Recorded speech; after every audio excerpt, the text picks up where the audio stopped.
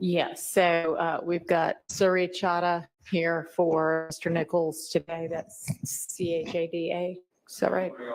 SURI. Sorry. Okay. Anybody else? The full name is Surinder Chada Jimenez. That's SURINDER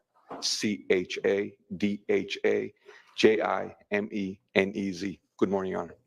Good morning. There was a motion for reconsideration filed by the state yesterday afternoon. Could the defense file whatever response they want to file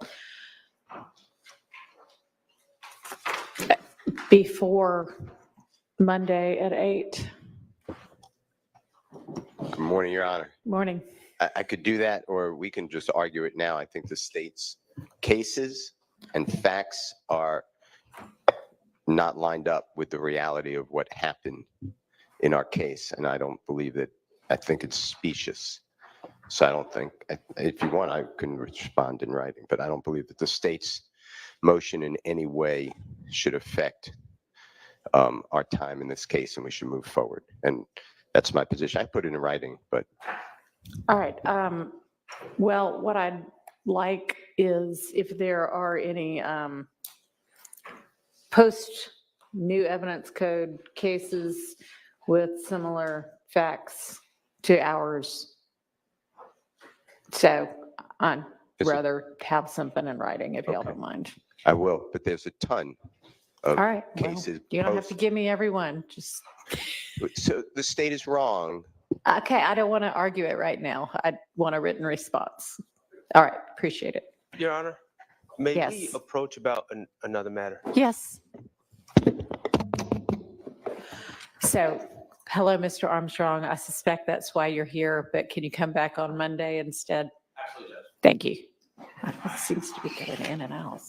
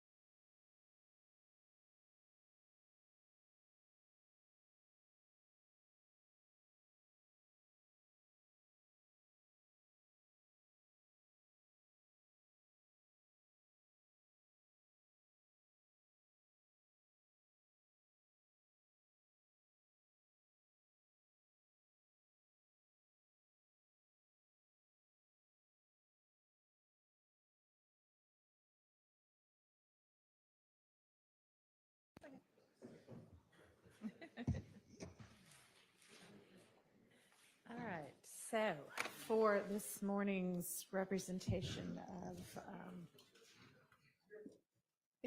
I'm on. Mr. Nichols, we have Ms. Foster and Ms. Anderson. Thank you. All right. And somebody said there was something they wanted to put on the record before we started. Yes, Your Honor. So, in one of, and it's not being published today, but I had very fruitful conversations with Mr. Atkins and Mr. Abate. There is, in one of my clients' phone calls, there is a comment where he says, I just went to court and they let everything out. F him, in the context, it's D, Woody, and the other D. In that context, he just came back from a prelim. So to someone that's not a lawyer that practices in Fulton County, you would get the impression that Woody and D and the other D let everything out in court, when I think it's pretty clear he's referring to the detectives the detective that testified at the prelim. Okay. So we're going to work on a stipulation that lets the jury know that a detective testified at a prelim on that date to add context to that Okay. that statement, That- if it makes sense. Because that's- otherwise, I would have a 403 misleading objection. Okay. All right. Anything else before we get the jury in? All right. Let's get the jury in and y'all can go ahead and be having your next witness make their way in.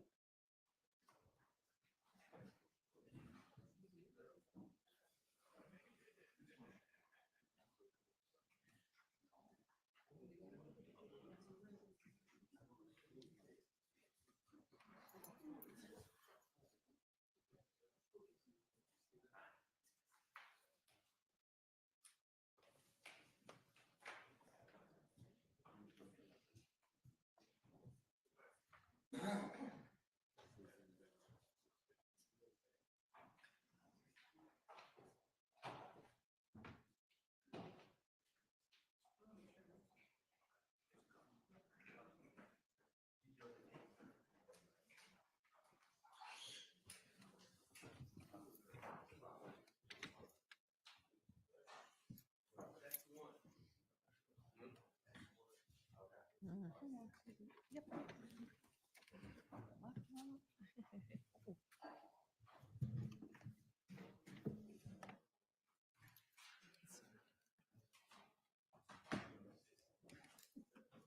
Yeah.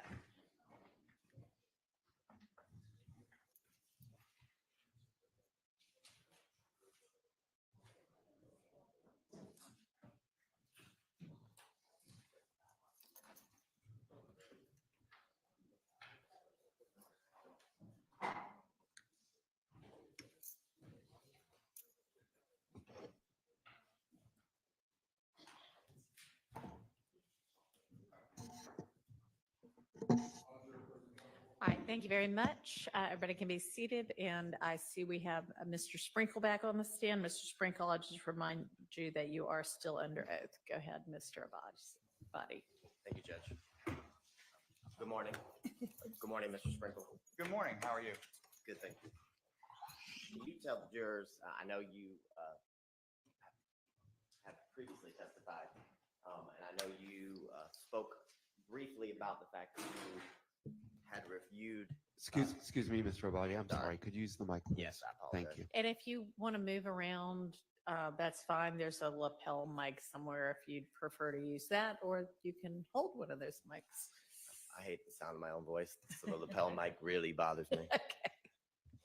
So, Mr. Sprinkle, so you talked a little bit about the fact last time that you had, I guess, reviewed and gone through some jail calls as it related to the case involving the murder of Donovan Thomas. Do you remember that? I do. Okay, so I want to kind of start there and follow up a little bit about how you do that and what system you use. Okay. So could you tell me a little bit about the system that you utilize or are able to use in order to preview or listen to jail calls? Well, in this case, the system would have been Securus. Securus is a private corporation based out of Dallas, Texas. At the time, at the time that's relevant here, they maintained the phones and the tablets that were issued to inmates, with which the inmates were able to place phone calls. And now it's another company, but that's not relevant for our purposes. At the time, the short answer to your question is it was Securus was the system. Okay. And were you trained in using the secure system, and is it something that you use regularly as a part of your job roles and responsibilities? Yes. And can you tell the jurors when a call is made from the jail, is that call or is every call that's not to a privileged or is not a privileged conversation recorded? Yes, it's an automated system, or it was, and well, it still is, but it's computers essentially automatically record the phone calls, their voice over IP phone calls. So barring some sort of malfunction in the system, of which I've not seen with the secure call platform, all calls are automatically recorded. There's no human input needed to ensure the call is recorded. It's a computer program. And can you tell the jurors when a call, I guess when an inmate at the Fulton County Jail is making a phone call, can you tell the jurors a little bit about the recording that plays before the call is connected? Well, over time, the recording has changed a little bit, but one thing that is consistent is that the recording, it's an automated recording, and both parties to the conversation are advised that the conversation is may be monitored, and it will definitely be recorded. And can you tell the jurors, are, I guess, each call, I guess, made by an inmate, are they stored then after the call is completed? They're digital recordings. They're stored on a server. And is that by the company that you've referred to as Securus, at least back in 2015 and 17 and 18? Yeah, it's a server that Securus either owns or leases, some sort of server that was for Securus's use. And based on your training, knowledge, and experience with Securus, are those calls then stored in the regular course of business? They are. And can you tell the jurors how members of the district attorney's office or law enforcement have access to the recorded jail calls by different inmates? It's a website, commandcenter.securustech.net to be exact. And I have a login and password. It's a derivative of my first name and my first initial and last name. And on logging in, there's a array of things from which I can choose. And one of them is just a search form where I input various values like phone number, date range, inmate name, inmate account number, et cetera. And based on those values that I enter into the search form, I can look for the jail calls that look for certain jail calls that meet those criteria. Okay. And the login that you just described, is that unique to just you as the user? Yes. And when you are, in order to log in with your login, you have to, I guess, use a password. I do.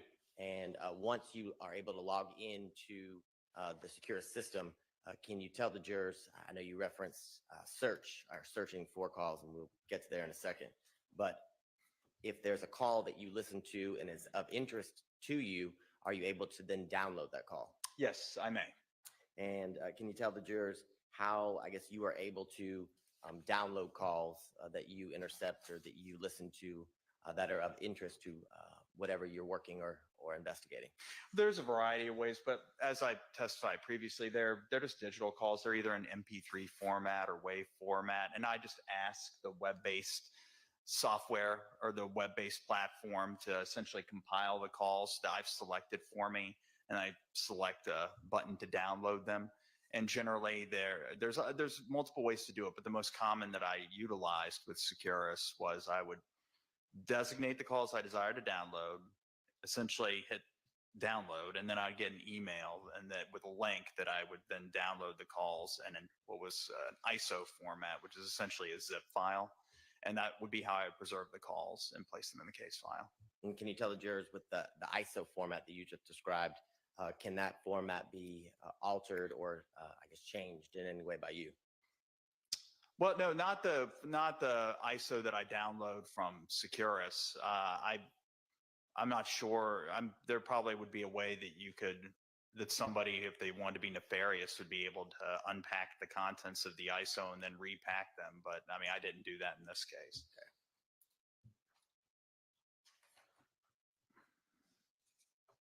And can you explain a little bit to the jurors how an inmate who is in the Fulton County Jail is able to utilize the secure system and make jail phone calls? They enter in their account number followed by a PIN, and then they put the phone number. And I'm not sure if it's in this exact order, but they, in order to place the call, they enter in their account number, then a PIN, unless they're in the booking area or the lobby area. And that's essentially it. They enter in some numeric credentials. Okay. And you talked a little bit about searching for calls. Can you explain to the jurors the different ways in which you search for calls that you're looking that it could be relevant to your investigation? Sure. I search either by phone numbers, if there's phone numbers that I desire to find calls on, and oftentimes I'll do that if I think that there's multiple people that are calling a certain number, or I think that there's a certain phone number that the certain inmate may be utilizing another person's credentials to call, then I'll search by phone number only. I can also search by the inmate's account. So all calls placed from the inmate's account. And those are the two primary ways. There's also ways that you can search on all calls from a certain area of the jail. Like if I wanted to pull all calls from the booking area during a certain date and time, I could do that as well. But for the most part, on doing searches, I guess I'll speak in the past tense since Securus is no longer the system that is utilized by the Fulton County Jail. I would just run phone searches by either the inmate's account or phone number. Okay. If you'll do us a favor, I think Madam Court Reporter's fingers are going to break. So could you just slow down just a little bit when you're talking? Yes. Okay. Now, can you tell, I know you explained to the jurors when you testified previously about a number that you located after you reviewed call detail records. It was a number that you found in common with all those records. Do you remember talking about that? I did. Okay. And do you remember telling the jurors that the number through your investigation and through... I'm just trying to I'm set... going to give him a little leeway on that. Do you remember that you testified that through your investigation and after receiving the call detail records, that phone number belonged to Mr. Bradford? I do. Okay. And can you tell the jurors how you utilized that phone number that you found in common as it relates to the jail calls and the jail phone call system? Well, so as I started to review the case, I found that the phone number 404-957-8008 could be found as a contacted number or a number that was contacted. It appeared in the phone logs of the records for Darius Zachary, Demise McMullen, Kenneth Copeland, and Kelvin Treadwell during the relevant time frame that I was looking at. And so if on seeing that, common sense dictates this is whoever has this number, somebody that those four people know, or those handsets that contacted that number were nevertheless in the hands of somebody that knew that person. It was a number of interest, basically. So I ran 404-957-8008 through the Fulton County Jail call system to find any calls that were placed by anyone at the Fulton County Jail, anybody who is incarcerated at the Fulton When you County did that, did you locate any calls that were relevant or of interest to your work on this case involving the death of Mr. Thomas? Yes. And can you tell the jurors the PIN that you located as it relates to these calls? Who was the inmate in which the PIN was assigned to? Are you asking me which inmate placed the calls? Yes, which PIN number guess which inmate who is, I guess, attached to the pin placed the calls? It was Martinez Arnold. And can you tell the jurors how many calls did you download any calls as it relates to inmate Martinez Arnold's pin number? Yes. And how many? I don't recall how many. Okay. And can you tell the jurors, were there any, I guess, how many specific calls did you listen to and that you determined were relevant as it relates to your investigation? There to 404-957-8008. Yes. Well, there were two that were particularly relevant, two that were particularly relevant, and then there was a third that was also relevant, but there were two that particularly piqued my interest. Okay. And can you tell the jurors the two calls that you located that were relevant to what you were investigating? What dates were those calls placed? January 10th, 2015. And what time were both of those calls placed? They're within an hour following the homicide. Okay. And after finding those calls and listening to those calls, did you download them as you described earlier here before the jury? I did. Okay. And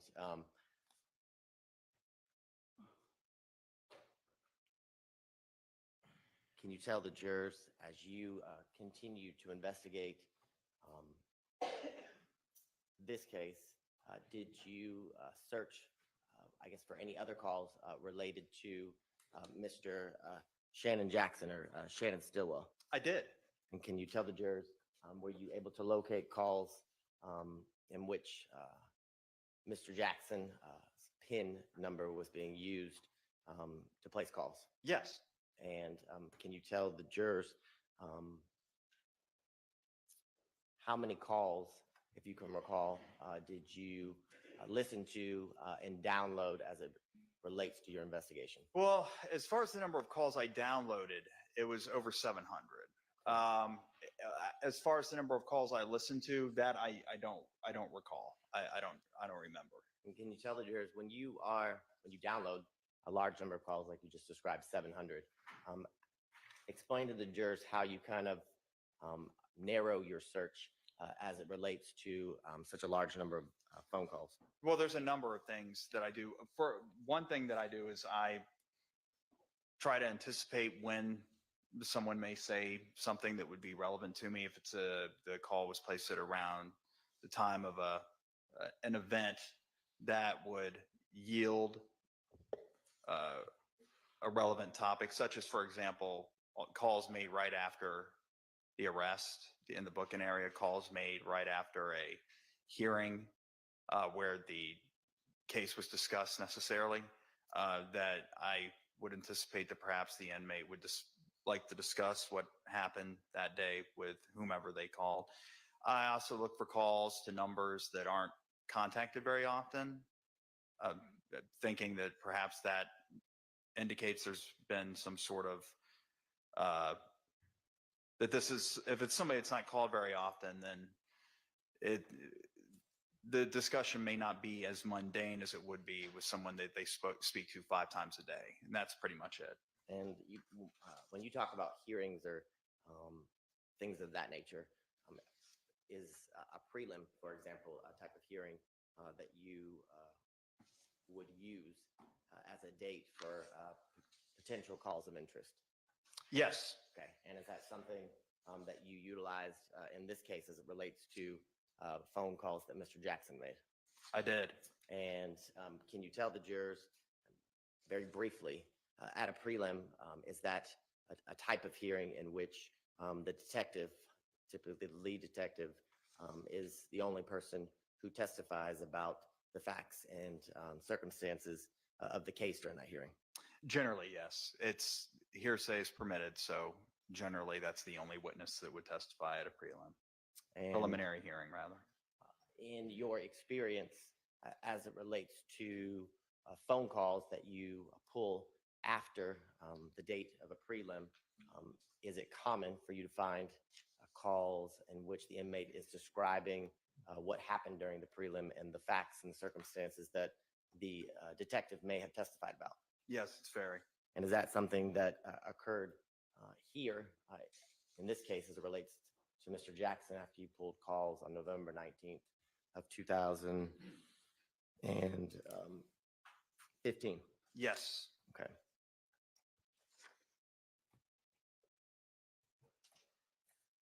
Now, specifically, did you also pull calls that relates to Mr. Kendrick? I did. And can you tell the jurors, did you utilize the same procedures you kind of just described to the jury when talking about the calls that you pulled and reviewed for Mr. Jackson? I did. And I want to show you State's Exhibit.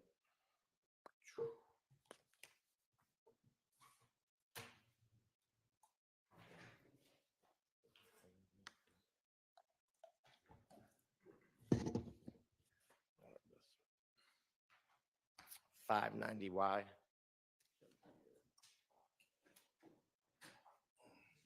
Yes.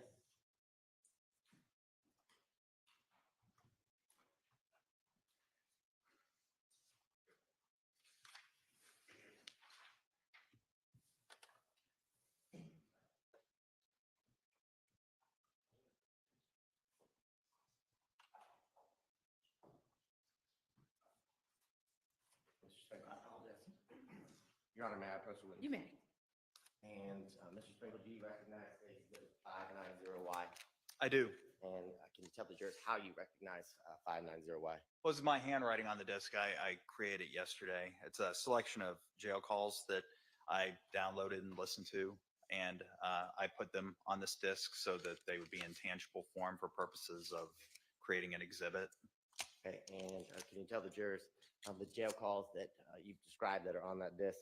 Are those the jail calls that you have talked about today as it relates to Mr. Arnold, Mr. Jackson, and Mr. Kendrick?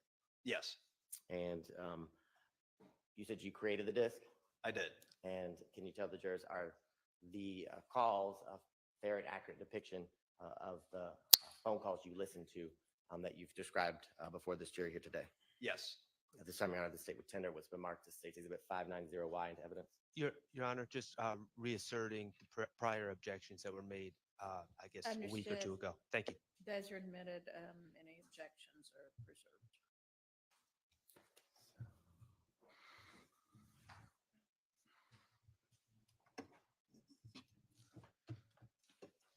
Your Honor, permission to publish. You may. Just for court's edification, counsel, and the jury, I'm not going to play all of the calls today, just a very small selection. Okay.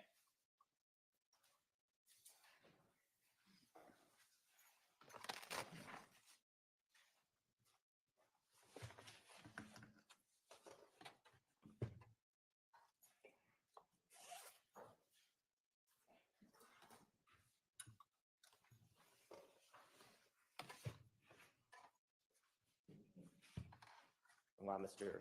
Atkins is pulling that up, for the record, for counsel, the court, and for the jury, this is a call that took place on November 19th of 2015 as it relates to Mr. Shannon Jackson.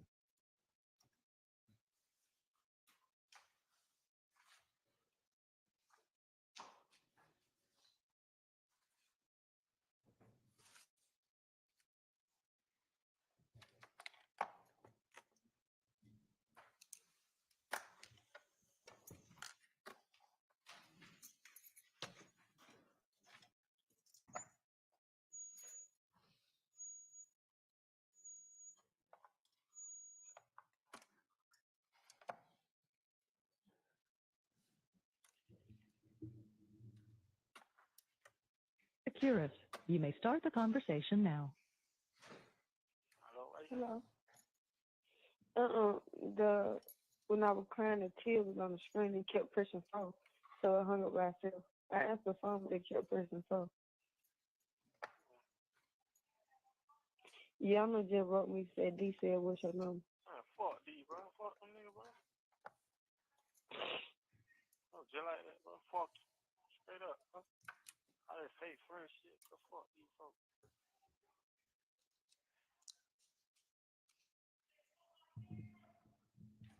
get on tour.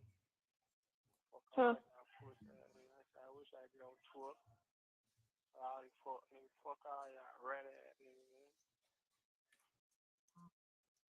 Fuck that nigga, man. I didn't know able to do on the phone. He said, what happened to the SG in court because they just need more from charges. They didn't even take on the court. That fuck nigga, you know what's going on. Push that nigga. Said like that. You fuck.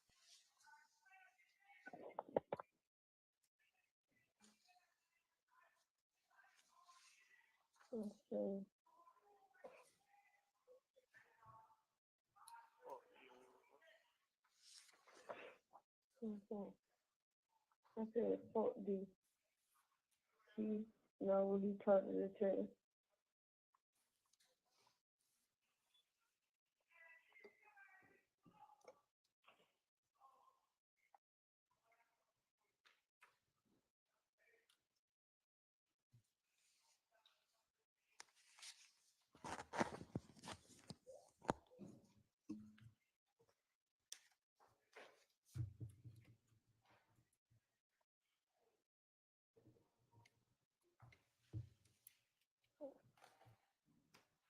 Like all niggas got, bro.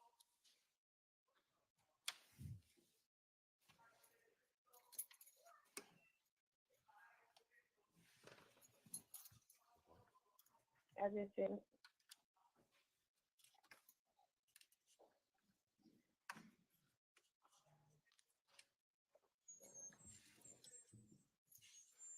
she just read it. She look like she wrong it. Text no over your number? Huh? I don't got your number. Y'all been having enough when you said, what you say? Some old shit now. Wait, what happened, nobody? That fuck nigga rat. They just went till I had went to court and they just let everything got. Tell that fuck nigga rat him and Wood and the other people. I don't keep going with folks. That fuck nigga know what's going on. Bitch, you in love with a rat hoe.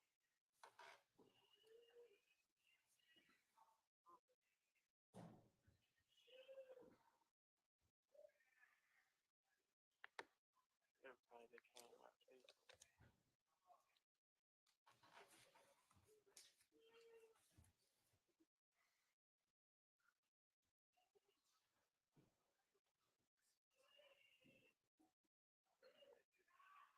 Shit, they bring up, bro. Shit, real weak as fuck, bro. I'm something like in their ass up. Man, do not leave her in here. This is not the time right now. Everybody get out. Everybody get out. Mom, can you get out too?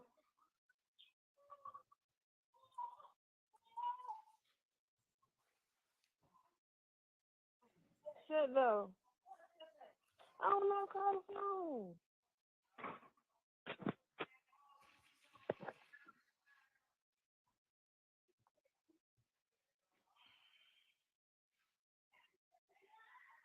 Young said, see, that's why I don't pick up my damn phone. People keep telling me that tell Shannon keep your head up. He a real one for real.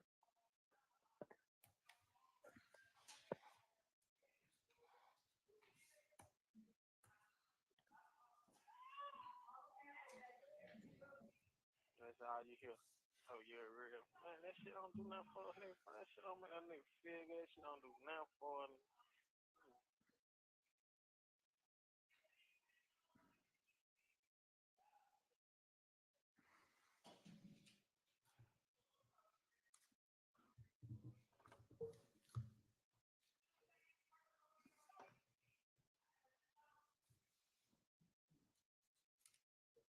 I really get out this house.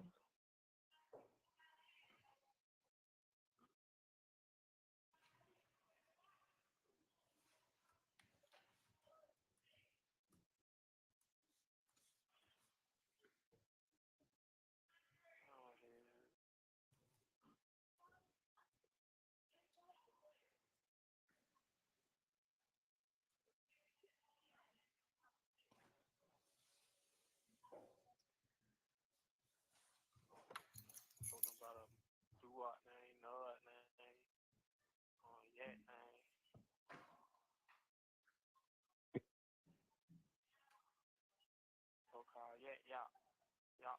Shit, give that shit a name soon. Y'all, nod, do up.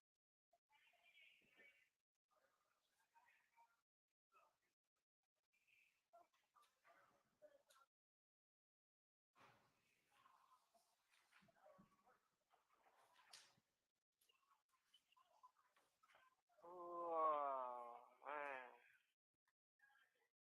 My head hurts, man. I'm going to stop it there for the record.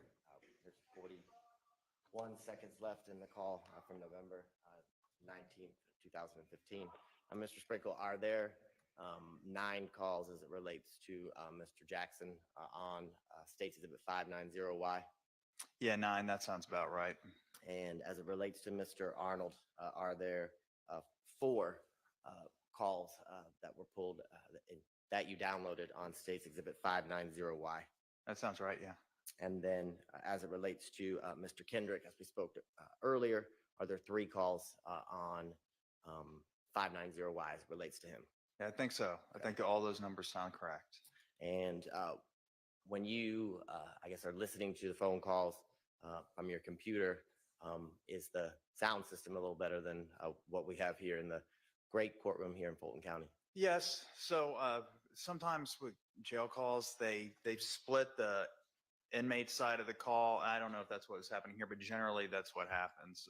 They split the inmate side of the call in one, like the right channel or the left channel, out, whichever one, and then the called party side and the other channel, so they're in stereo.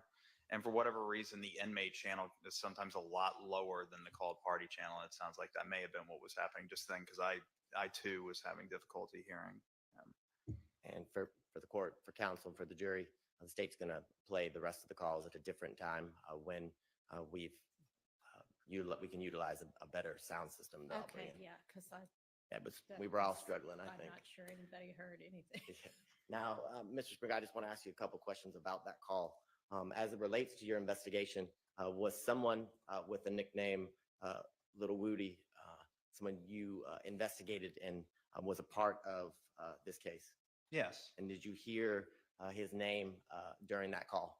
Yes. And did you also hear Mr. Jackson reference doo-wop, nard, and yak? I did. I heard that part, yeah. And were those individuals that you also, through your investigation, I guess, were familiar with? Yes. Okay.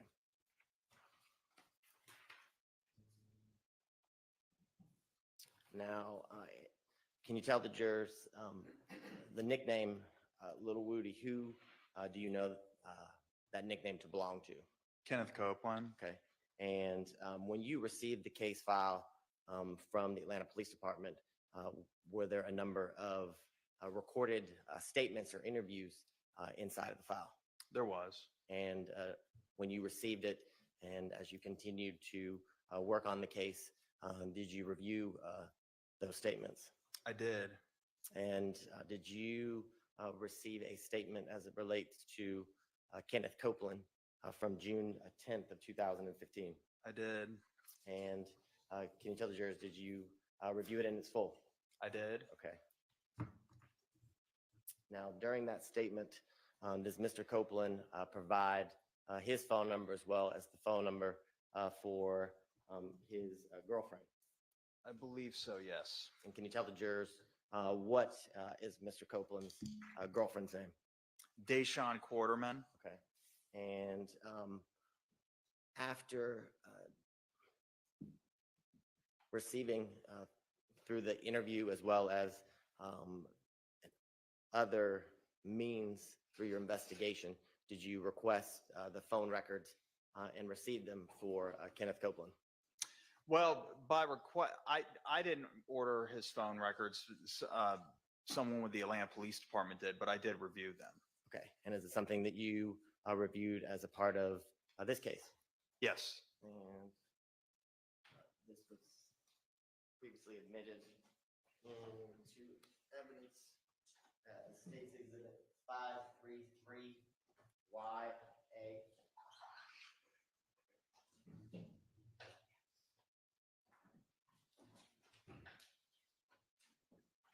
See that?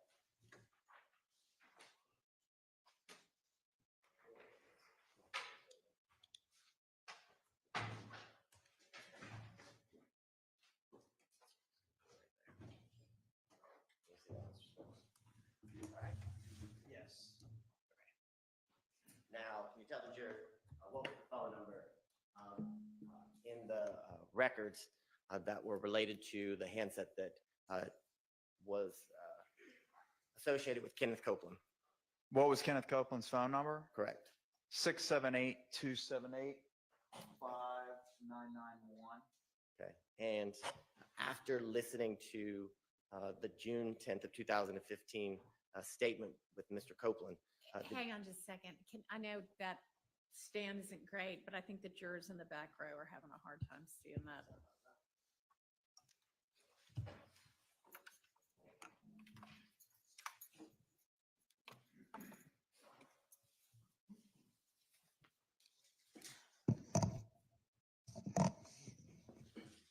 Mr. Sprinkle, while Mr. Atkins is putting up the board, can you tell the jurors, did you review Mr.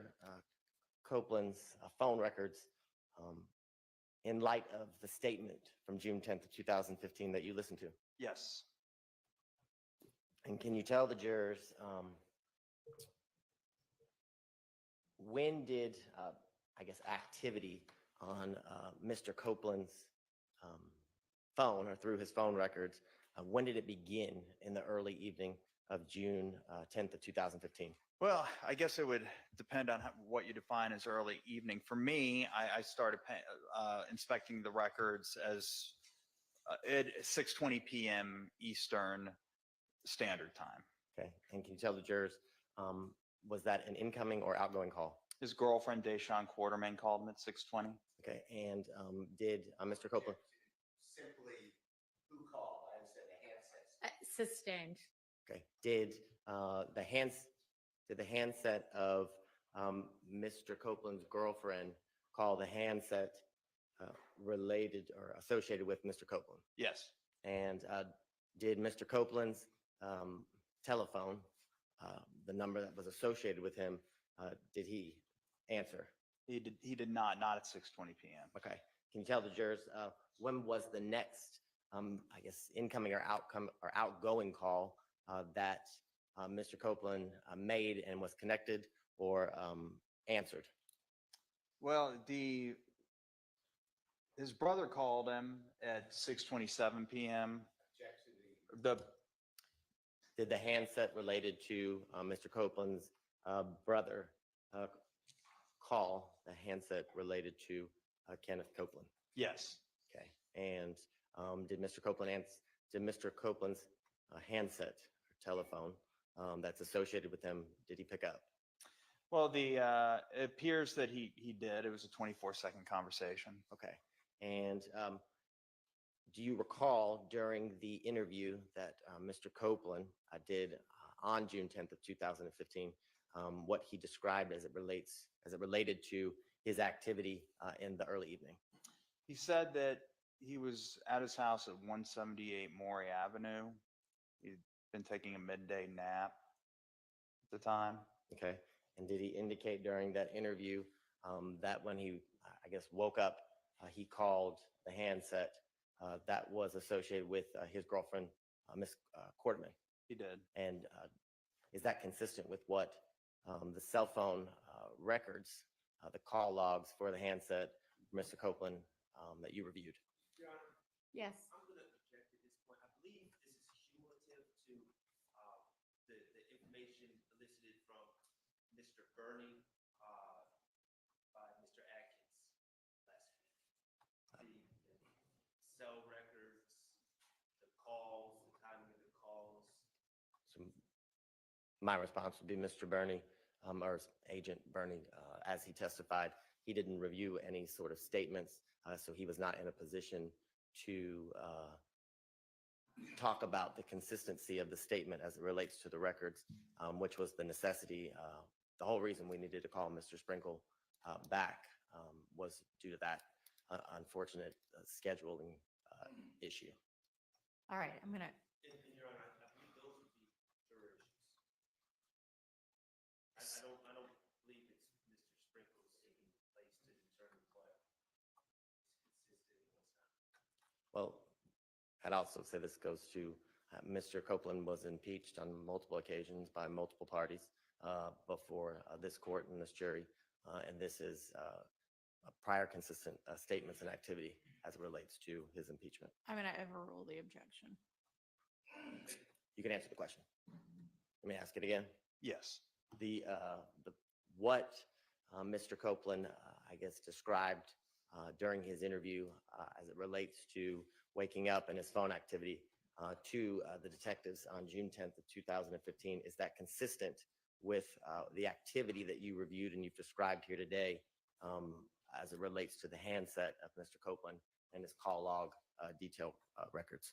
We called the handset associated with Deshaun Quarterman at 6:58 p.m. So that was consistent with him talking about what he did after his midday nap.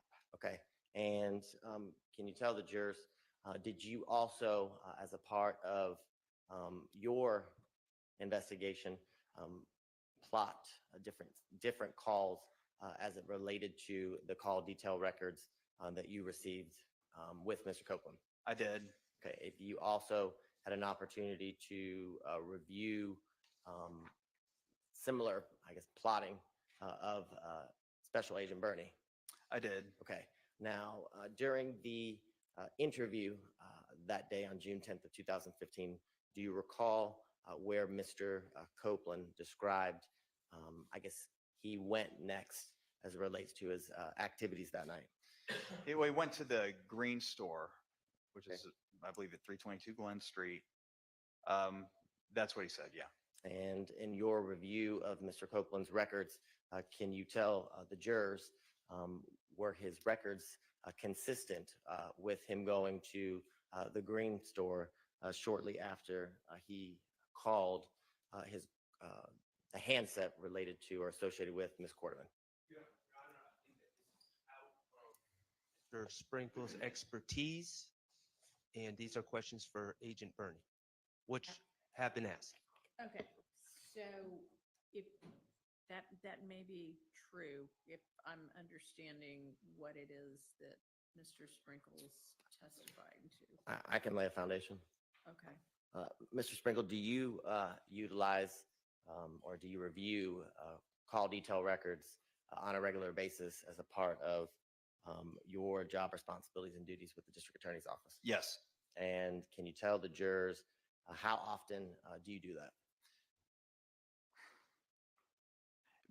Multiple times a week. I don't want to go so far as to say every day. I'm sure there's days that I haven't, but it's thousands upon thousands of times, thousands of sets of phone record, at least over 1,500 sets of phone records, and that's a conservative estimate. So yeah, I look at phone records all the time and have been doing so since 2012. And in the phone records, or in many of the phone records or the call detail records that you receive, do they have longitude, latitude, or cell site location data related to the different phone calls within the call detail records? Yes, depending on the type of phone logs, call detail records that I have or that they are, yes, they will sometimes have cell site location information. And can you tell the jurors, as a part of your job responsibilities and duties with the District Attorney's Office, how often do you map or plot different calls as it relates to the cell site location data contained within the call detail records? All the time. Another objection on foundation for this part of the testimony As it relates to what, I really need y'all to use the mics. All right, so, I'm laying the foundation. okay, he's in the midst of it. So how often do you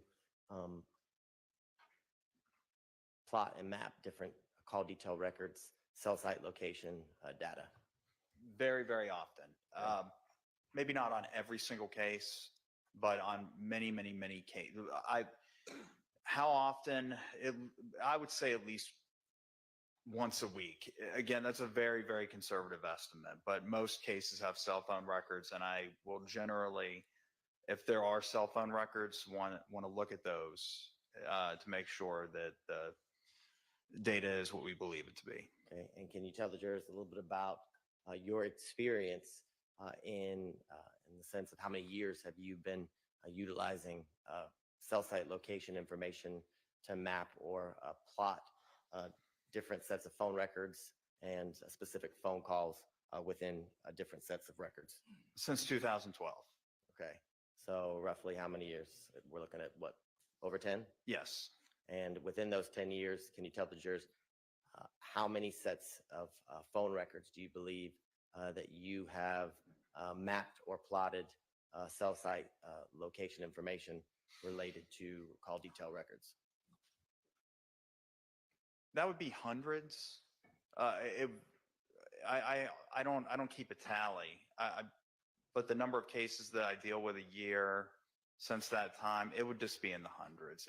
A lot of cases. Okay. And in the cases that you have done what you just described, do you often work in tandem or in conjunction with different members of law enforcement, such as the Atlanta Police Department or other agencies within Fulton County? Yes. Okay. And have there been times that you also have worked with members of the FBI or different task forces as it relates to mapping and plotting call detail records? Maybe like consulted with. Work would imply that I was like part of the team, or with respect to the FBI, that is. No, I mean, I've consulted with them. Okay.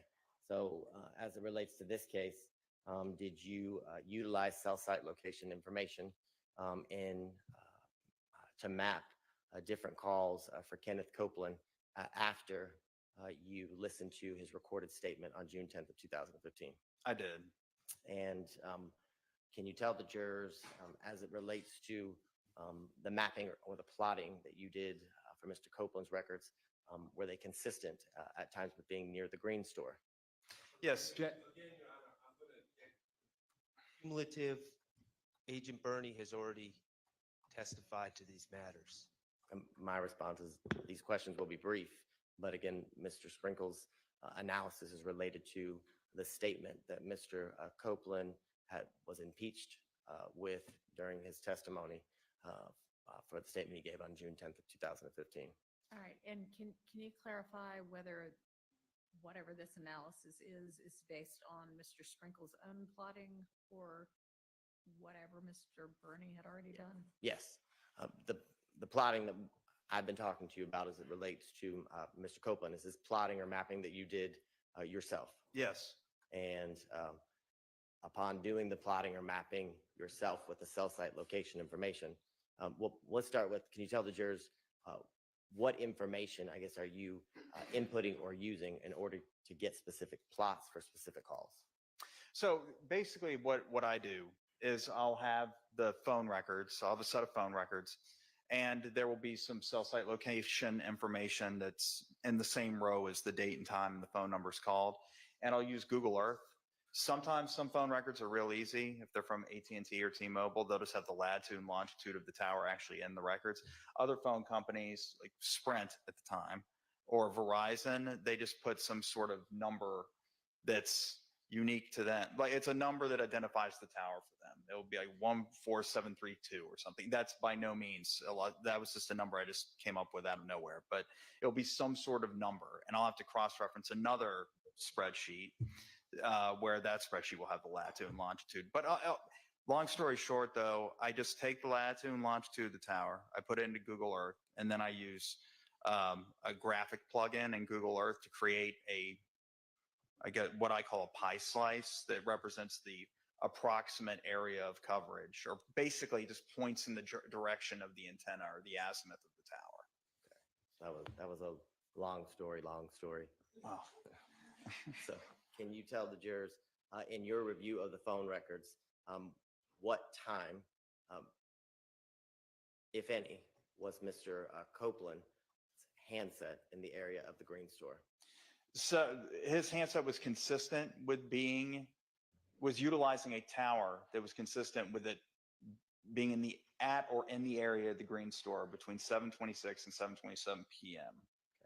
Okay. And can you tell the jurors through your review of Mr. Copeland's June 10th statement, did I guess the location, the McDonald's off of Cleveland Avenue, become a point of interest that was related to the investigation you were doing? Yes. And can you tell the jurors in your review of did you review Mr. Copeland's call detail records and the cell site location information in regards to that interest point? I did. And can you tell the jurors in your review what time, if any, Mr. Copeland was in the area of or consistent with being in the area of the McDonald's off of Cleveland Avenue? All right, so like I testified previously, his phone gets to the area or uses a tower in the area of the Green Store from 7:26, 7:27 p.m. It remained in that general area or the tower until about 7:47. And then 7:49, it pinged off the tower that serviced the general area of the McDonald's at Old Hayville and Cleveland Avenue. And you said 7:49? That's correct. As you continue to review the records, can you tell the jurors, after continuing to listen to Mr. Copeland's June 10th statement, did the Sky House located in Midtown become a point of interest relevant to the investigation that you were doing? The Sky House condominiums at 1080 West Peachtree Street, yes. Okay, and can you tell the jurors why or how did that location become a point of interest relevant to your investigation? It was the location or a location that Jeffery Williams resided. And in the time that you were reviewing the records related to Mr. Copeland and reviewing the statement, can you tell the jurors at any point did Mr. Copeland reference during his statement that he communicated with a handset that would be associated with Mr. Garlington? He did. And can you tell the jurors, was that something that you attempted to locate within the call detail records of Mr. Copeland as you reviewed them? I did. I didn't find a number that I could conclude was Mr. Garlington's, though if I remember correctly, he also said he contacted him via FaceTime, so I wouldn't be able to see those calls and call detail records anyway. Okay, and that's something you talked about and mentioned as to why previously when you testified before this court and the jury, right? I don't recall if I said that or not. Okay. Now, can you tell the jurors, I guess, what you were able to determine, if anything, as it related to the call detail records being consistent with Mr. Copeland's handset being in the area of Sky House Midtown? It was later that evening. His handset, from what I recall, from what I remember, it was after 11 p.m. when his handset utilized a tower that was near the Sky House. So it did utilize a tower at some point that serviced the area of the Sky House.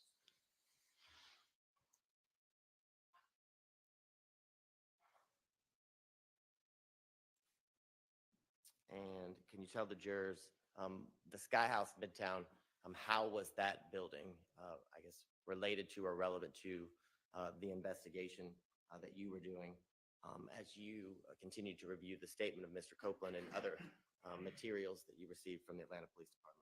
That was the location that was said to be where Mr. Copeland and others converged later that evening on January 10th, 2015. Okay. Now, I want to talk to you about other statements that you reviewed. Do you recall also reviewing the statement for Mr. Quamarvious Zachary from August 5th of 2015? I do.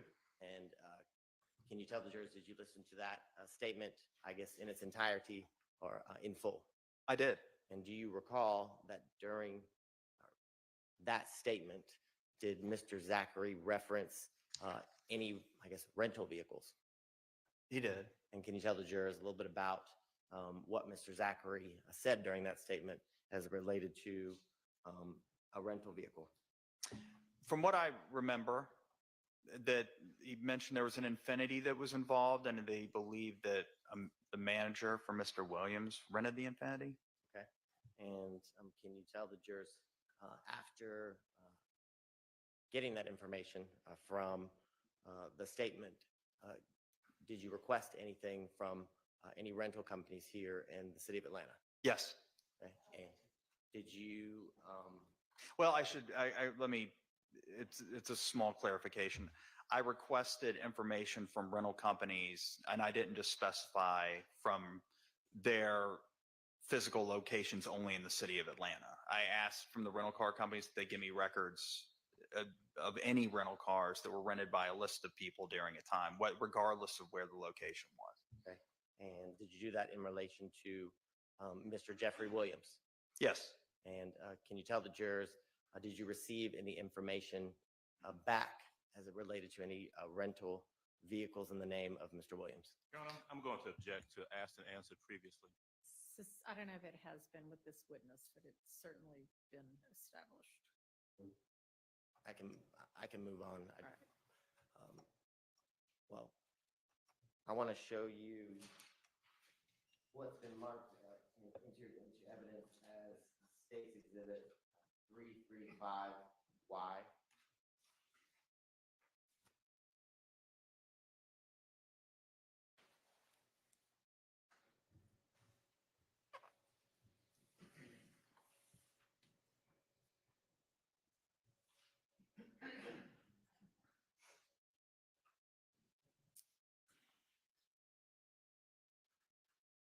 And when it gets up there, page 7, 335Y.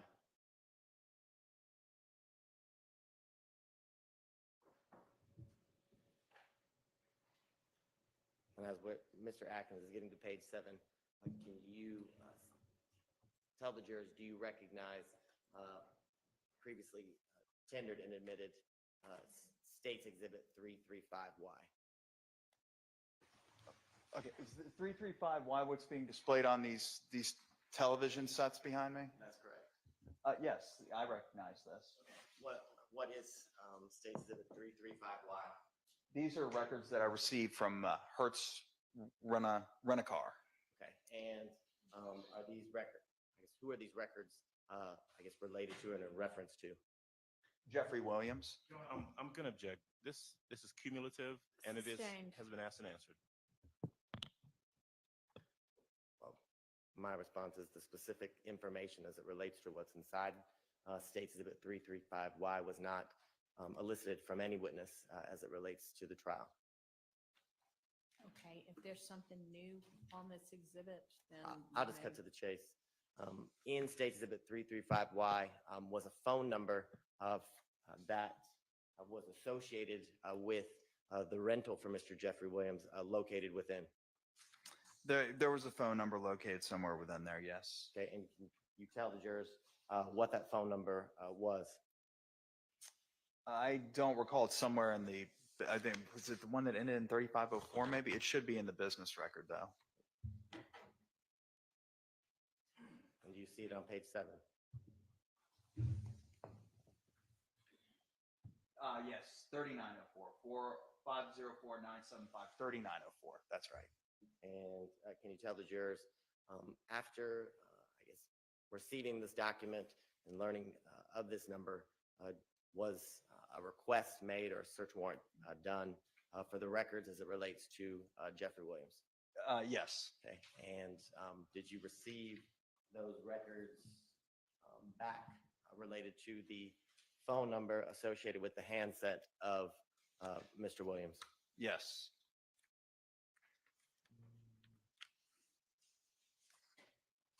All right.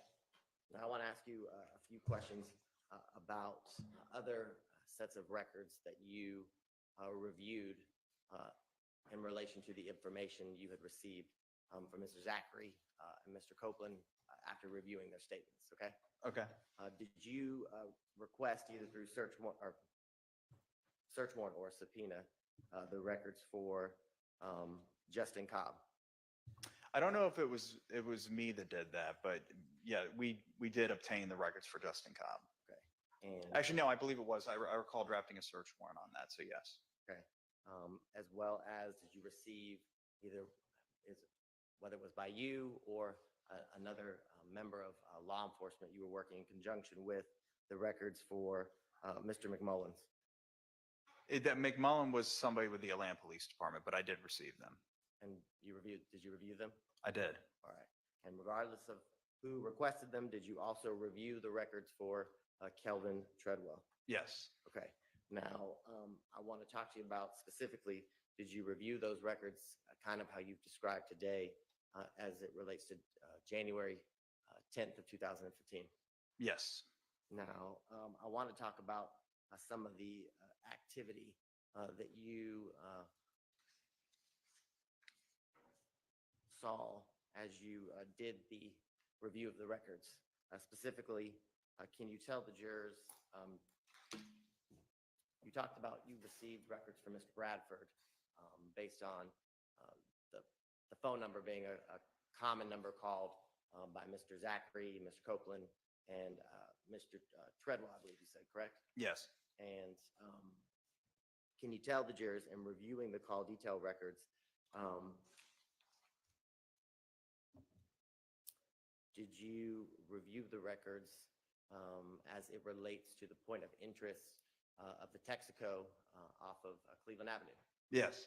And can you tell the jurors, as you reviewed Mr. Bradford's records in relation to that Texaco, what you determined from your analysis?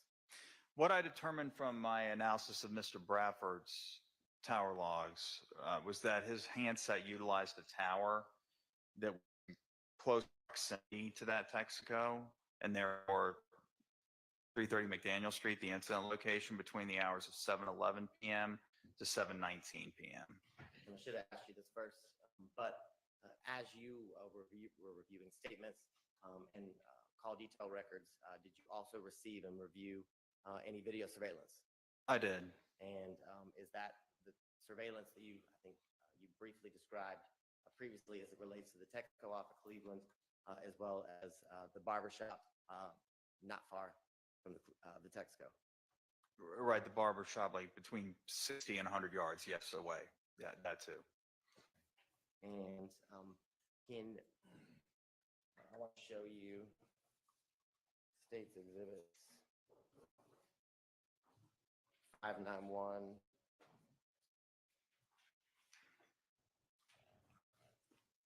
591Y through 598Y.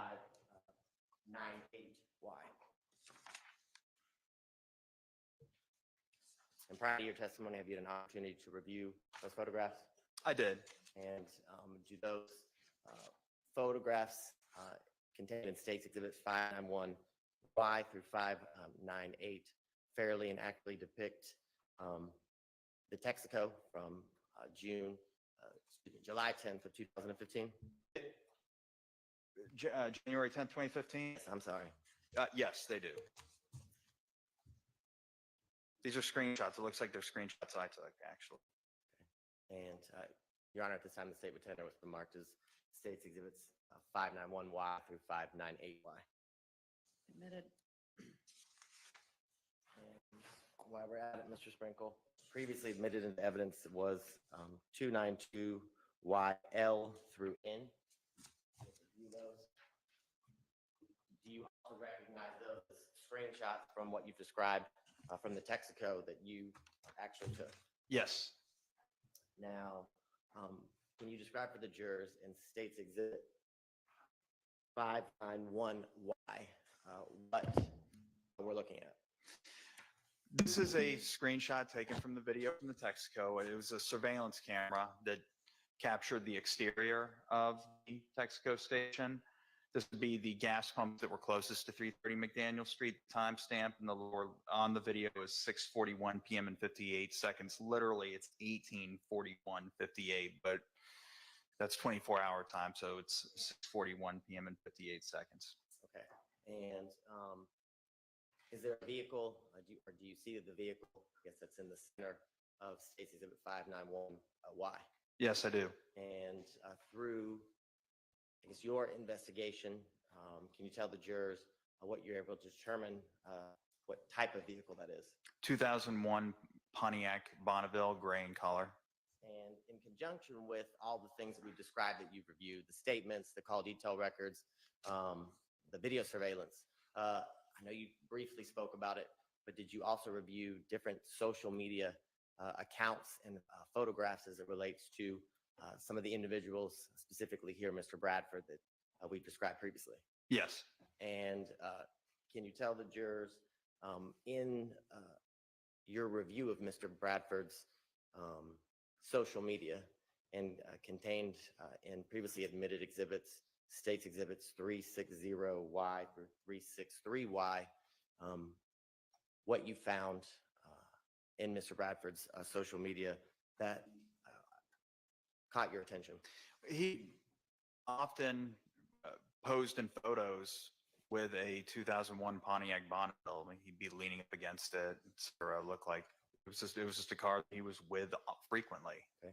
And prior to your review of Mr. Bradford's social media account and seeing these photographs with him standing next to or near a Pontiac, had the Pontiac that's contained in States Exhibit 591Y I guess, been an integral part of your investigation at that point? Well, not integral, no. Okay. Was it something that you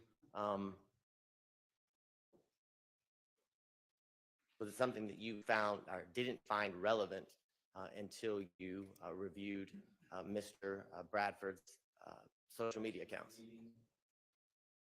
Sustained. Can you? Well, let me ask you this question. Well, just tell the jurors, after reviewing or finding these photographs of Mr. Bradford and the Pontiac, how you were able to use that to forward your investigation.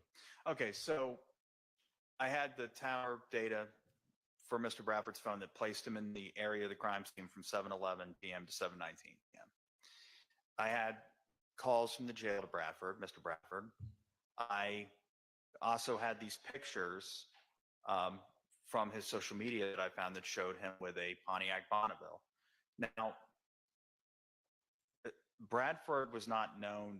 He was not in any of the documents that I obtained from the Atlanta Police Department. As far as I knew, he was unknown to the investigation entirely. So I was trying to figure out who this Mr. Bradford was.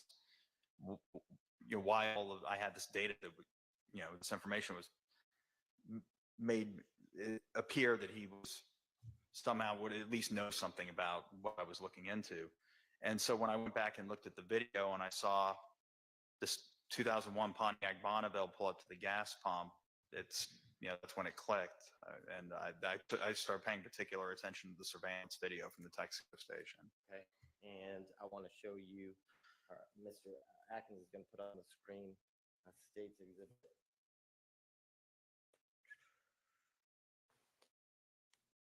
598Y.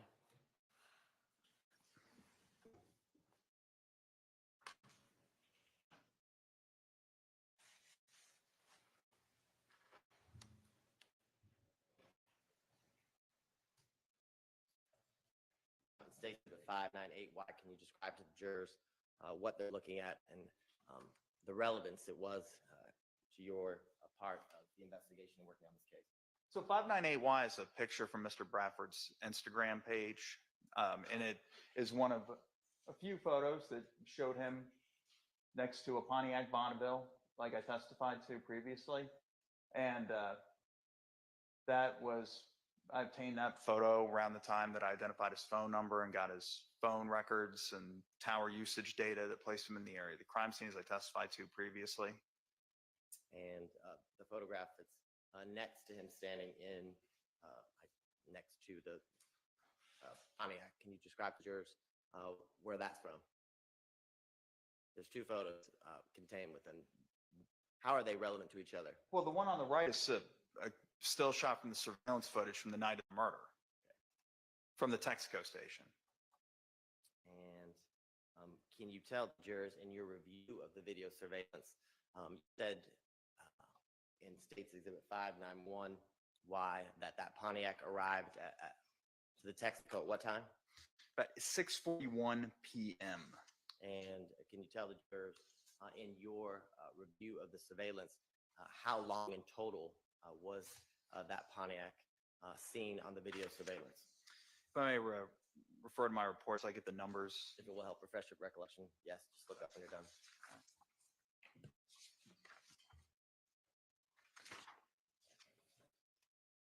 So it was there. The Pontiac was in view of the surveillance cameras at the Texaco station when it pulled up into the pump at 6:41 p.m. and until it drove away from the station at 7:17 p.m.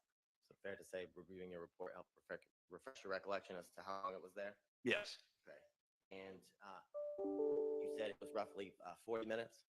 Yeah, about that. And can you tell the jurors in your review of Mr. Bradford's call detail records, was that consistent with him being, or were they consistent with him being in the area of the Texaco off of Cleveland Avenue for roughly 40 minutes? Yeah, his phone traveled to the Texaco off of Cleveland Avenue after it departed the area, or not, excuse me, are you talking about the McDonald's? No, so you just described to the jurors, let me rephrase my question. So that you saw the Pontiac remain at the Texaco for roughly 40 minutes. You remember saying that? Yes, yes. 41 to, I think you believe 7:17? 6:41 to 7:17, correct. And can you tell the jurors in reviewing Mr. Bradford's call detail records and activity on his phone during 6:11 and 7:17, were they consistent with him being in the area of the Texaco during that time period? At the Texaco at Northside Drive, McDaniel Street, yes. His phone pinged in that area from 7:11 to 7:19. It utilized the tower, so it didn't ping at the tower that entire time, but the time frame that his phone did ping at the tower, off the tower sector service, that general area was encompassed, by the surveillance footage. Let me ask you this question. Was his phone, or was there activity on his phone during that entire period of time, or were there times where his phone wasn't utilizing a tower? Well, his phone, it wasn't connected to the tower the entire time, as if it was like streaming data or something like that, or if it was, I didn't get any records that indicated that. It was only used, it only connected to the tower to when it sending or receiving a phone call. Okay. And as a part of your investigation, did you also review or look into the social media accounts, or the Twitter account for Mr. Kendrick? Yes. And can you tell the jurors in State's Exhibit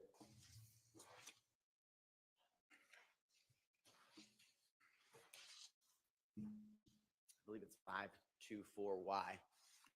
Was this a photograph that you located from the Twitter account of Mr. Kendrick?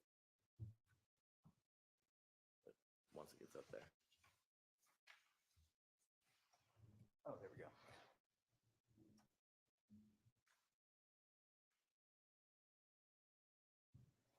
It is. There's a, and I don't know that's part of the exhibit because I seem to remember this gray bar going across the screen with the other exhibits as well. Yeah, now it's moved. But yes, I do recognize that. That's an image from Mr. Kendrick's Twitter account. Okay. And can you tell the jurors, was there anything about the jacket that Mr. Kendrick is wearing in State's Exhibit 524Y that you, after seeing this and also reviewing the video surveillance, that was helpful to your investigation? So yeah, the interior surveillance from the Texaco, at 6:41, the Pontiac 2001 Bonneville pulls up the pump, and the front seat passenger exits the vehicle and walks into the convenience store attached to the Texaco. And so doing came in very close proximity to an interior surveillance camera. And so this footage revealed the outfit donned by the front seat passenger. And that image from the Twitter page that you just displayed on the monitor behind me, or the television behind me, that man, Mr. Kendrick from the Twitter page, was donning what appeared to be the same jacket as the man from the video, the surveillance video from the Texaco. And is that what we're looking at, the comparison that you just described that you did in State's Exhibit 593Y? That's yes. And can you tell the jurors, the photograph, we're looking at it on the left-hand side from the convenience store. Can you tell the jurors the time period in which that photograph or that screenshot would have captured?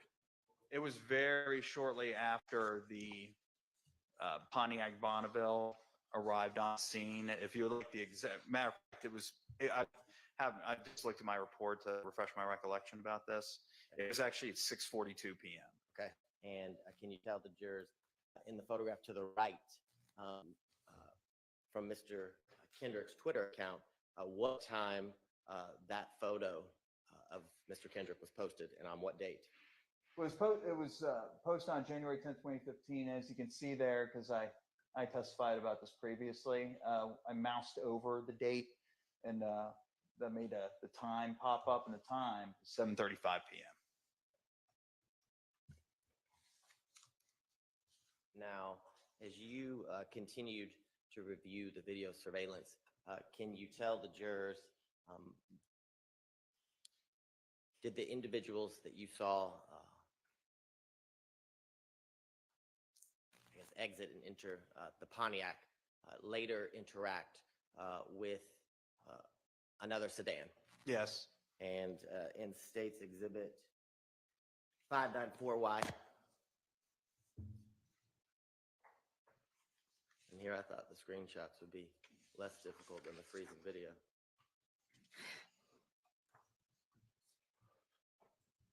Objection, Your Honor. This is cumulative of prior testimony that we've had at least once, if not twice, in this case. Any response? I mean, there's been no. Is this going to be a comparison? Yes. Okay, overruled. Now, can you tell the jurors, were you able to, I guess using your number of years of experience, able to determine the type of vehicle in which we're seeing depicted in front of the Pontiac in the middle of the screen? The Volkswagen CC VR6 Sport. Okay. And when you previously testified, you talked about someone you had, I guess, a name that you had come across during your investigation, Miss Ariel Bax. Yes. And can you tell the jurors, in getting her name, were you able to use public databases to determine any vehicles registered in her name? Yes, I was. And can you tell the jurors what type of vehicle was registered Ms. Bax's name during this time period of January 10th, 2015? The Volkswagen CC VR6. Okay. And in your review of the make and model and year that Ms. Bax had, was the vehicle consistent with what we're looking at in State's Exhibit 594Y? Yes, it is. Okay. Now, you also talked about previously an individual, Miss Kenya Morton. Yes. And can you tell the jurors why you looked into Miss Morton as it relates to this investigation? I'll object to the reasoning behind what this witness is doing, otherwise. Sustained. Can you rephrase? Yes. In the phone calls that you reviewed and have described today from Mr. Kendrick, did Mr. Kendrick place any calls to Miss Morton? Yes. And through your listening of the calls and your investigation, were you able to determine how Mr. Kendrick and Miss Morton were associated or knew each other? Romantically involved. It's a review of phone calls that are in evidence. And also speculation, Your Honor. Sustained. It's Well, without telling me what the association was, were you able to see several calls between Miss Morton and Mr. Kendrick? Yes. Okay. And in fact, in one of the phone calls that you listened to and has been admitted into evidence as it relates to Mr. Arnold, did you hear Miss Morton in one of the phone calls? Yes. And can you tell the jurors the date of the phone call in which you heard Miss Morton in the background? January 10th, 2015, What time? 7:42 p.m. Okay. And that time in relation to how was that time, the 7:42 p.m. that you heard Miss Morton in the background, related to or the time in which Mr. Donovan Thomas was shot and killed? Well, the 911 call is placed contemporaneously with the shooting, and that 911 call is placed at 7:22 p.m. So that call was 20 minutes after the night.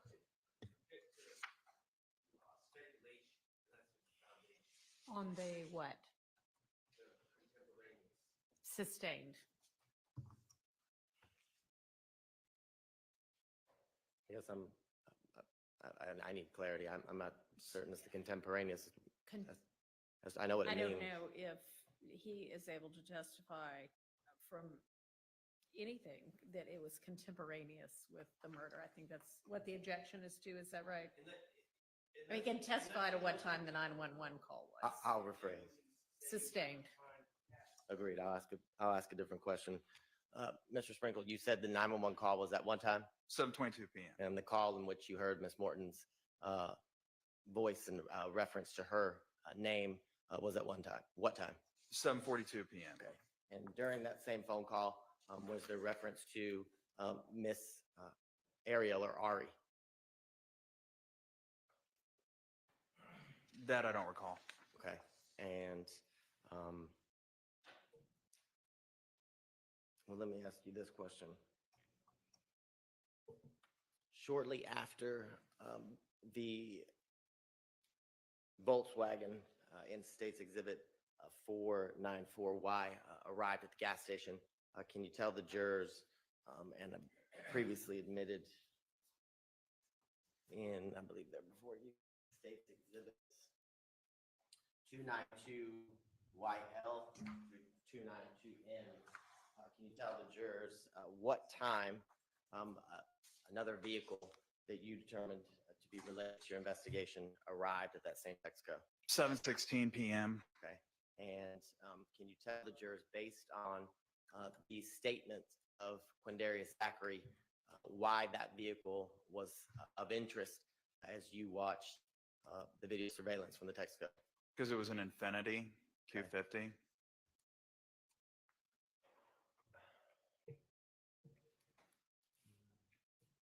Now, can you tell the jurors during what time did that Infiniti arrive? 7:16 p.m. Okay.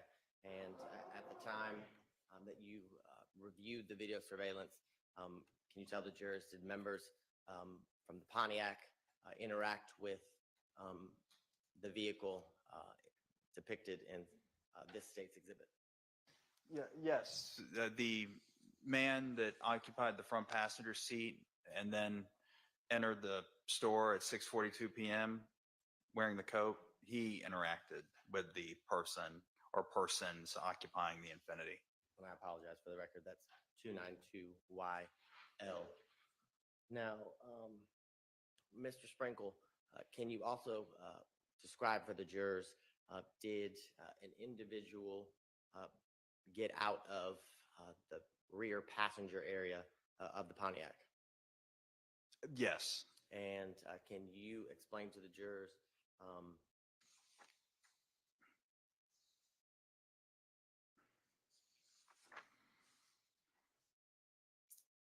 I guess, can you explain to the jurors what you observed that person, I guess, did?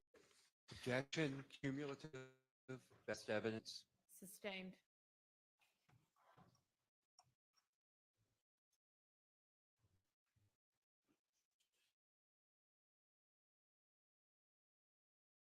Mr. Sprinkle, how long, based on your review of the video surveillance, did the Infiniti remain within the Texaco gas pump area? About a minute, if that. It pulled in at 7:16 and pulled out at 7:17. Okay. And can you tell the jurors, is that what we're looking at in State's Exhibit 596Y. Yes. You may. Well, I'll ask another question. I know what your team was expected to do all of that.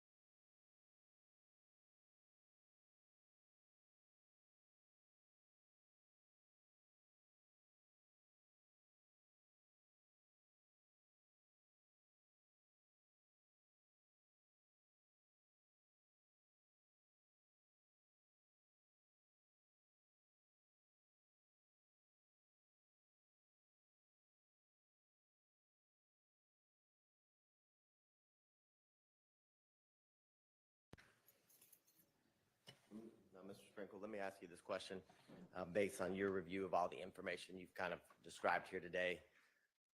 As it relates to times for when a 911 call was placed, times as it relates to, I guess, found within call detail records, and then times like the one you just referenced in the video surveillance for the Texaco. Can you tell the jurors, I guess, through your investigation, how you compared, I guess, times from the video surveillance to things like the 911 call and call detail records? Well, your call detail records, that's the times in those are going to be pretty consistent with, the atomic clock. Why is that? Well, they're a cell phone provider and they're computerized records, and they're just going to be synced up because they're on a computer system with like an internet time protocol, or which is synced up with the atomic clock. So that's a good gauge as to the exact time of something. Also, the 911 call, system. I found in my experience that 911 calls, the timestamps on those are accurate. Surveillance videos can be a little less so. But what I found here was that knowing when the 911 call was placed, comparing all of that with cell phone records and tower logs and all that, the surveillance, when comparing, for example, the 911 call to surveillance video from the Texaco in particular, you can see the events that are consistent with the shooting on the Texaco footage. People ran inside the store, if I remember correctly. I do remember correctly they did. And from that, you can place a pretty good timestamp or time when the drive-by shooting occurred. Would it be your testimony today that all of the times are, I guess, synced up exact as it relates to each other? For example, the call detail records and the Texaco video surveillance. No, I can say that they're linked up exactly. Surveillance videos, it's not uncommon to be a minute or two long. I'm sorry, I didn't get that last. Can you speak into the mic? It's not uncommon for surveillance videos to be a minute or two off. So I can't say that basically the watches of the surveillance video and the cell phone records were synchronized. Okay. And we talked earlier a little bit about the phone records or the additional phone records that you reviewed. For example, Justin Cobb and Mr. McMullins. Do you remember that? I do. And can you tell the jurors upon receiving those records, however which way they were requested, did you utilize, I guess, reviewing those records as it relates to the things that we've described previously here today, the video surveillance, as well as the statements of both Mr. Zachary and Mr. Copeland? Yes. And I want to draw your attention specifically to the time period roughly 7:29 p.m. All the way, I guess, 10 minutes to 7:39 p.m. So that 10-minute period, okay? Okay. Can you tell the jurors in your review of that activity, was there any activity as it relates to the handset associated with Mr. McMullins and the handset associated with Jeffery Williams? Cumulative. Agent Bernie already testified to all this. Sustained.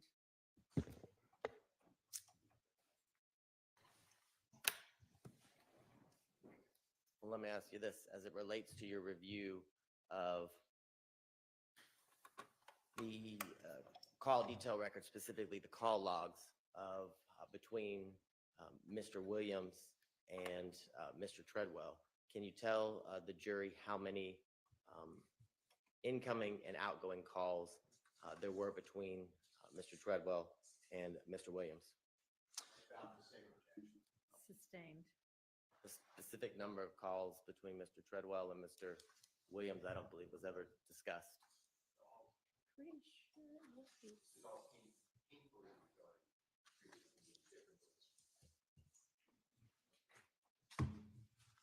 All right, I'll ask you this question. As it related to your review of the call detail records for Mr. Copeland, okay? Did you, during that time period of 7:29 to 7:39 p.m., locate any calls, whether it be incoming or outgoing, between Mr. Copeland and Mr. Williams? 7:29 to 7:39. Correct. If I may look at the logs. No, my short answer is I don't believe so. And that remains my answers on reviewing the actual phone logs. There were no calls between Mr. Copeland and Mr. Williams. That would have been in the phone logs from the company. Again, during Mr. Copeland's statement, he said he called Mr. Williams earlier that evening on FaceTime. FaceTime calls are not going to appear in phone records from the phone company. Okay. But from your review, is it your testimony you didn't see any calls between Mr. Copeland and Mr. Williams? That's right. How about as it relates to Mr. Copeland and Mr. Bradford, Mr. Cobb, Mr. McMullins, or Mr. Treadwell? Not that I found, no. Okay, and I'd ask you the same series of questions as it relates to Quindarius Zachary. Did you see any activity on Mr. Zachary's records between Mr. Williams, Mr. Bradford, Mr. Cobb, Mr. McMullins, and Mr. Treadwell? All right, well, I'm reviewing it, and I'm looking at his records right now, too, just to make sure I'm not mistaken. What were the names that you just gave me again? Mr. Williams, did you see any activity as it relates to Mr. Zachary and Mr. Williams? I do not.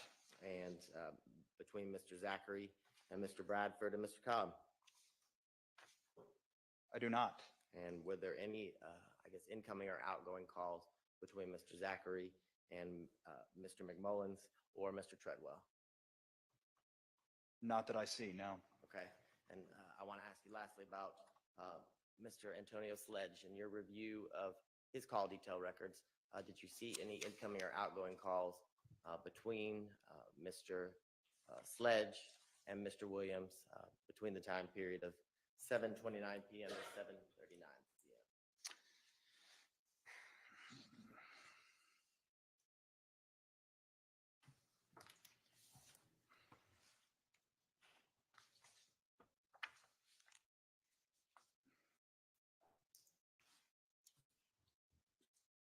Oh, here we go.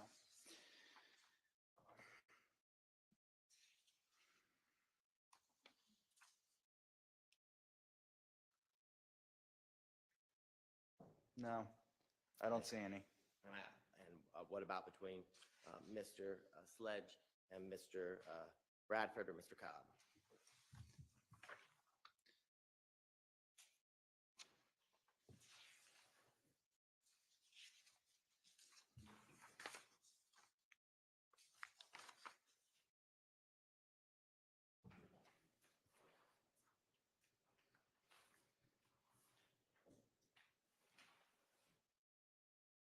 Between what time frame again?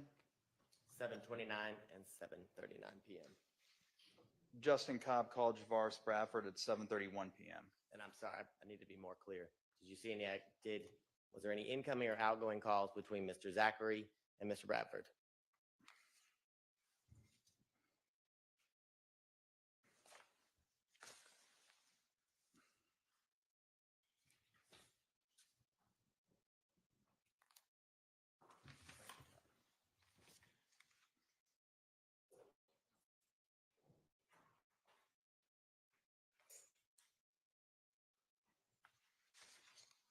I'm reviewing Mr. Zachary's records. I do not see any. And in your review of Mr.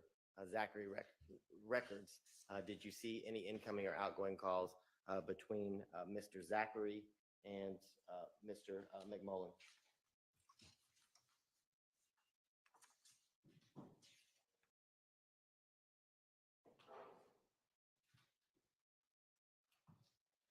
No, I don't see any. And lastly, for that same time period, did you see any activity, whether it be incoming or outgoing calls between Mr. Zachary and Mr. Treadwell?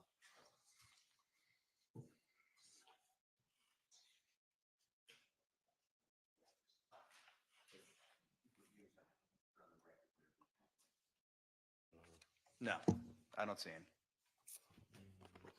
And when you're reviewing Mr. Zachary's records, which are contained in State's Exhibit 517Y, is that correct? Is that correct? Is the records contained for Mr. Zachary, do you recall those being 517Y? I don't know the exhibit number for the records.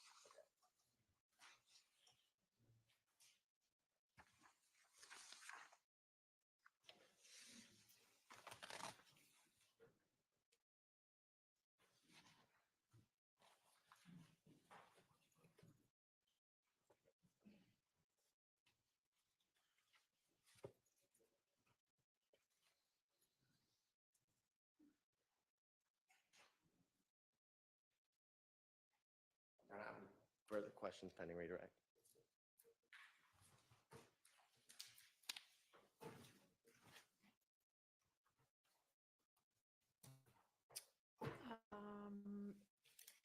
Anybody have questions for this witness right now that are going to last less than like an hour?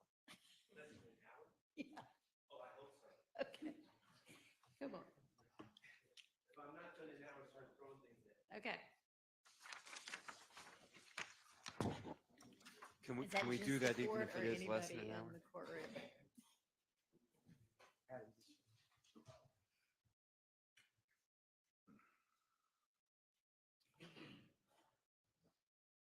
Mr. Sprinkle, good morning. Good morning. How are you? I'm good. I'm good. And of course, we know each other. You know who I represent, right? Yes. Okay. Hey. I want to start out by talking to you about the jail calls and specifically my client, Shannon Stillwell's jail calls. Okay. I believe you testified that you downloaded, you estimated, I believe, 700. So, yes, the batch that I downloaded from 2015, maybe the calls descended into 2016 as well. I don't remember. I think it was around 700 audio files. So that would represent 700 calls. It's not 700 exactly, but that's what I remember. I understand. And you, do you have a ballpark of how many you reviewed? I didn't review all of them. Okay. And a matter of fact, I probably reviewed like maybe 50 to 75. Okay. And regardless of how many you personally reviewed, when you downloaded them, they are saved onto your computer, your hard drive. All of them are saved, yes. Okay, and they would have been passed on to the prosecution team in this case, so they could review all of them, correct? That's correct. All right, cool. All right, I just want to, your job actually with the DA's office right now is you do prelims. You cover prelims for cases, correct? Amongst other things. That's correct. All right. And I just want to unpack a little bit about what you said about preliminary hearings, is when I say prelims, preliminary hearings. You said typically a lead detective testifies. That's right. Okay, and you said hearsay is allowed, meaning the lead detective is allowed to testify about what other people said. That's correct. Okay. And you are aware that jail call that was played that was tough to hear, a little bit low, that was from November 19th, 2015, correct? That's right. All right.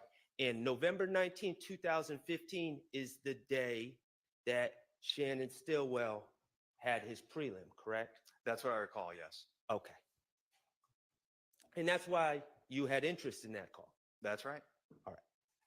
And that call was made later in the day after Mr. Stillwell would have returned back to the jail from his preliminary hearing. That's right. All right.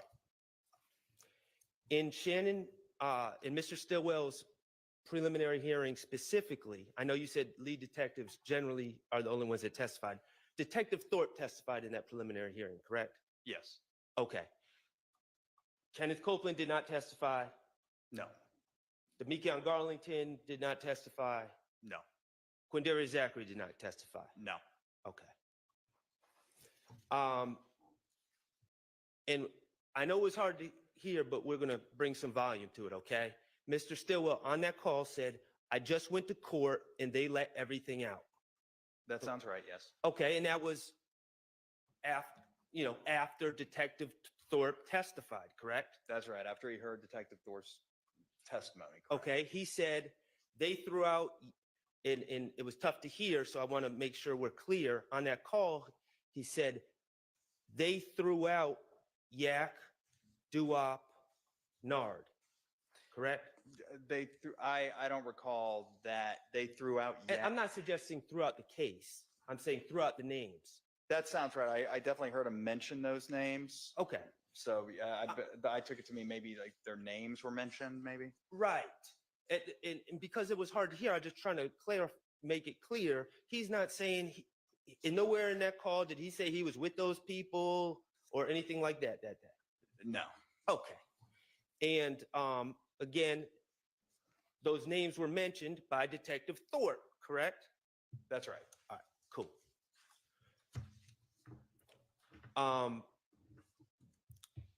And he was, well, you can't testify to his mind state, but in that call, he said F word D, Wooey, and the other D, correct? I don't know. Yeah, that's not a verbatim quote. It's pretty close. I mean, I think the spirit of his comment was captured in your quotation there. Okay, and then he said, them F N-words know what is going on. Something along those lines, yeah. And then that's the case that was, that's the tape that was played in court today, but there are 8 other calls on that CD, correct? Correct. All right. You also listened in on another call that Mr. Stillwell had with that same young lady on November 23rd, 2015, correct? I think so. That sounds right. At 16:08, at 4:08 p.m. That sounds correct. All right. At 5:07 into that call, Mr. Stillwell says, N-words will say whatever, correct?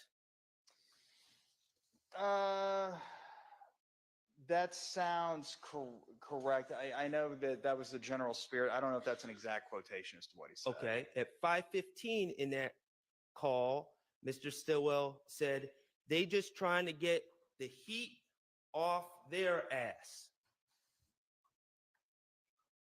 Again, that sounds like the general, that was something along the lines of what he said, that was the topic of conversation. I just can't say if that was a verbatim quote or not. And again, Mr. Copeland at that time was facing federal and state charges.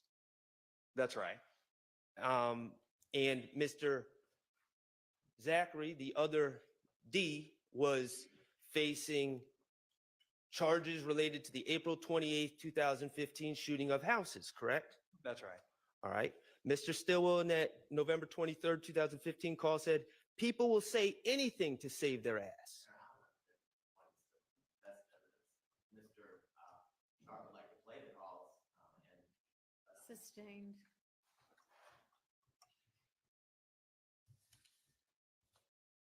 Okay.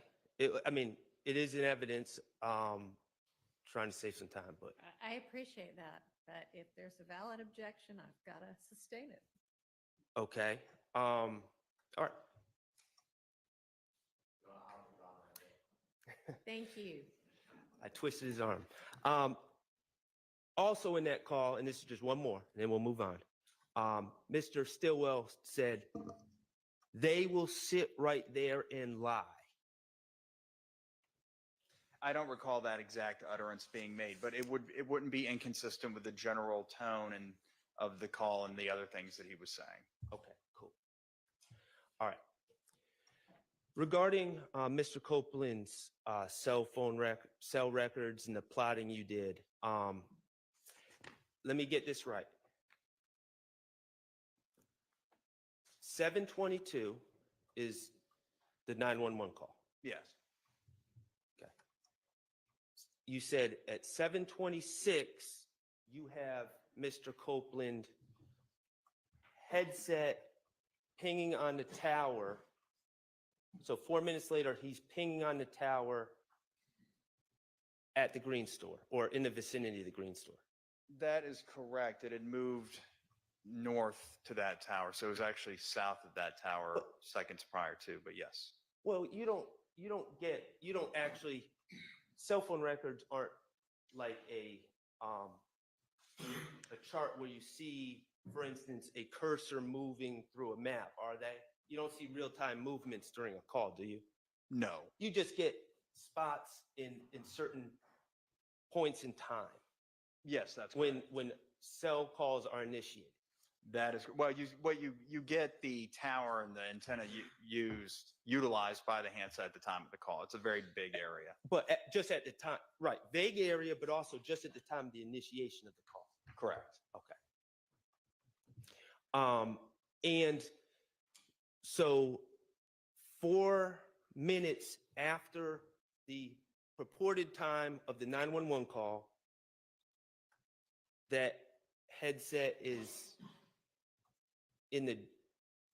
utilizing the tower near the Green Store. That's right. Okay. And we also, the truth is, we can speculate. We don't know how much time passed. We know the 911 call was made at 7:22, but we don't know how much time passed between the shooting and the 911 call, do we? No, I can't say exactly. I from what I recall, is pretty quickly, but I can't say the exact seconds. Well, we don't, I mean, people, before they call 911, they can try to hide guns, right? There's any number of things people can do before they call 911. They can try to get guns before they call 911. The possibilities are endless as to what somebody could do before they call 911. And some people will do certain things before they call the police to where they're at. Sustained. Well, the bottom line is we don't know how much time passed. So we're dealing with inexact times. Yes. Okay, great.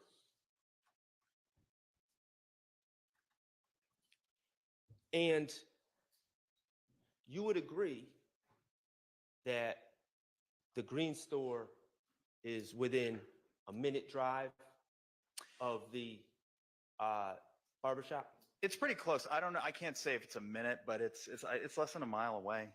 Less than a mile away. Thank you. All right. Finally, I'm just going to ask you about one other matter. Javaris Bradford has come up, aka Tudor, right? Yes. Okay. He's the owner of, through your investigator, he's the owner of the Pontiac at the Texaco. Yeah, from what I recall, he was the registered owner. Right. And he came up in your investigation, and the fact that Pontiac was on the video piqued your interest. That's what I said. Yep. All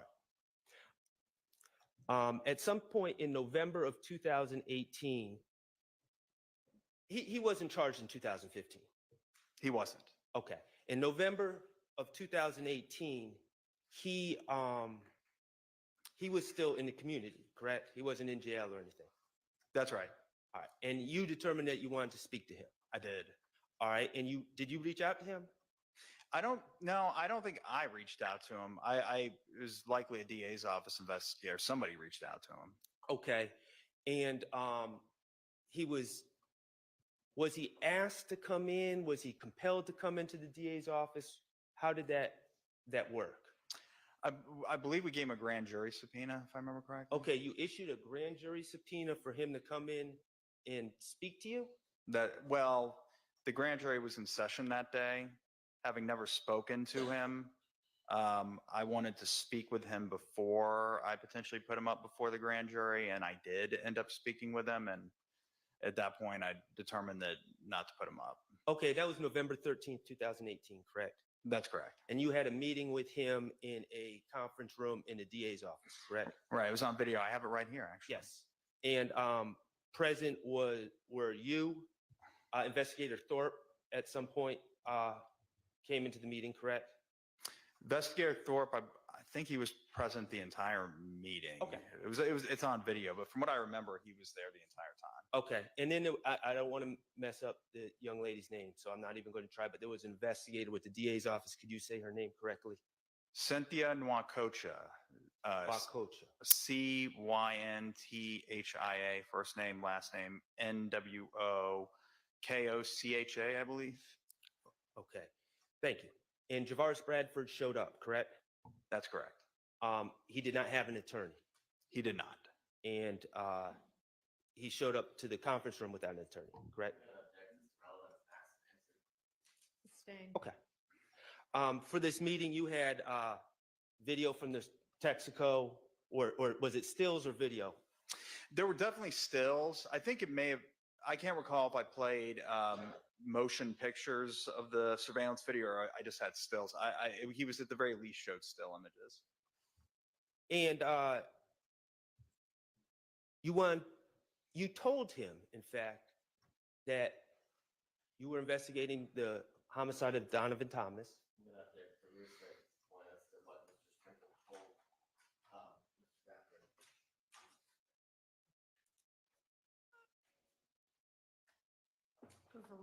Sustained. To what? I'm not asking what Mr. Bradford told Mr. Sprinkle. I'm asking what Mr. Sprinkle told Mr. Bradford. Oh, okay. Overruled. Well, y'all can ask him. He's right here. Okay. So you told him that there was evidence against him in this case. I don't recall exactly what I said. I bet I likely said that to him. I would go so far as to say as yes, I did. That would report. I'm sorry for interrupting. Yes, I'm sure I said that to him because there was. Okay. And you wanted him to speak to you about who was at the Texaco, correct? I did. Okay. And you told him that your supervisor wanted to charge him, but you were holding things off to give him a chance to talk.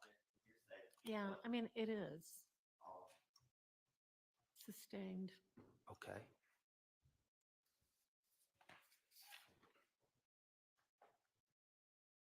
Let me ask you this. Was your supervisor Pat Dutcher at the time? He was in. Sustained. Your Honor, may we approach? You may.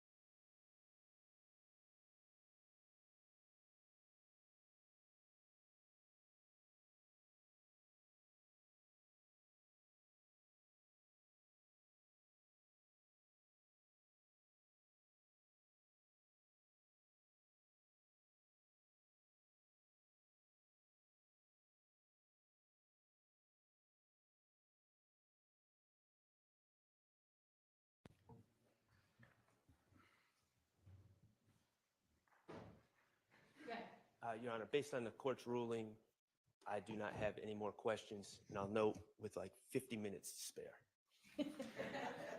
That is correct. All right. Is any other defense attorney going to have questions for Mr. Sprinkle? Briefly. Okay. All right. I think we can fit in another one or maybe two.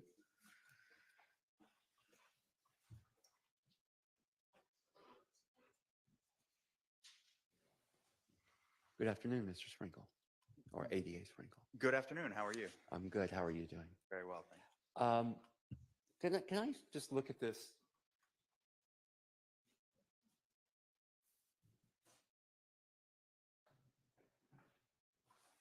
You can see this demonstrative, right? I can. I'll leave this here. Is that okay? Mhm. That's okay. I don't see Mr. Kendrick's phone on there. That is correct. So you didn't do any analysis for Mr. Kendrick's phone on January the 10th, 2015. I was without records to analyze for Mr. Kendrick's phone. Okay, so you have no records of his phone on that date, correct? Correct. Yes. Okay, thank you. Anybody else?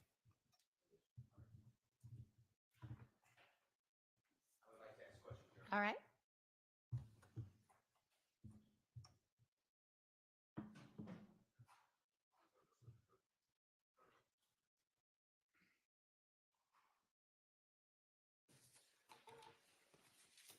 Good afternoon, sir. Good afternoon. How are you, sir? I'm okay. How you doing, sir? Very well, thank you. I'll actually let you know if I'm okay. Can I ask you some questions? Well, yes, please. Thank you. So, I want to just go into a few different topics.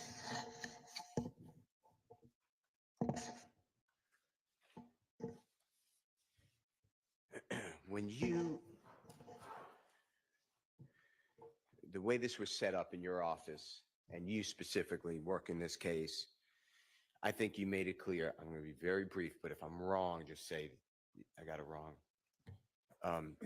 Law enforcement officers with whomever, FBI, APD, GBI, whomever is working the case, eventually your office may get involved and summon or they give to you their work product or their files on the case. Fair to say? That's fair to say, yes. And then what you're doing is, because you're law enforcement, but you're the arm of the attorneys who come to court, you have to look at everything and prepare it or not prepare it for any type of charges. That's right. All right. And when I say charge, I mean formal charge. I know, ladies and gentlemen, know police can issue warrants, but warrants aren't an official charging document. That would be an accusation or a bill of indictment. Yes.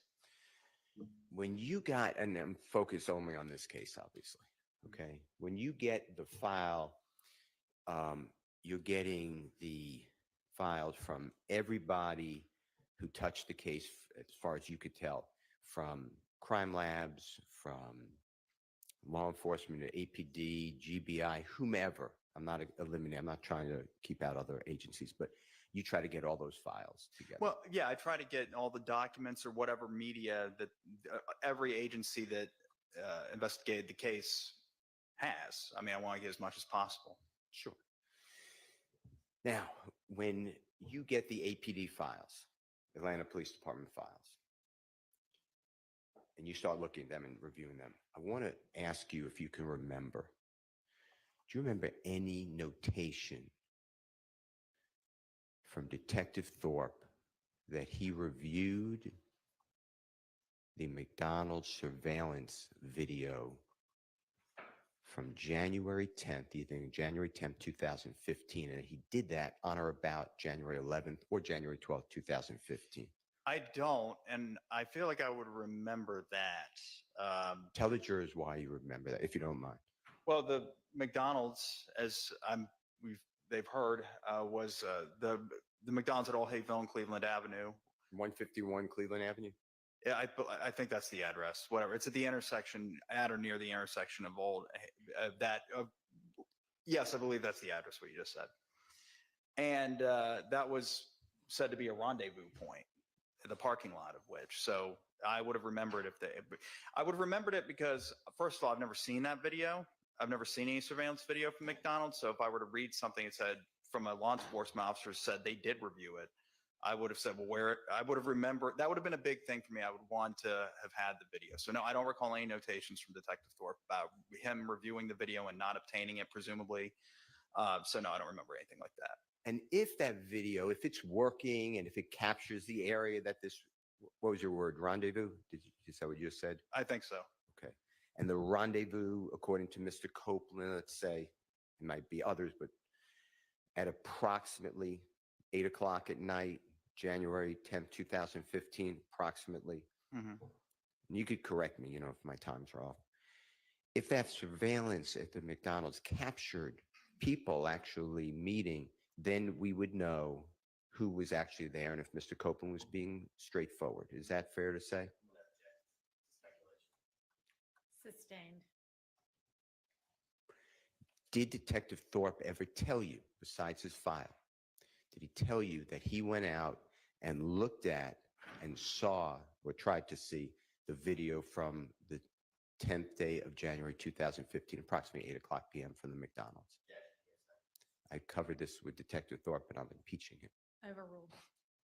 I don't recall him telling me that. It doesn't mean that he didn't, but I just don't recall it. It just seems like something that would leave a mental impression on me because, again, I would have just thought, well, where's the video? I don't have the video. I would have liked to know that. So I don't think he ever did. In your experience, since I believe you said 2012, but it might have been 2009, with the DA's office in Fulton County, have you looked at and subpoenaed whether or a grand jury or, excuse me, a court's search warrant, surveillance video from stores?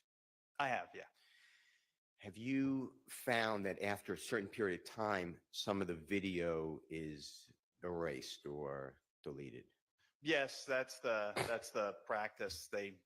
Videos are all digital. I don't want to say they're all digital. There may still be people using tapes, but every video I've ever seen has been digital, and they only have so much room on the computer system that's storing the video, and eventually will start overwriting itself. Explain, first of all, this includes 2015? Yes. Okay. Tell the jurors what you mean. I know you're comfortable with it, but overriding itself, just explain that process from your experience, knowledge, and work with these.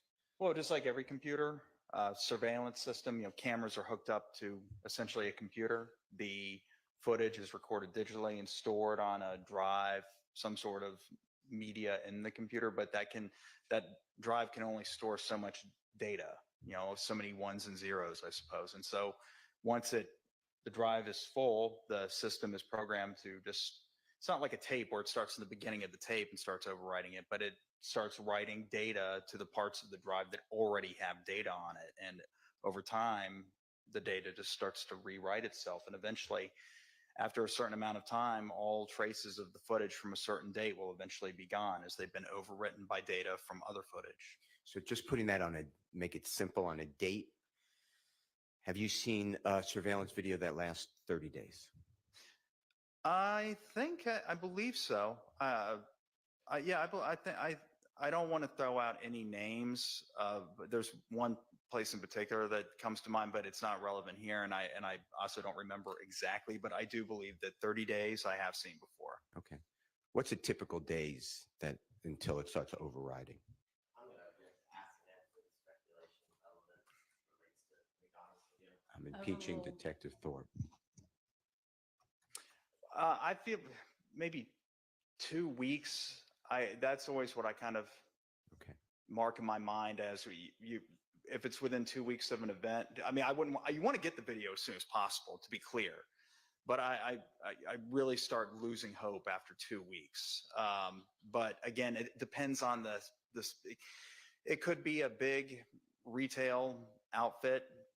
Now going back to 2015, it may be a little different, and maybe they just have petabytes of storage for their video and it's stored off site. But your typical, like a gas station, particularly in 2015, where it was stored within, probably on a DVR, you're going to want to get that as soon as possible. You can start overwriting after 48 hours. And when you say then it writes it over. So if it's I'm just using 2 weeks. Okay. Mhm. January 1, 2015. 2 weeks would go to approximately January 14, 2015. Right. On January 15, 2015, does the entirety, in your experience and your dealing with this, does the entirety of everything in those 2 weeks go away, or is it on a rolling basis? Not of this witness. And speculation as to this witness. He's asking within his experience overruled. Okay, so are we talking about one location and one, if we're talking about surveillance footage, one location and one computer system, or we're talking about in the entire world of surveillance footage? McDonald's, 2015, January 10th, surveillance, just typical McDonald's, your experience, hypothetically 2 weeks. I want to know on the 15th day, so I'm just after the 2 weeks, what you're explaining to the jury, does day one, January 1 override, or the entirety from January 1 to 2014? That's my question. To lack of foundation at this point. Sustained. In your experience with a 2-week camera, does it override just one day at a time? As the An next day objection comes in, the first vague. day's gone. Vague as to your experience to a camera in a 2-week period. Any camera? I mean, Sustained. When you say override, tell the jurors what you meant by that. asked and answered. Sustained. I don't believe he just Yeah, he used the did. word. He explained it in detail. All right. Did you or any of your members of your team, I'm including the prosecution team, you understand what I'm asking? Mhm. So prosecution team are all law enforcement, GBI crime lab, your office, whomever, okay? FBI. Did you ever find out from any source that McDonald's, how long, if at all, they had that surveillance video? The record retention period for surveillance video, if I knew it, I don't remember it now. So no, I can't answer. I don't know what their retention period was back then, nor do I know what it is now. Did you ever hear from a detective, you know who Detective Gaither, Detective Dennis, they worked together, gang unit in 2015, January? Yes, I know them. Okay. Did they ever tell you or put in writing in any way that they went to the McDonald's in June 11, 2015 and inquired about the surveillance? Objection hearsay. I am impeaching Detective Gaither's testimony. And who are you asking about at this point? Detective Gaither, January 11th, 2015, going to McDonald's and inquiring about the video. And that is hearsay, and it's not impeachment unless they specifically confronted Detective Sustained. Gaither I did confront Detective Gaither? Gaither. with Yes. telling Mr. Sprinkle as to whether they got video surveillance footage or not. I want to know if was it's not in, the com- I want to know if it's in his Detective Gaither records. was not confronted with that. Okay, sustained. I want to know if it's in the records. That wouldn't be, then that would, rephrase your question. That question, the objection is sustained. Do you have any information from any source that you looked at in your records, conversations that Detective Gaither and or Detective Dennis went to the McDonald's on the day after interviewing Kenneth Copeland, June 11, 2015, and inquired about their surveillance equipment? No, I have no notes that indicate that, and I have no memory of any conversations that I had with them where they told me that they did. Did you ever obtain personally or have a member of your team, or it was done before you got involved, Sky House, you know, the condominium that Mr. Williams was living at in January 2015? Yes. Okay. Any surveillance from there? No. How about the Green Store? Any surveillance at the Green Store that Kenneth Copeland states that he was there, personally there, at and around the time of the killing of Donovan Thomas? Any surveillance from there? No, no surveillance. Did you or members of the prosecution team, I'm including all law enforcement, ever interview the people or persons that Kenneth Copeland said in June 10, 2015 that he was with at the Green Store at the time around Mr. Donovan Thomas's murder? Well, there's a little Rick that he mentioned, if I remember correctly. No, I didn't, nor do I know if law enforcement did. No. How many cell phones did Kenneth Copeland have access to that he can use on January 10th, 2015? All I know of is the one that I testified to. And you do know that Kenneth Copeland testified in this court, and if you don't know, just say I don't know, that he had multiple cell phones. I'm going to object at the rule of sequestration. I mean, I would hope he doesn't know. Okay. since He's a Do you witness in this case. do you have knowledge that Mr. Copeland did not have 2 or more cell phones on January 10th, 2015 through your investigation? Asked and answered. He just answered that question, that he only knew of the one cell phone. Sustained. Let me ask you this.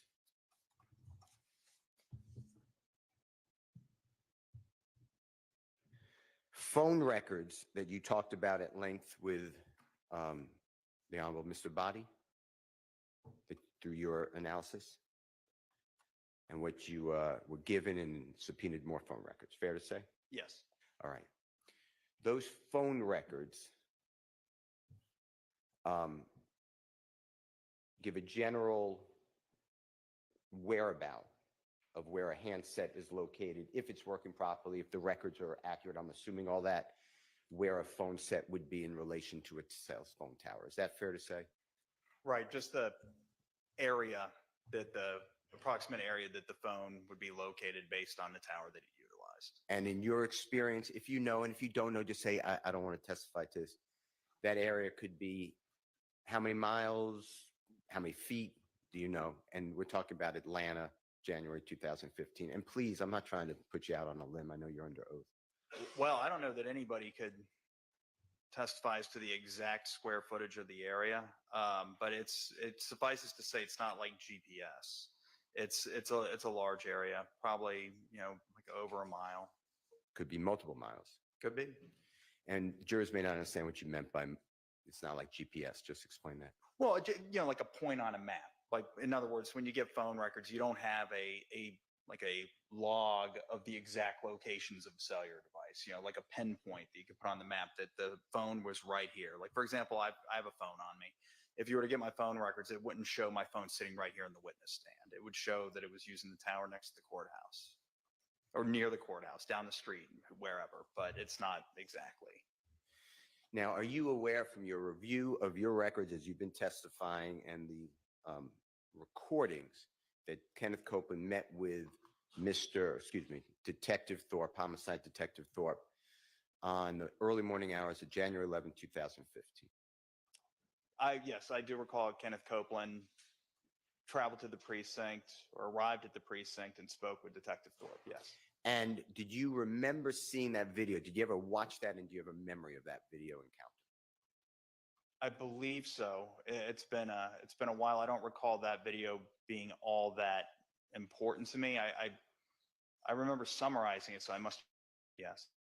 Remember, Kenneth Copeland had a cell phone on the desk when he was speaking with Detective Thorpe. That I don't remember. I'd have to take a look at the video. Well, the jurors have seen it, so we're good.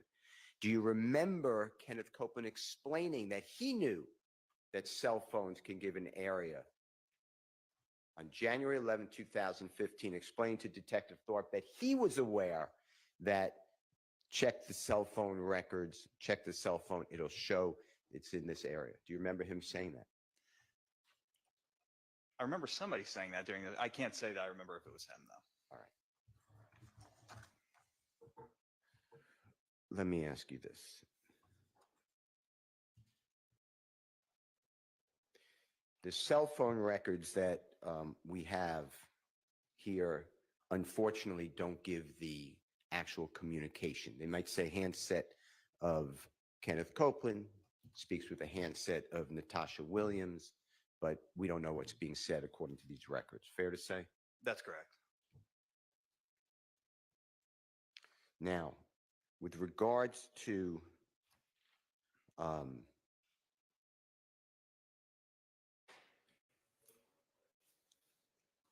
Nyesha Williams, Nyisha Williams, typical Yes. spelling. Do you know that person?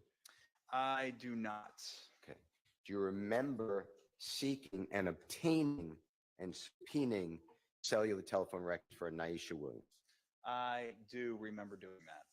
And do you remember why you did that?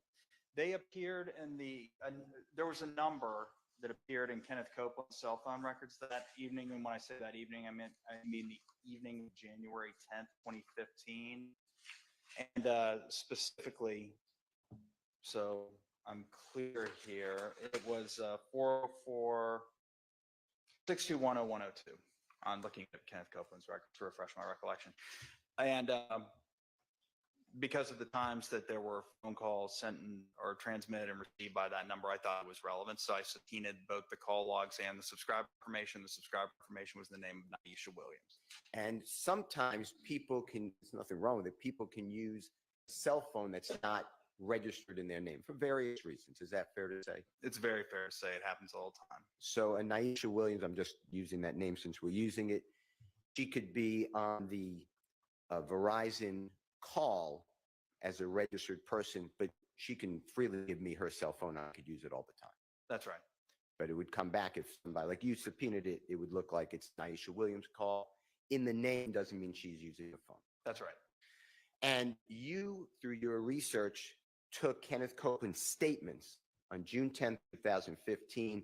And when he said he called Mr. Garlington, you wanted to know what number Mr. Garlington was using then. Is that fair to say? It's fair to say. And through your deduction, whether it's right or wrong, you said the Naisha Williams registered phone might have been in the custody, control, and use of Deamonte and Garland.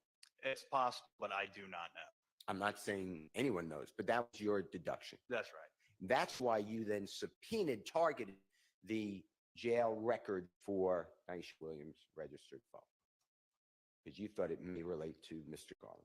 Do you mean the cell phone records for her phone? Did I say that?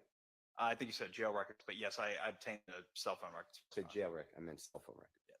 Okay.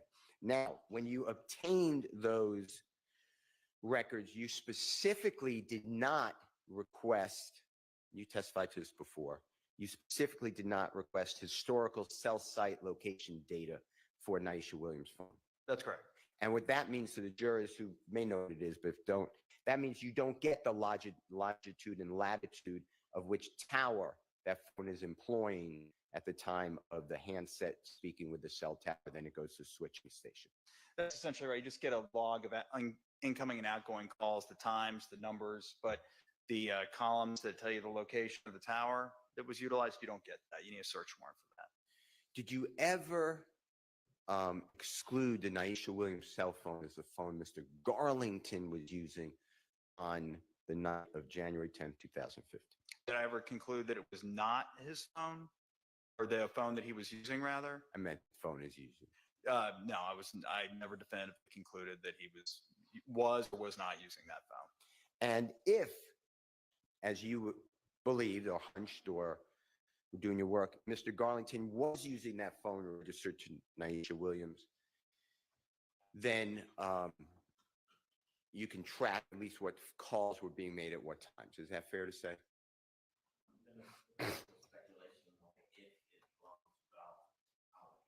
All right, go ahead.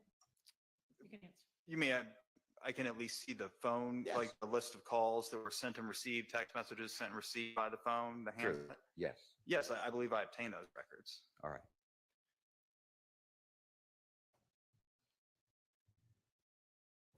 Now, Mr.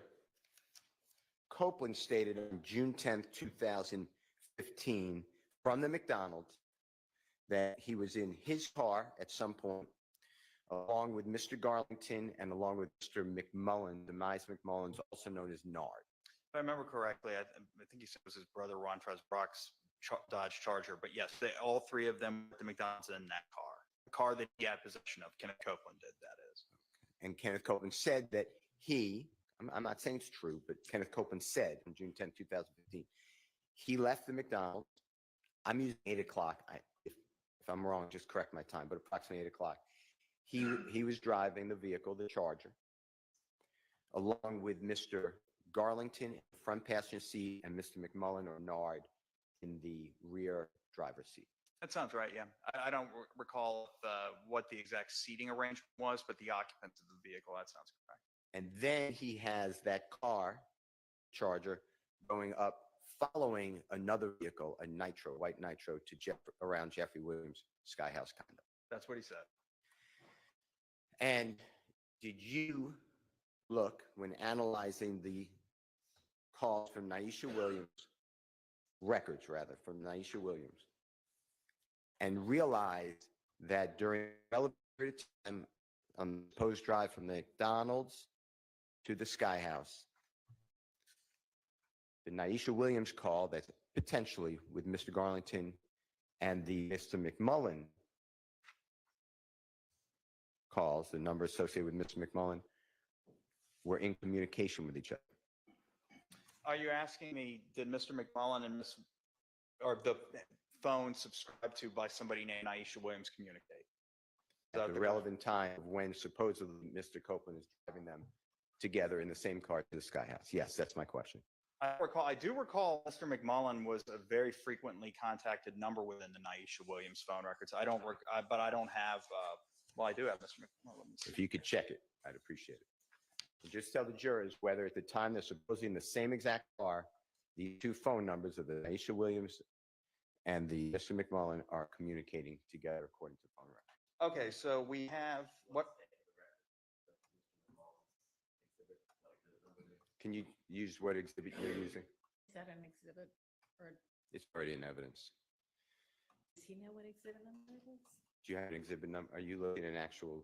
I think he may, well, y'all can clarify it, but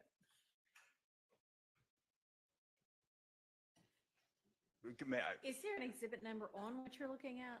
I just brought No, the phone, printed them out and brought them to court. This so is, what is it that you're looking at?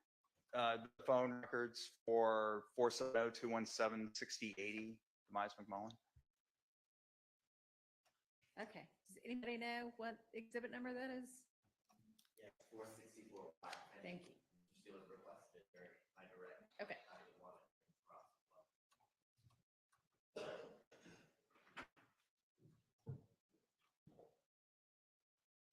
Okay, so what I see here is at 7:59 p.m. on January 10th, 2015. Just do me a favor. Could you looking down? Could you just go a little slower? Yes, yes. What I see, Actually, let me, how much longer is your examination of this witness going to be? 45 minutes? All right, let's stop and break for lunch. 2 an hour and a half, because I don't want to.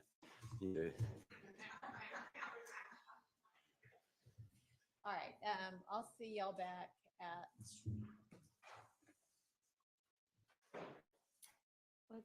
let's be back at 1:45. Thank you, Your Honor.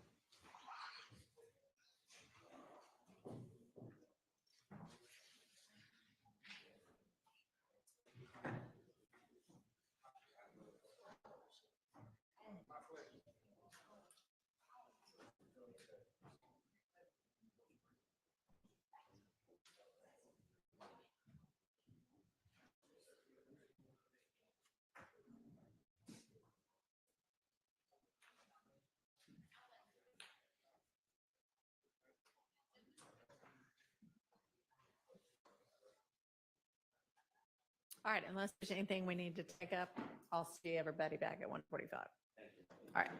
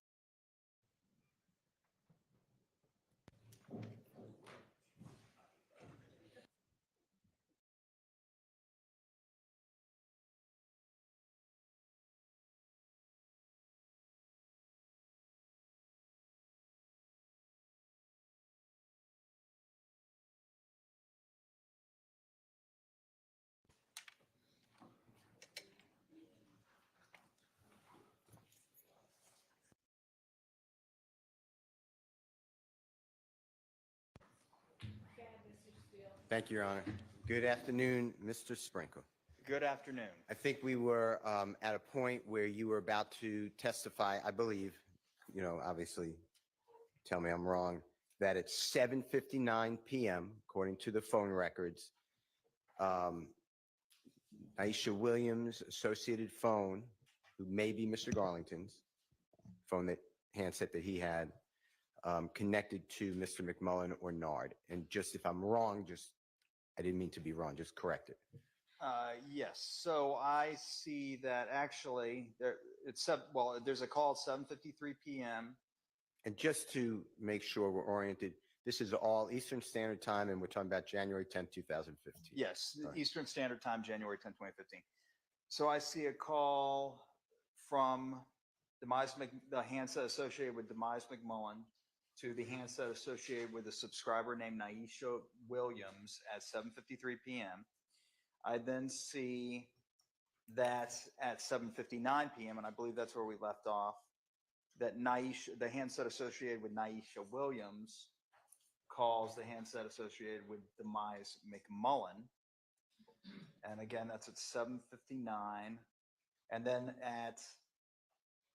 then I don't see another call between those two handsets, at least of the variant that would appear in phone records, until 11:01, when Naisha Williams, or when looks like the handset associated with Demise McMullen calls Naisha Williams, the handset.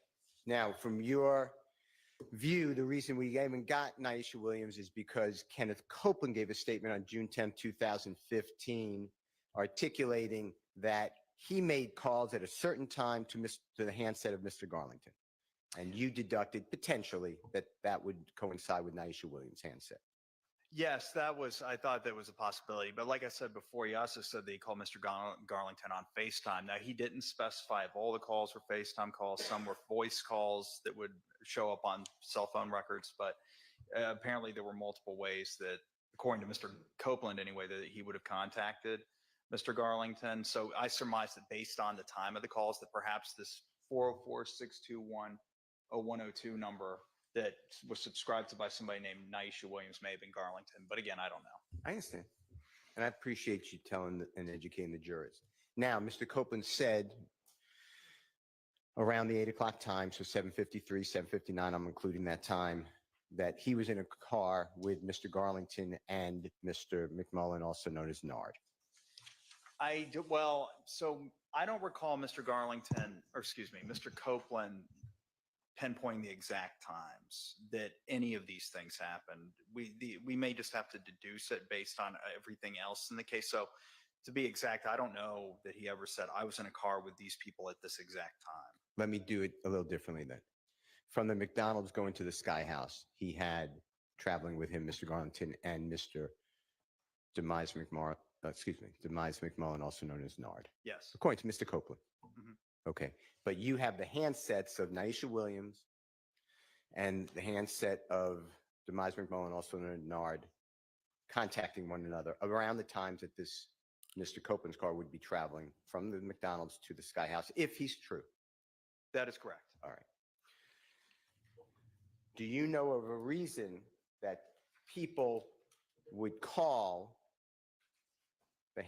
one handset to another handset in the same car? Sustained. All right. Let's go to Mr. Copeland's claim on June 10, 2015, that he traveled with his phone that we have, that he says he had with him, from the McDonald's to Jeffery Williams' Sky House condominium on January 10th, 2015, approximately. I'm using the 8 o'clock time. I understand 7:53, whatever, but around that time. Do you have any phone records to show on Mr. Copeland's phone that he says he had with him that he was ever using a tower near the Sky House of Jeffery Williams after leaving the cell tower of the McDonald's on the evening of January 10, 2015? From what I remember, he did use a tower near the Sky House at 11:14 p.m. that evening. But that's what I recall. I mean, obviously the records are in evidence, but yeah, 11:14, short answer. But according to Mr. Copeland, he's leaving the McDonald's and driving to the Jeffery Williams condominium located at the Sky House on the exact date and time that we're talking about, and he went directly there. I don't know. That's what I recall. I did say, I don't know if he said we went directly there, if he just omitted that they made pit stops along the way. But my recollection was that the short answer to your question is, I don't know if he said they went directly there or not, or if that's what he meant to say. But yes, the phone didn't travel from the McDonald's directly to the Sky House. Okay. And Mr. Copeland also told law enforcement on June 10, 2015, that from the McDonald's at the appropriate time that we're talking about and date we're talking about, on the way to the Sky House, he followed the vehicle that contained Jeffery Williams and Mr. Kelvin Treadwell and others.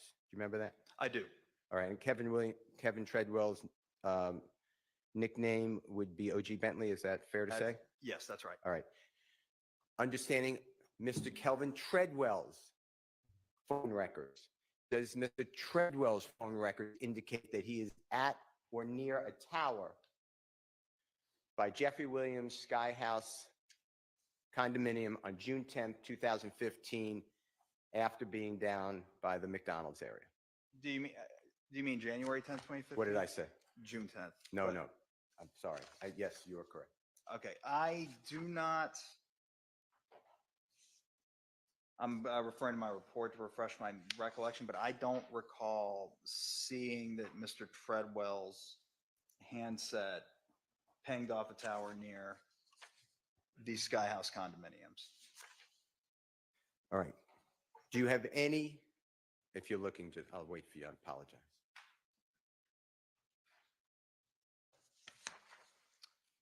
All right. Yeah, I'm done. You stand by your answer? I stand by my answer. Okay. Do you have any physical evidence, eyewitness, surveillance video that Mr. Treadwell, Kelvin Treadwell, actually had the killing weapon or the other weapons that were used at the time of the shooting of Donovan Thomas and the other two people, as stated by Mr. Kenneth Copeland on June 10, 2015?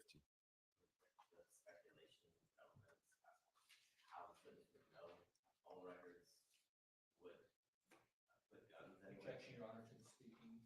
Okay, well, he's making a whole lot of objections. So overruled as to relevance, and he's not limited to the phone records. So overruled on that. And what was the other one?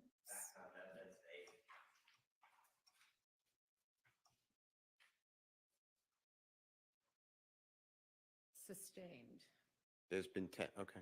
Do you remember Mr. Copeland stating that Mr. Treadwell had, or OG Bentley, also known as OG Bentley, had guns that were used in the shooting of Donovan Thomas and the other two people in his car given to him and around the McDonald's 2010 that we're talking about?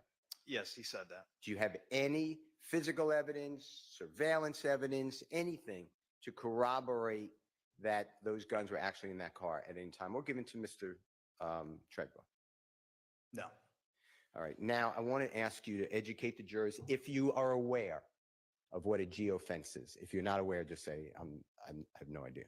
Yeah, I'm aware of what a geofence is. I'm aware of what a geofence is. If we're talking about the variant that Google produces, yes. If you can you explain to the jurors what is a geofence and how it works and how you use it in your everyday or whenever it's needed in your duties as a district attorney working with law enforcement? Okay, so basically, Google has compiled over the years the general locations of Wi-Fi signals, and there's a variety of means that they've done this, but it suffices to say that Google has a database that has a set of points that define roughly, or maybe exactly, the boundaries of Wi-Fi signals, maybe cell phone. I mean, this is, I don't work for Google, but this is what I've come to understand.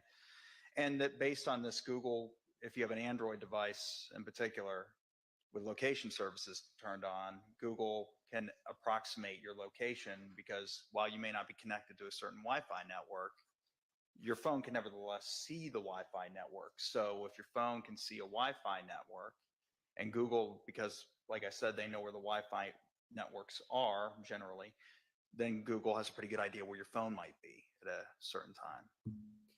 In this case, if you know, was a Google Fence analysis and search warrant taken out for the phone, targeting the phone of Jeffery Williams that he had on him on the 10th day of January 2015? No, no, there was no geofence warrant done for Mr. Williams' phone that I know of. Let me ask you just to refresh your memory, if it does, refresh your memory. I know there was a geofence warrant done, but a warrant specific to Mr. Williams' phone, I don't recall that. But if you have something to refresh my memory, maybe that will help. What number do you have for Jeffery Williams' cell phone, January 10, 2015, if you don't mind? Well, there's one that ends in 3904 and one that ends in 9596. Let me show you, just for purposes of see if this refreshes your memory. If it doesn't,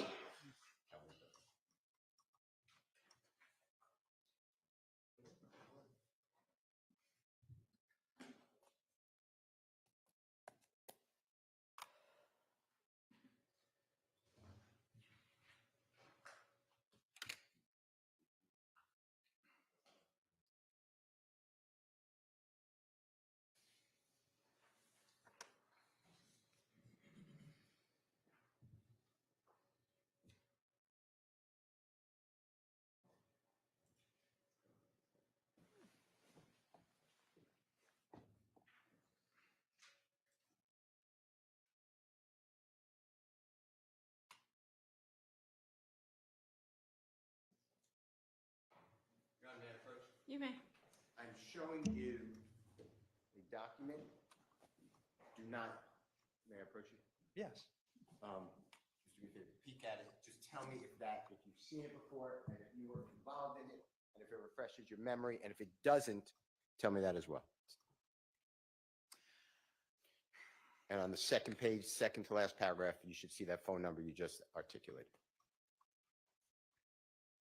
I have not seen this. I was aware that I know who this investigator is. I was vaguely aware he was working on things like this, but this was not a search warrant that I drafted. All right. You weren't involved in that part of this investigation. I recall looking at a warrant that he did for a geofence, but that's not what this is. I don't know. I see what maybe he was trying to do, but I don't recall ever seeing that All warrant. right. You know, may I retrieve the document? You may. I will not ask you about this, sir, okay? Okay. All right. Let me ask you this.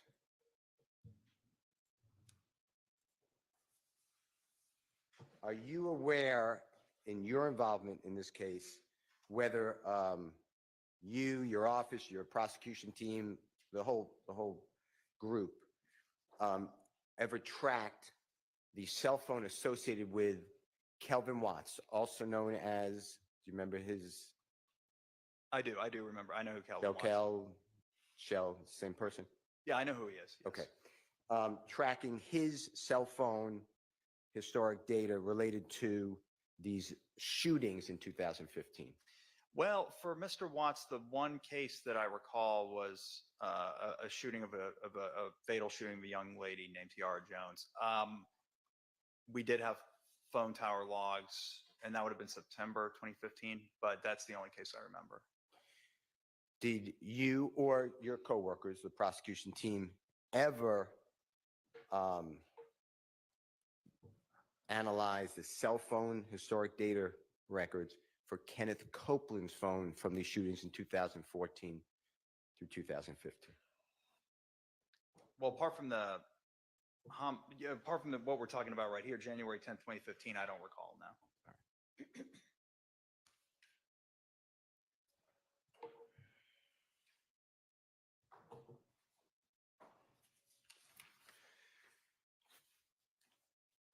you remember on phone records, getting phone records or viewing phone records of a young lady named Alexis Greer, also known either as Max, also known as Dolly? Do you know who I'm talking about?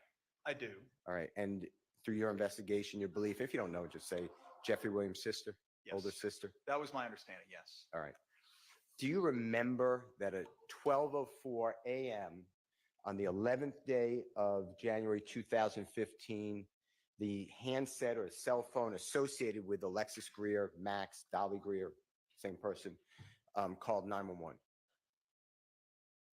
I don't recall that. If I ordered her phone records, if it's in there, I'm sure it's true, but I don't remember that specific 911 call. Yeah, I don't remember that. All right. Well, let me ask you a different question then. Did you ever get, or the prosecution teams, I'm including everybody, did you, to your knowledge, ever obtain the actual 911 call from a handset associated with Alexis Greer, the actual words? No, I don't recall anything about this 911 call, so I can't imagine that we obtained it unless this has completely slipped my mind. But no, I don't remember that. Let me just show you something, see if it refreshes your memory. If it doesn't, just say, it does not help, okay? Okay. Your Honor, may I approach You this for a may. minute?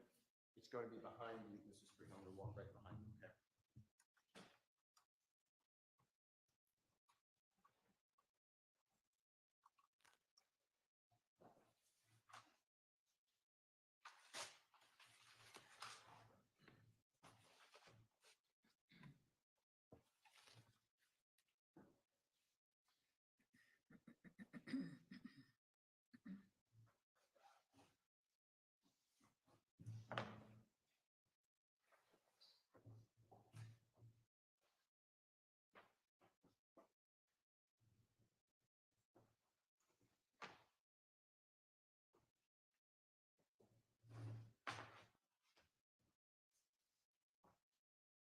Your Honor, may I just already use as a demonstrative? May I publish? You may. For one moment. Mr. Sprinkle, I'm just going to hold this up if that's okay with you. Okay. If I block you, right, just let me know. Do you see on here, can you read that exhibit number? It's exhibit 533YF. Show that to the jury, lady, Your Honor. And I am looking on here specifically at the fourth line there. Do you see that 911 says 104 seconds? I do, I see that. And do you see the 1990? I do. Do you know if that corresponds to Dolly Greer? I can help you with that too. Yeah, I might need my memory refreshed. I don't recall. It's right here. I'm just going to pull this back on this one.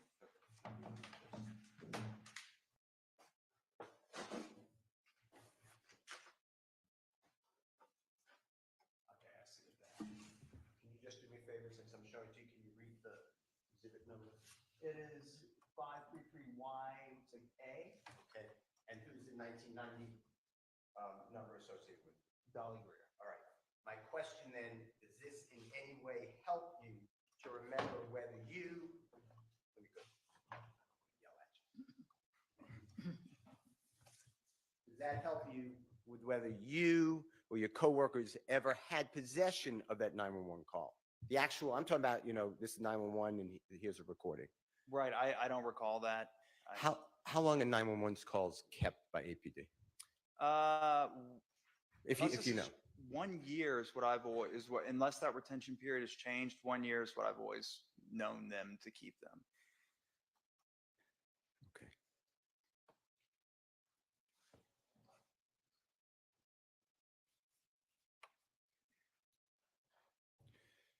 I want to ask you,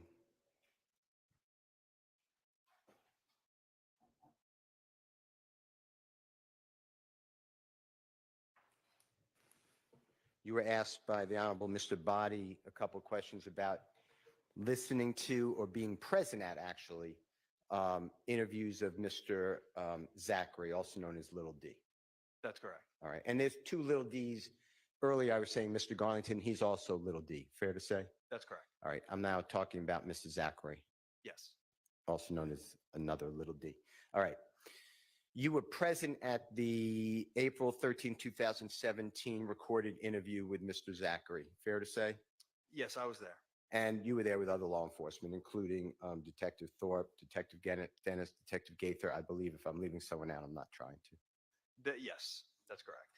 You were not present for the August 5, 2015 interview with Mr. Zachary, but you've referenced it today with Mr. Body and you've reviewed that. Fair to say? That's right. That's also audio video. Fair? That's correct. In the August 5th, 2015 interview that you recorded, that you reviewed, that was recorded that you reviewed, did Mr. Zachary make it clear that Mr. Williams did not know about the killing of Donovan Thomas till afterwards? From what I remember, yes, he did talk. Yes, the short answer to your question is yes. In the April 13, 2017 interview with Mr. Zachary, did he say something similar? I don't recall how much detail we went into him on that, but yes, from what I remember, he said the same thing. He at no point implicated Mr. Williams. I'm going to ask you the same exact question, the same dates. We'll take them one at a time if it's okay with you. Start with the August 5, 2015 recording that you reviewed first. The tour bus shooting of a gentleman, phenomenal artist, Dwayne Carter, also known as Lil Wayne. You know who I'm talking about? I do. All right, that's April 26, 2015 date, that shooting of the tour bus? Oh, yes, yeah, April 2015. Yes, that's correct. Okay. And is it fair to say that Mr. Zachary, at the August 5th, 2015 interview, you were not present for it, but you reviewed, said that Mr. Williams had no involvement in that whatsoever, and Lil Wayne, Jeffery Williams idolizes Lil Wayne? I don't remember, since I wasn't working on that case, but so I don't remember exactly what he said, but I do remember him mentioning it, and he did not mention that Mr. Williams was involved.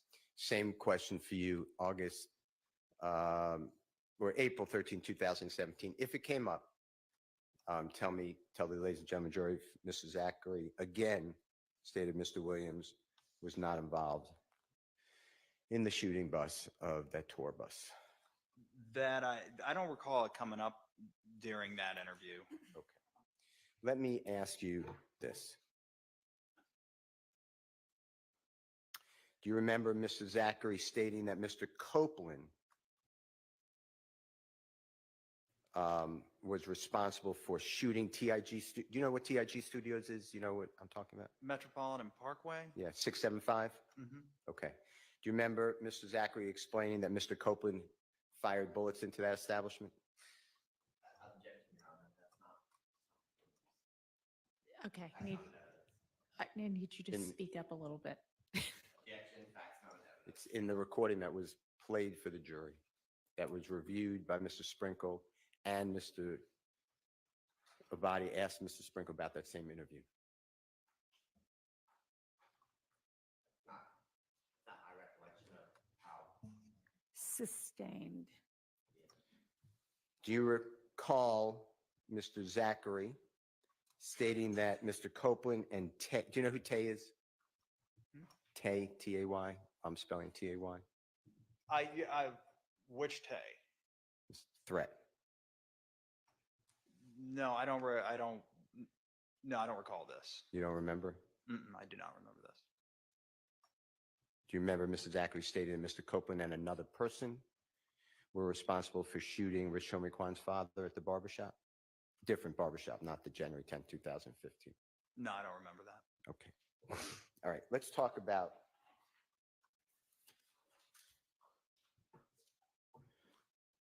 all the work that you talked about here and your studies, and I'm not mentioning everything, but your interviews, reviewing interviews, cell phone plotting,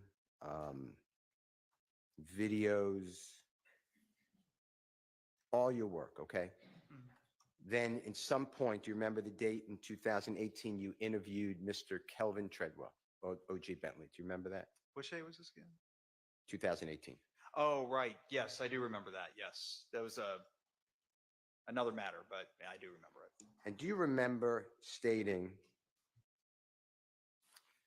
that you can't understand why people think that Thug, I call him Jeffrey, had something to do with the killing of Nut, I call him Mr. Thomas. That makes sense? That's the thing that always confused me about this case, because all these rumors started immediately that young Thug had something to do with it.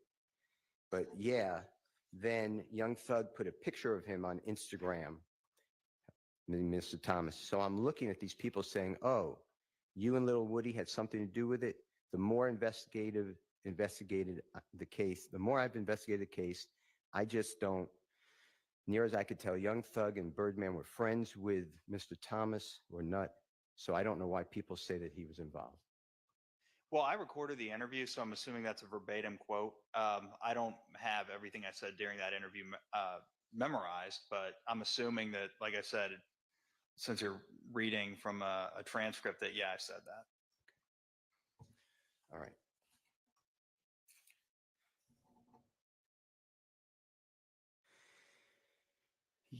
The jurors may not, they're getting insight now into how jail phones work, jail recordings work, things like that. But I'd like you to explain to him, if you know, people who visit people at the jail, 2015, okay?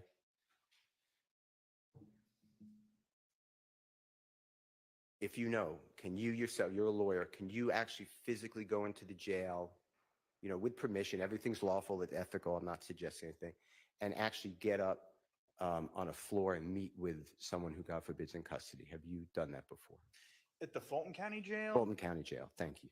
No, I've never done it. Now, I don't have clients. I'm not a defense attorney, so, but I can tell you as a prosecutor, I've met with people at the jail, but it's never been in the pods. It's in the library. Sure.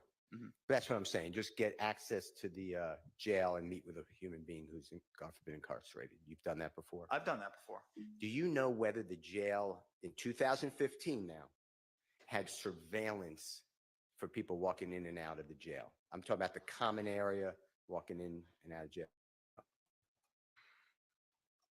I do not know, because I've never, or I don't recall ever seeing footage, not on this matter or any other matter, from that area. It would seem logical that they would, but I can't say that I have personal knowledge that they did.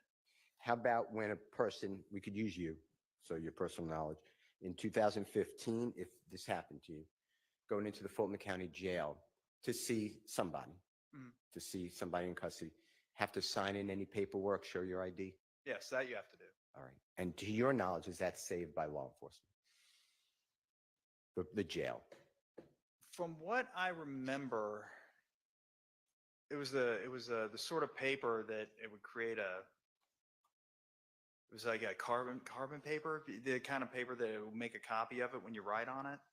So they'd give you a copy, and then they retain the copy with the impression left from the original. Now, as to what their record-keeping practices are at the Fulton County Sheriff's Office, that I don't know. All I know is they had it set up so they would keep a copy. I can say that, but I don't know what their record retention was after that. And for people who may not know, who's in charge of, who is constitutionally in charge of running the Fulton County Jail? I'm going to object to relevance. Sustained? All right. Your Honor, may I have just a moment? Sure.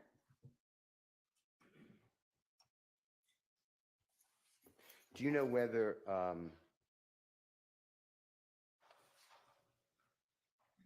the sheriff officials ever log? Do you know what Odyssey is? I do. Just tell the jurors what Odyssey is. It's a database. It's just a piece of software made by a company called Tyler Technologies. I believe they're out of Texas. And it's used here by the staff in the Fulton County Justice System, staff at the DA's office, the courts, and the jail. And it's basically just all of the data. All the cases in the system are maintained in this Odyssey database. The DA's office keeps their records, part of their records anyway, in the Odyssey database, and the jail keeps their records in this database. Does the jail on Odyssey, you can access that? I'm going to object to relevance again. Sustained, as far as I can tell. Okay. People visiting people in the jail, is that also on Odyssey? Yeah. I'm going to object to relevance. it'll come up with with the witness in the future. All right, I'll give you some latitude. So yes, there is in the what's called the jail module. When you click on a bookend number, there will be a tab called contacts, and I've seen entries made. Now, reason why I'm going to hesitate a little bit here is, and I can't remember exactly when, but I from what I remember, there have been times when I knew a visit was made and it didn't get logged. Because everything in Odyssey has to be entered by a human. Well, maybe not everything, but something like contacts would have to be entered by a human. So the data is only as good as the people are tasked with entering it. So yes, I can tell you this. There is in the jail module that the sheriff's office maintains, there is an area for them to enter data regarding the date and time of a contact and who came to contact that person. But I don't know that every single contact they're diligent about logging every single one, or if there are variants of contacts that they don't log, you would have to ask somebody from the sheriff's office about that. Mr. Sprinkle, as always, thank you so much. Your Honor, I don't have any other questions. Thank you. All right, are there other defense counsel with questions for this witness? Is there redirect? Oh, you do. I'm sorry. Go ahead.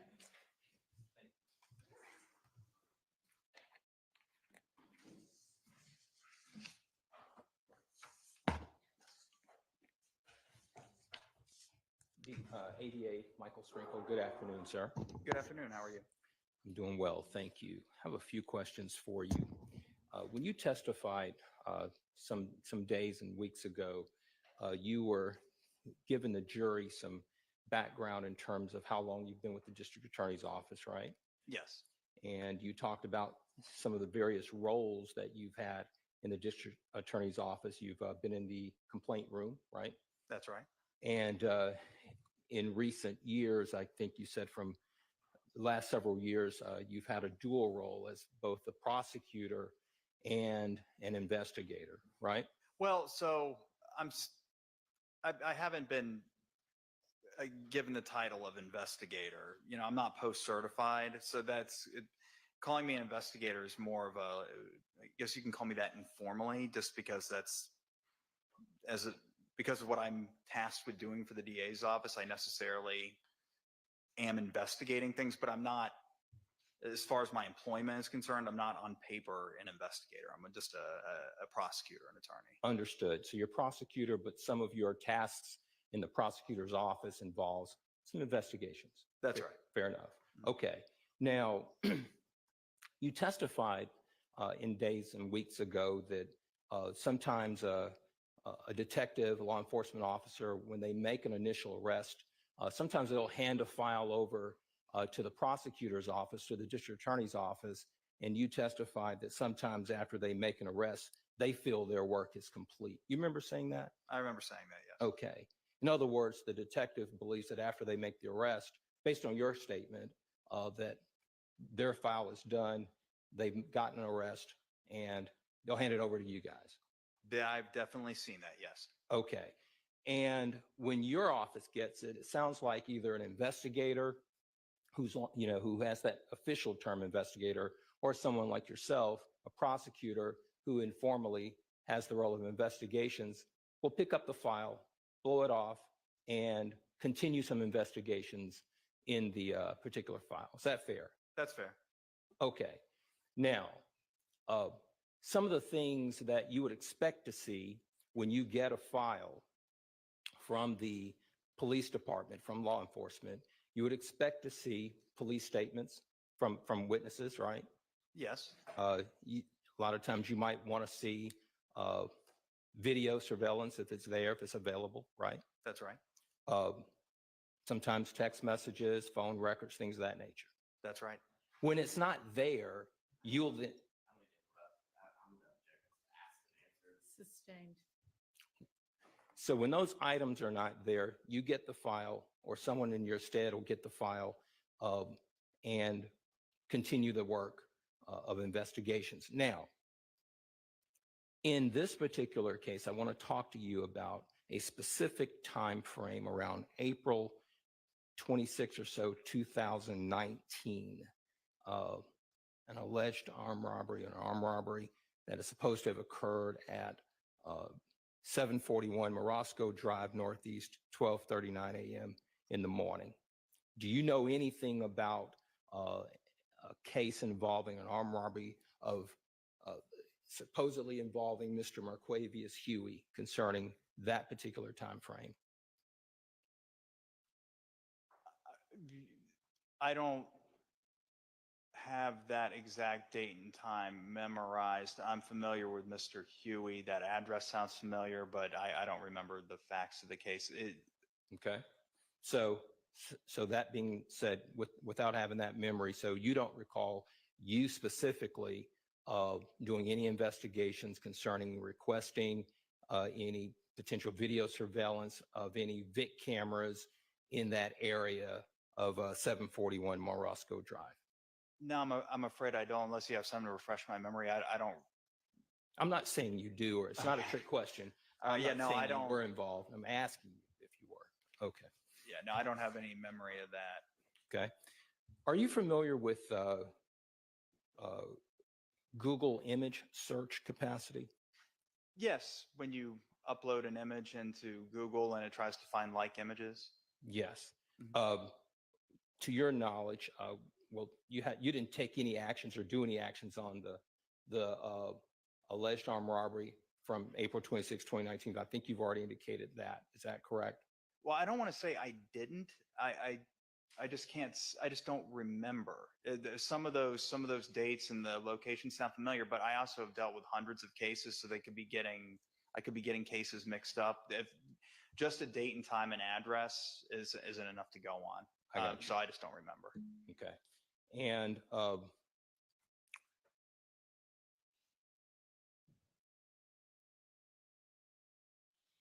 so as we sit here today, you can't tell the jury that you specifically, you yourself, were involved with any investigation, to your knowledge, for an April 26, 2019 alleged armed robbery at 741 Morosco Drive. Is that fair? Sustained. Okay. Nothing further. Thank you. All right. Anybody else? Redirect. Mr. Sprinkle, back in 2019, were you assigned to the major case division that handles homicides and particular homicides only? Back in 2019, around the date in which Mr. Matthews just asked you about, were you assigned specifically to the major case division that handled homicides and vehicular homicides or cases involving death? Yes. Okay. And in your time working in the capacity that you've described to us now on 1, 2, 3 occasions, have you had cases with phone records and no video surveillance? Yes. And Mr. Steele asked you a number of questions concerning video surveillance and the McDonald's. Do you remember all those questions? Yes. Do you have any idea if the video cameras at that McDonald's were even operable back in January of 2015? I don't know. And Mr. Steele asked you on cross about what Mr. Zachary and Mr. Copeland had indicated about who did or didn't kill Donovan Thomas. Do you remember him asking about that? Yes. Can you tell the jurors who did Mr. Zachary and Mr. Copeland both say were involved in the killing of Donovan Thomas? Do you recall? Yes. Can you tell the jury? Deamonte Kendrick, Shannon Stillwell, Demise McMullen, and Justin Cobb. Your Honor, I have no further questions. All right. Any recross? Anybody? All right. Thank you, Mr. Sprinkle. You are excused. Call your next witness. Your Honor, the state calls Detective Underwood to the stand. Okay.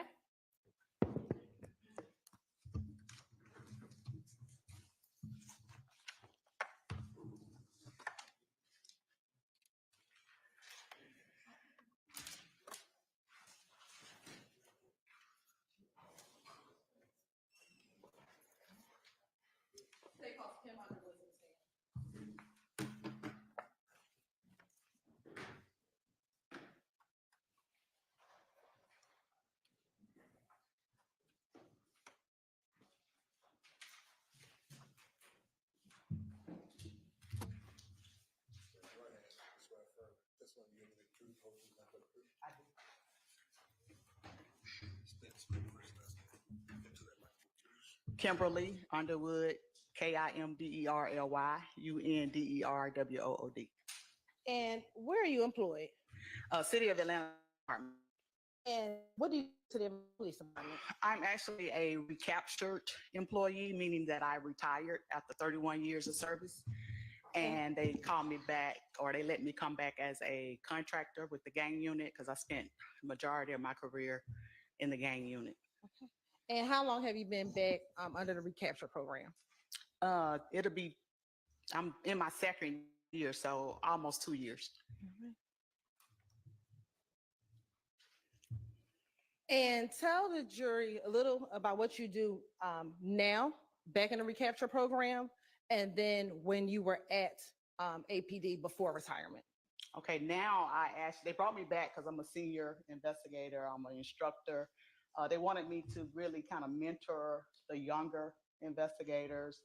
I also teach at the police academy, so the recruits have to take a 4-hour class from me before they hit the streets about gang identification, gang awareness, gang investigations, and so forth. I also assist background and recruitment. We have to screen our applicants because we do have gang members that try to get employment, try to infiltrate the Atlanta Police Department. So I assist with the screening of them. Whenever an investigator have like a warrant or paperwork that they're not sure about, they'll bring it to me and I can proofread it or kind of help them with their cases.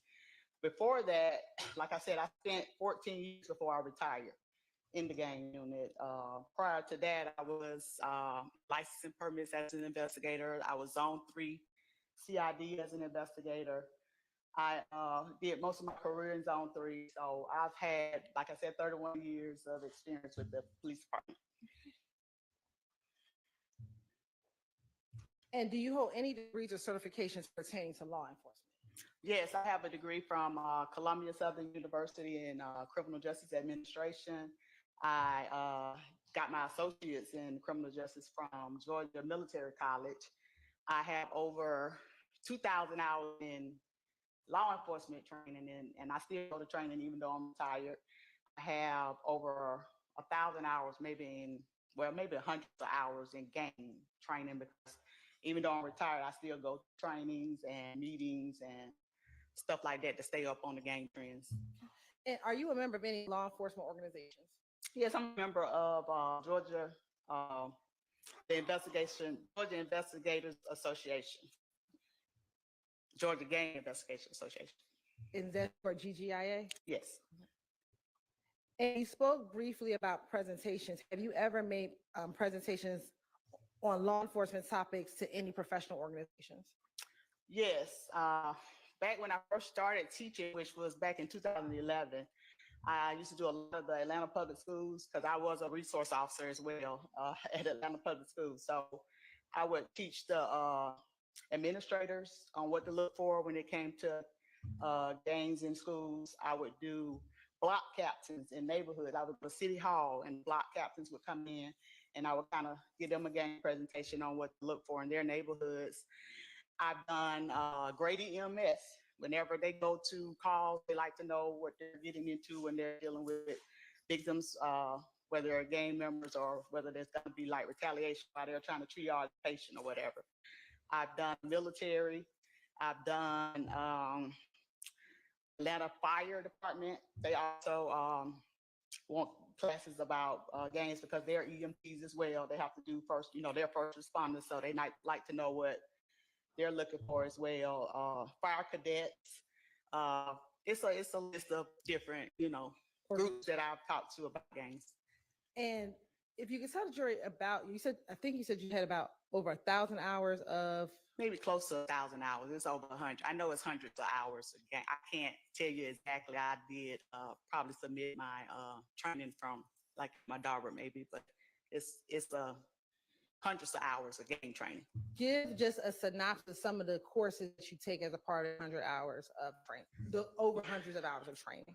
Well, I started out when I first started the gang unit, I had no idea about gangs, even though I grew up here in the city of Atlanta where we really didn't have gangs, I say, but I started off in California. I went to California, did some gang training. It was mostly like gang awareness. I need you to slow down for me just a little. I'm sorry. Slow down. Okay. Gang awareness, gang identification, interviews and interrogations of gang members, courtroom testimony, training. So anything that was pretty much dealing with gangs, I have been trained or either have trained people. Outside of formal training, have you had the occasion to, your personal experience as a investigator, speak with, interview individuals who identify as part of gangs? Yes, pretty much my whole career as a gang investigator, I've done that. And you talked about some of your trainings, talking about the national gang trends. Are those some of the topics that you learned as part of your gang training? Yes. Have you had the occasion to study gang trends here in Georgia? Yes.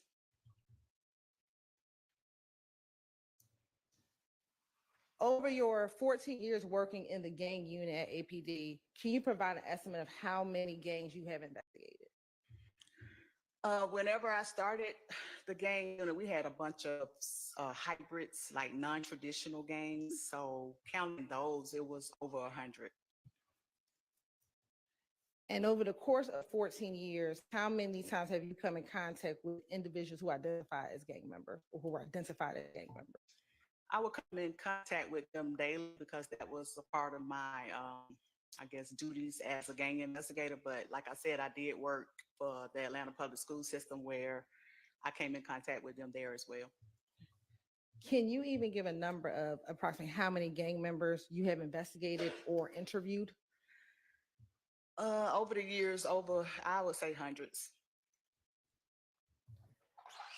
And as a gang investigator, did you have your own caseload?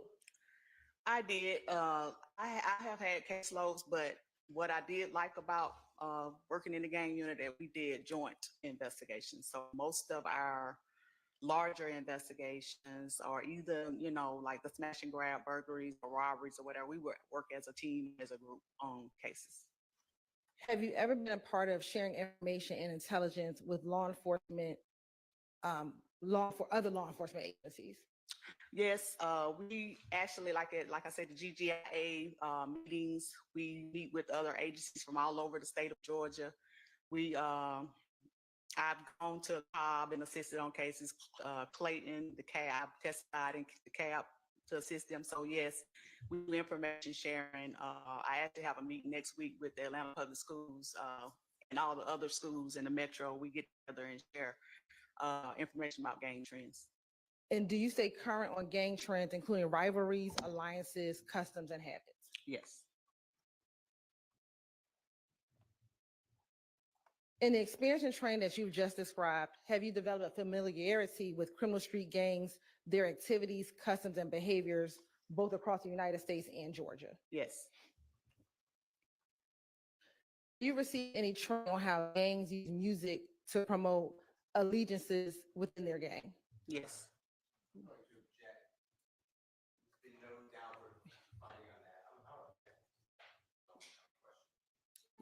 That's overruled at this point. Have you received any training on how gangs use music to promote violence? Yes.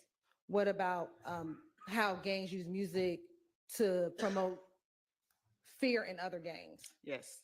What about how gangs use music to promote cohesiveness within their gang? Yes. And what about how gang members use music to send messages to rival gangs? Yes. Have you ever been qualified as a gang expert here in the state of Georgia? Yes, in Fulton County Superior in federal court, because I left out the part about me being a task force officer for 6 years while I was doing my time at the gang unit from 2013 to 2020. Federal court, DeKalb County Superior Court. And you said you were a federal task officer for what agency? For ATF. And what were some of your responsibilities as an ATF task officer when you were assigned to that unit? my responsibilities over there was to mainly focus on the VROs, the violent repeat offenders, who, when I went over there, I really didn't want to go over there, but when I went over there, I was told by my superiors that I could still work gang. I had been in gangs and I wanted to do gangs. So when I went to ATF, I was told that I can actually focus on the violent gang members. So when I was at ATF, that's what I did. All of my suspects that I came across were violent repeat offender that were actually gang members. We kept up with NIBIN, where I actually went to training to learn about NIBIN and how we were able to match crime scenes with just the casings or firearms that we recovered. The caseloads that we did get were kind of like adopted cases from the police departments around the metro that we worked. Your Honor, this time the state would like to tender Investigator Kim Underwood as an expert in criminal street gangs and criminal gang activity. You may, yes. Mhm.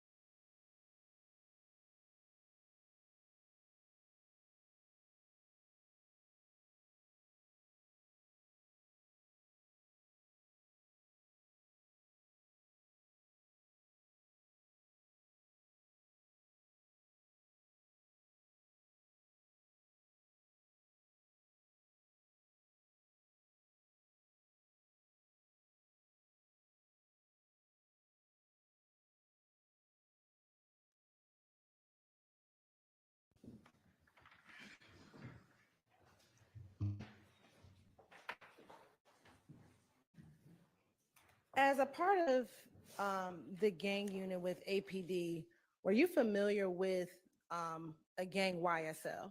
Yes. And does YSL go by any specific names? Young Slime Life, I've heard Young Stoner Life. And how are you familiar with Young Slime Life? I'm familiar with YSL. They, what happened was I've been in, like I said, the gang unit since 2009.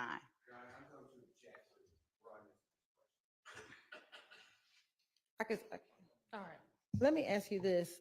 Was there an iteration of YSL prior to the name YSL? Yes. And what was that gang called? Rock Crew. And were you familiar with Rock Crew? Yes. And how were you familiar with Rock Crew? From gang investigations while I was an investigator in the gang unit. And about around what year or time was there a transition from Rock Crew into YSL? Sustained. Sustained. Okay. Let me ask you, are you familiar with another gang, YFN If Gang? I am. And how are you familiar with that gang? They are Inglewood Family Bloods. YFN is a subset of the Inglewood Family Bloods. And based on your knowledge of gangs, did those two gangs have a rivalry? Yes.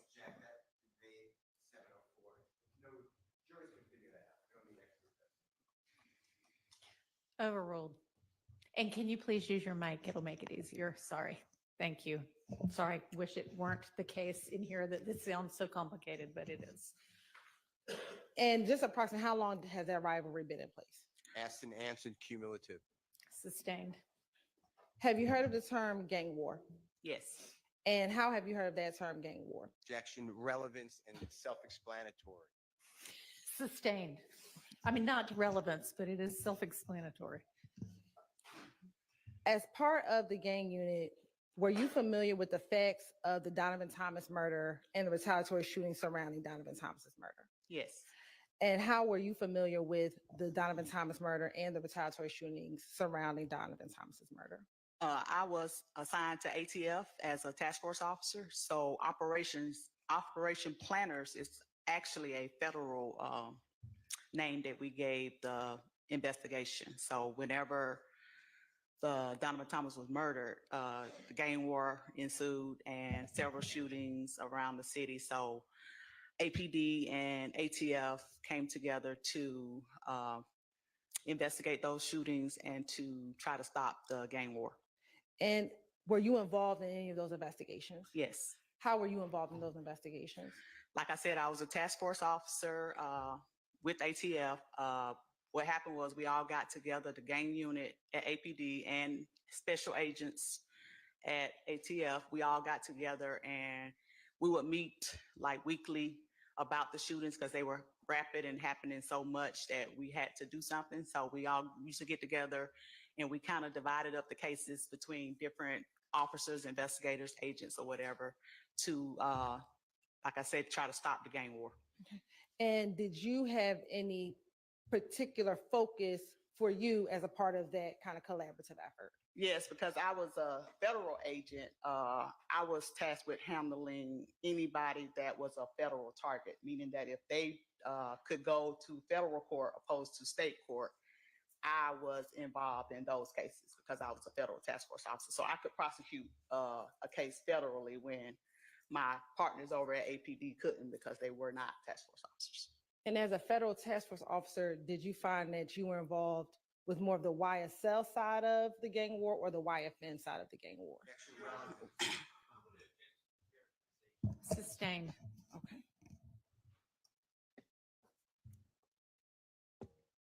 What were the two entities that were engaged in this gang war?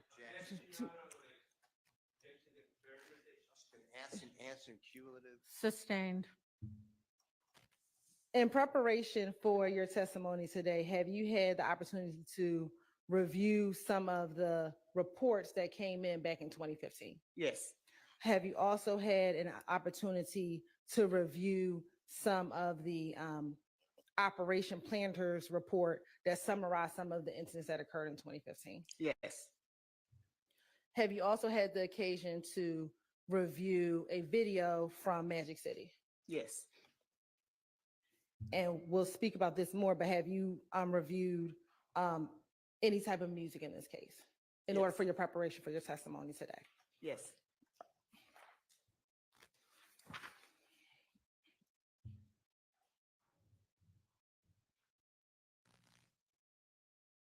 Based on your review of the reports and your knowledge of the events in 2015, in your opinion, was there a gang war going on in the city of Atlanta? I'm clearly going to object to cumulative 704B, and this is the fourth gang expert that the state has called in the same exact events. All right, well, one of them was, all of yesterday's testimony from that person was excluded. So I didn't mean to interrupt the honorable court. Actually, that person testified 3 previous times. I know, and that was not excluded. And I would imagine, why don't y'all approach?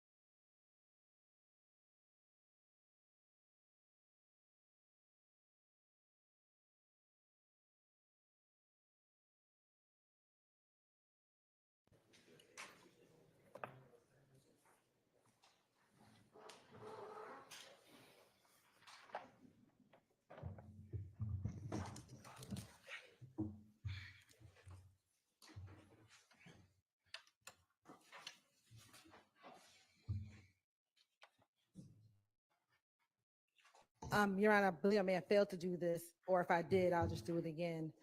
Your Honor, this time today would like to tender Investigator Underwood as an expert in criminal street gang activities and an understanding of gang culture and how music can be a part of gang culture. All right, she is so qualified and may testify as such. Thank you. I maintain my previous objection. Yes, of course. Now, I want to go specifically, Detective Underwood, to the week leading up to Donovan Thomas's death. Okay, and from the review of the records, do you recall Donovan Thomas being killed on January 10, 2015? Yes. Right. I want to go back to that week, earlier in that week. Are you aware of, through your own personal knowledge of what was occurring in 2015, a fight at Club Crucial? Yes. And who was involved in that fight in Club Crucial? Kenneth Copeland and Kevin Watts.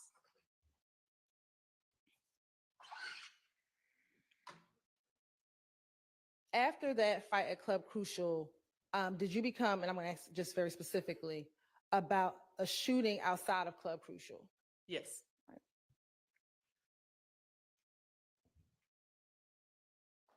And on that same day, Mr. Arnold being stopped by police along with another individual. Yes. After that incident on January 6th, were you aware of any other incidents that occurred that week of 2015 before Donovan Thomas's murder or the killing of Donovan Thomas? I can't think of offhand except for think over at maybe at a what they call it, it was a gambling spot in Zone 3 where a windshield was damaged and words were, I guess, exchanged or had about the windshield being damaged between rival gang members. What about a shooting at TIG Studios? Yes.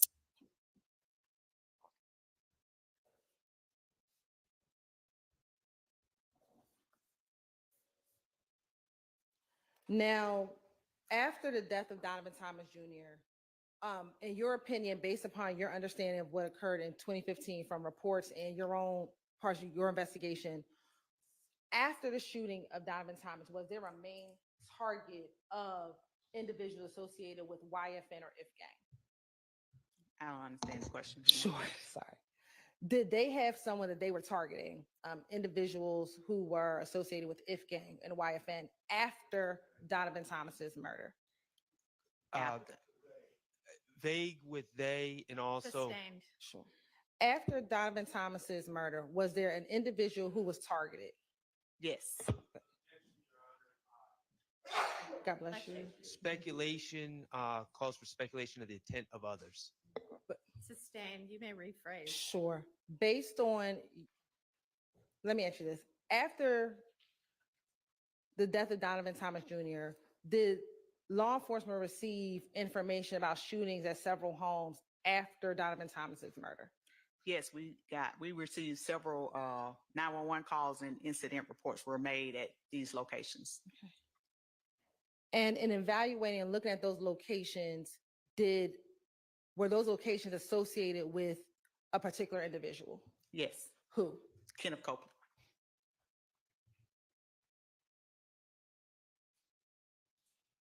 And the homes that were targeted, that were in relation with Kenneth Copeland, do you know where those homes were located?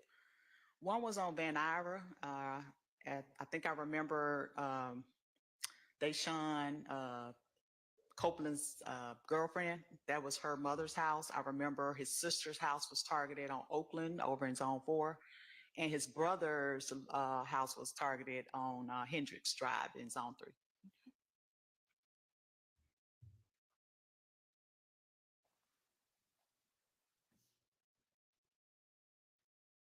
And did those particular shootings happen within the first few days after Donovan Thomas was killed? Yes.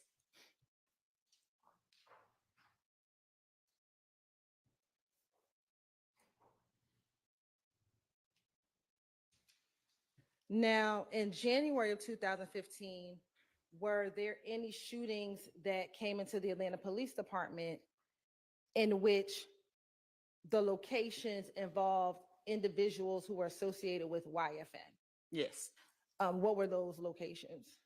I remember Rayshawn Bennett, aka Lucci's mother's home being shot over on Hill Street in Zone 3. I'm going to object to previous testimony already given. It's cumulative. Okay, go ahead and get to whatever point there is. How many times was her home shot? Twice. Okay. I'm going to ask her about the first time. Were there individuals from YFN who were at the location when police, because that's going to form what I have to ask next. Your Honor, this is part of what occurred yesterday. Go ahead. I'll give you some latitude. Thank you.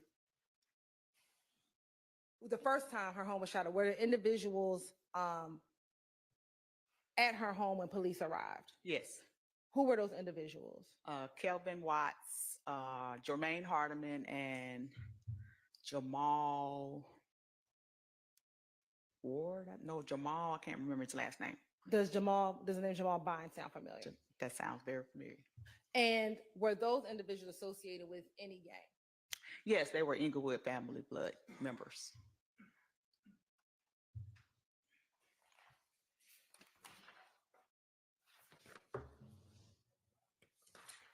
And the second shooting of Miss Rayshawn Bennett's mother's house, was that on 1/26/2015? Yes. Okay.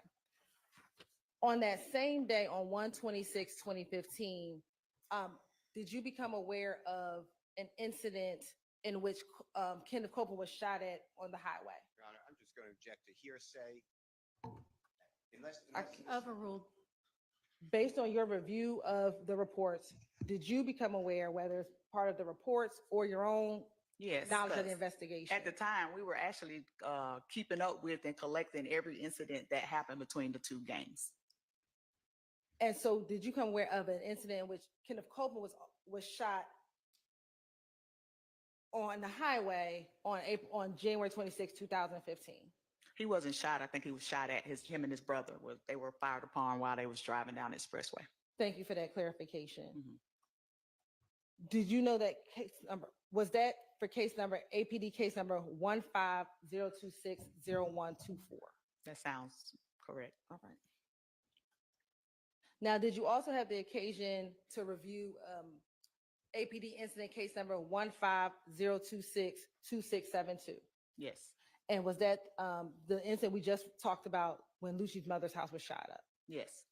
And did you also have the occasion to know of and look at APD case number 150262801, the shooting of Trevante Turner? Yes. And the location 198 Stanhope Circle, are you familiar with that location? Yes. How are you familiar with that location? During the investigation, I found that whenever I prosecuted Jermaine Hardiman on the federal side, that was his residence. And Trevante Turner, from your investigation, was he associated with a gang? Yes, he was a 9 Trey blood, but he hung out with his bestie, Kenneth Copeland, who was YSL. And in looking at those three case numbers, 15-026-0124, then 15-026-2672, and 15-026-2801. Would the 0124 incident be the first incident? I think so. They're in chronological. If they're chronological, yes. All right. And I'm going to put those numbers up because I know it's probably hard for you to remember what I just.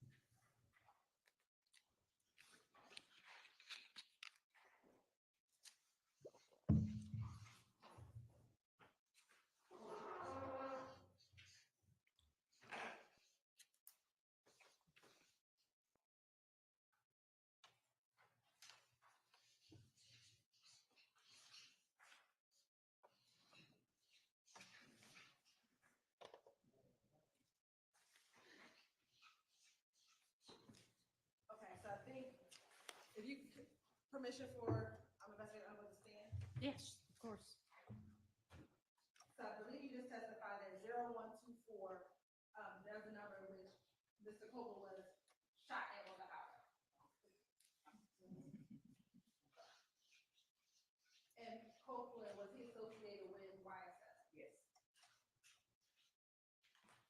Then on 15-026-2672, is that when Lucci's mother's home was shot? Yes. And Lucci, what, if any, gang was he associated? Any Inglewood family.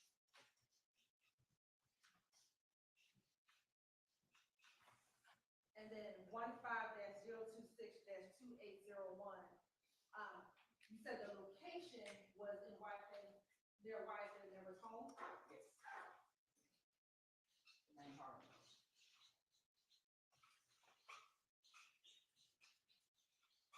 But the individual who was shot was Whitehead. And when was another gang? Nine Tricklets.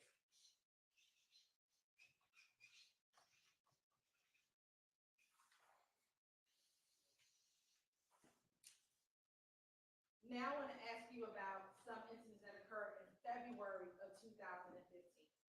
February 10th specifically. Do you recall looking at an APD case report where there was a shooting of Kelvin Watts? Yes. Do you know where that shooting occurred? It was over in Zone 3 on University Avenue, but it was very close to 30 Deep territory. And Kelvin Watts, was he associated with a gang? Yes, the Inglewood family was.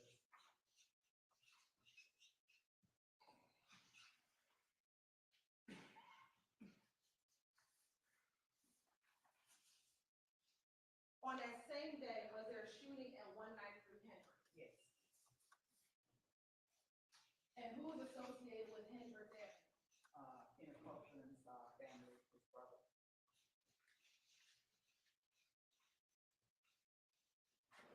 And again, same Kenneth Copeland as above? Yes.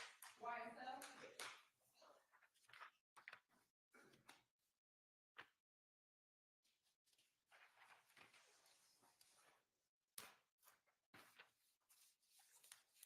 And then on February 19, 2015, was there a shooting involving Kenneth Copeland and his child's mother?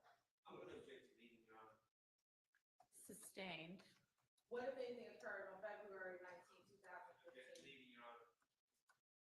Overruled. If that's the one over at, Villages of Carver, whenever, she was at his, girlfriend's house, he, was walking out with his baby and was, fired upon by rival gang members while holding his baby. Do you know who the rival gang members were? Yes, I'll have to look at the report to refresh my memory, but I remember, Biden Hardy being involved because he got blood in the car. So they actually cracked the car. It was Deamonte Fleetwood, it was Josiah Johnson, and I never think of the last guy's name, but, it was his girlfriend's car that they showed up in, the reason why we was able to solve the crime. Was Octavius? Octavius.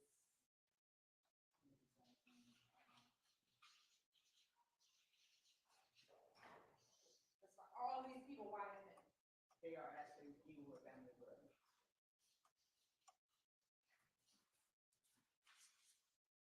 Now, as you all, you have a secret right now.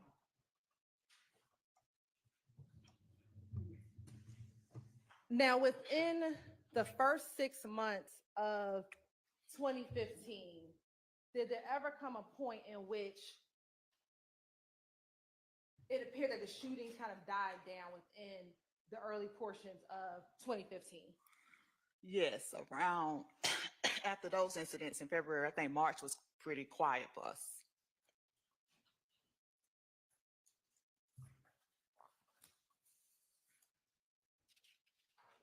You said March was pretty quiet. Yes. Right.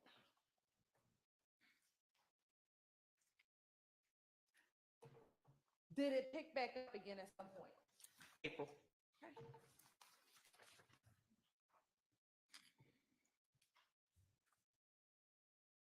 As a part of your familiarity with Operation Plans and what was happening in 2015, was there a shooting on April 12th involving an individual by the name of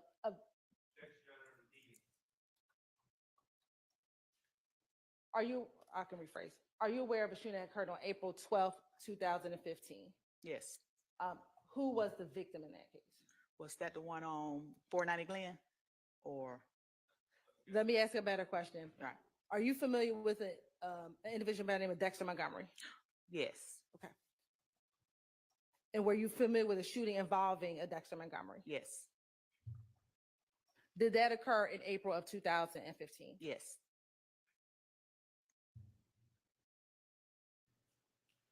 Also, are you familiar with the individual that goes by the name of Dwayne Carter or Little Wayne?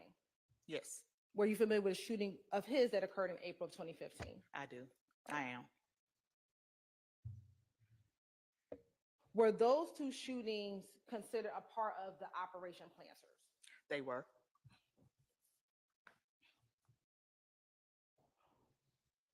Were those two shootings particularly determining part of the gang war between YFN and If Gang? Yes. Relevance. Sustained. Now, I want to take you specifically to April 28th, 2015.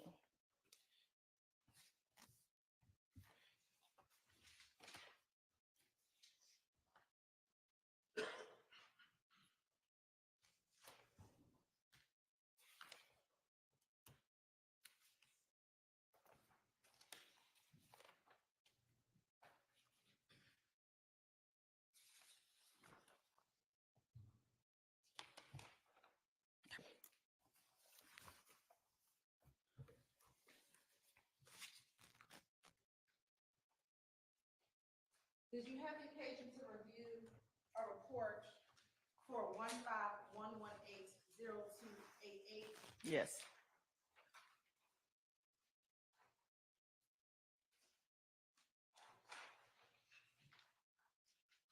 And do you recall what location that incident was? I don't recall by case number. If you give me the location, I can probably tell you what happened there.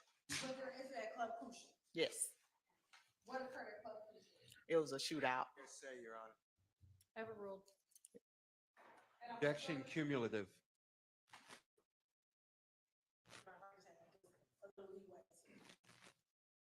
It's all been Get the cumulative, facts on Your the Honor. paper. Overruled.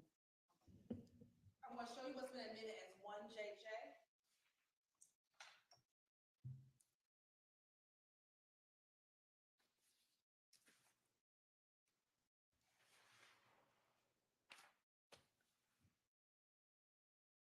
Looking at Section Exhibit 1JJ, do you see the incident number for 1JJ? Yes. What is that incident number? 151180288. And where is that location?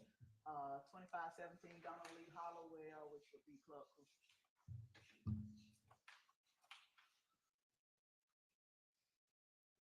Can you also show me what's been admitted as 2 Tango Tango?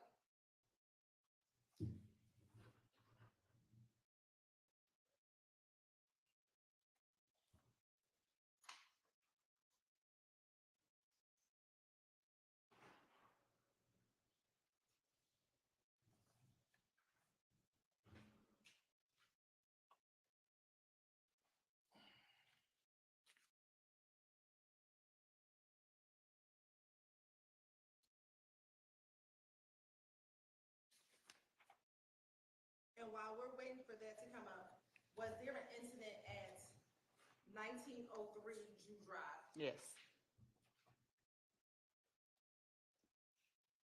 Was there also an incident that morning at 1428 Adele? Yes.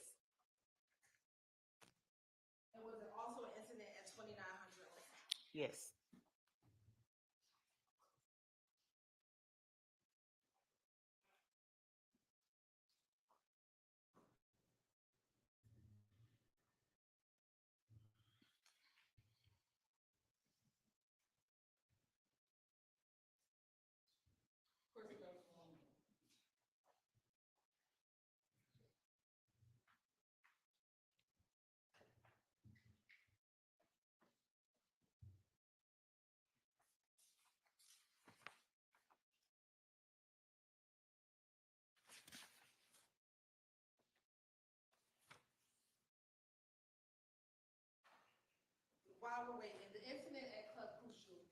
Who was involved in that incident? Objection cumulative. I'll ask you later. Yet again. Was the individual a YSL associate? Yes. Yes.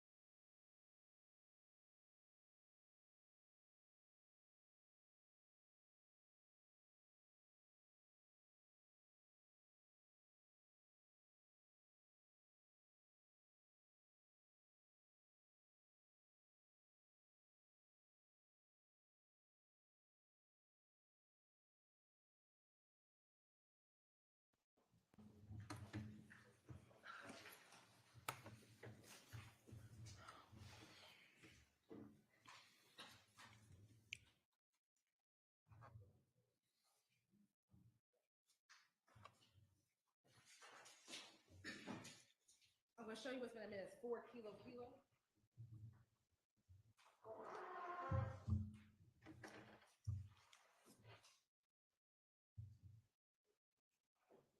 And what incident is 4? What incident number is 4 kilo kilo? 151180462. What's that incident location? 1428 Adele Avenue, Southwest.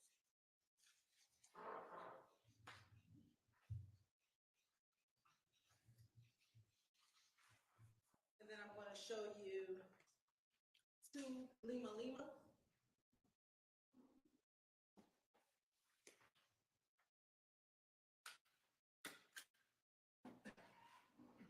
What is that incident number?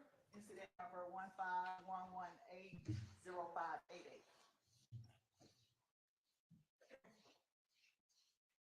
And what's that incident location? 1903 G Drive Northwest. Apartment 1, no, I thought it was apartment. No, 110. Yeah, apartment 1122. And then on that same day, was there a incident at 2900 Landfill Drive? Yes. And do you know that case I'm sitting here today? I don't know it by heart. I'm going to, Mr. Coach, I'm going to show you what's been marked for identification only as 600 YYR. We're looking at the help refresh your memory as to what the incident number was Okay. for 2900. Okay. What is that incident number? It's 151180531.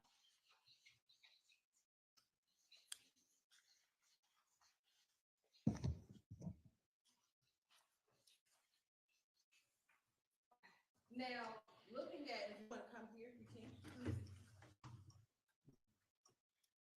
Looking at the first, would this have been in chronological order?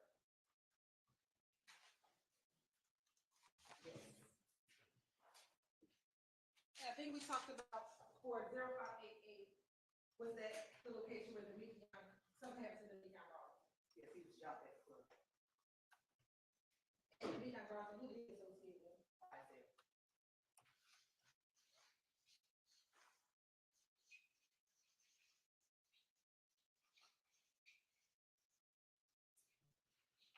Now, 1428 Adele Avenue, where was that location?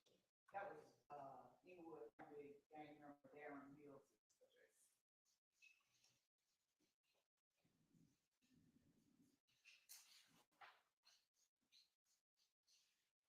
And what occurred at that location? Was it a shooting? Yes, yes, the house was shot up, and I think a lady was shot. Right, 2900 Landfill Drive. Who was associated with that location? From what I remember, it seemed like someone good was over there visiting and was pregnant. She's married back to this. And when there's exactly what name was his associated with?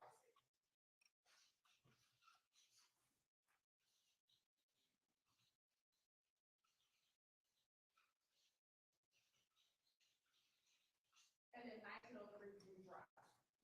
That was Philip Collins' girlfriend's apartment. Is it Philo or Philip? Philip Collins, aka Philo. His nickname is Philo. And was he white? He was Inglewood.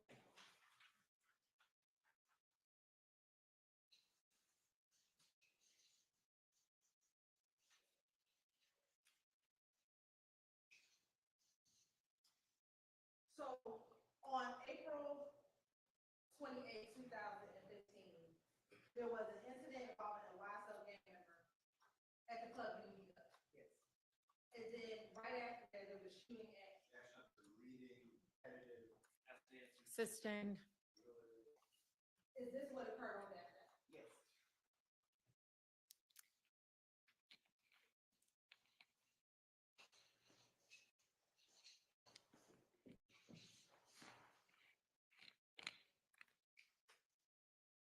Now, looking at what happened in April 28, 2015.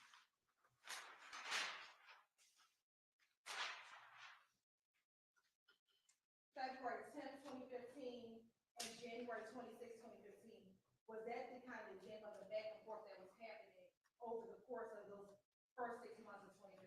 Yeah, I object to the example if they want to prove them individually. Otherwise, I object to the characterization of an example. In your Oh. opinion, Go ahead. in your opinion, was that the back and forth that was happening based on police reports in January 25th, January through June 2015? Doesn't call for opinion testimony. Sustained. Was this what was happening? Yes.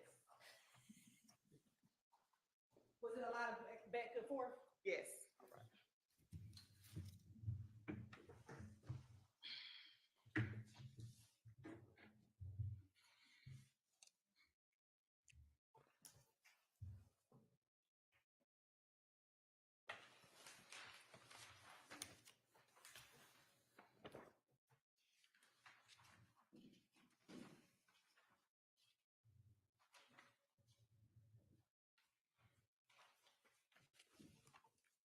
Now, as a part of your investigation, I want to take you to September of 2015. Were there any incidents involving an individual by the name of Shannon Stillwell as a part of your operation planners? Yes. And I want to specifically talk about September 26, 2015. Was there an incident involving also a woman by the name of Tierra Jones? Yes. And the individuals, were you aware of the individuals who were charged in that incident? Yes, they were in Inglewood. And it's also, in my opinion, my humble opinion, and it's also hearsay, and the expert is using as a conduit, is being used as a conduit for hearsay at this point. Your Honor, this case was Experts can testify based on hearsay. Overruled. the individuals who were charged. Are you aware of an individual by the name of Dominique Carter? Yes. Does he have a nickname? Stewie. What about an individual by the name of Bobby Hardy? Yes. Is his nickname Smoke? Yes. Is that the same Bobby Hardy that we discussed for the incident that occurred February 19, 2015? Yes. And then it was an individual who goes by the nickname of Merrill. Yes. His name Jamal Ward. Yes. Were those individuals ultimately charged for what happened on 9/26/2015? They were. And were those individuals a part of IF gang as well? Yes. Now, taking you to about 4 days after that, on September 30th, 2015, were you, as a part of your investigation, did you learn of an incident that occurred at Magic City Adult Entertainment Center? Yes. And what occurred at that location? Was there a surveillance video? Were you able to observe a surveillance video at that location? Yes. And did you observe that surveillance video in preparation for court today? Yes. And Your Honor, may I approach? Yes. I'm going to show you what's been marked as State's Exhibit 543Y. Do you recognize State's Exhibit 543Y? Yes. How do you recognize it? It's a video that I initialed. It's a CD rather of a video from Magic City that I initialed today. And does that video contain an incident involving a person by the name of Martinez Arnold? Yes.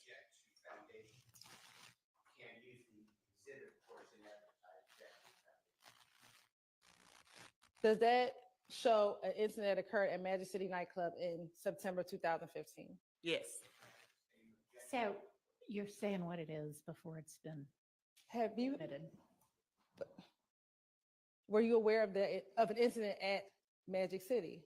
Yes. I asked that earlier. Right. Okay. And have you seen a video regarding an incident that occurred at Magic City? Yes. Was that a fair and accurate depiction of the video of what you understand occurred at Magic City back? I will object to foundation. There's no foundation for this issue of this exhibit.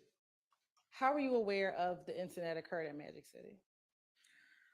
I was aware because it was a YSL member that was jumped inside of the club. And so. Okay, I think we're gonna break for the day. We'll sort this out. And I know that somebody needed to leave early today anyway, so it seems like a good place to stop. I'm gonna see y'all all on Monday, and I'm wondering, we need, y'all come up here for a second. Y'all can go ahead and be gathering your stuff, but I may have y'all come in at 9:30 instead of 9, but I need to consult on some scheduling first, so don't leave before you get the show up time for Monday. Remember, don't talk to anybody about the case. Don't let anybody talk to you about the case. Do not view, read, observe any kind of media or social media or news or anything about the case or anybody involved in it. So y'all can go out to the jury room and I'll give y'all the show up time soon.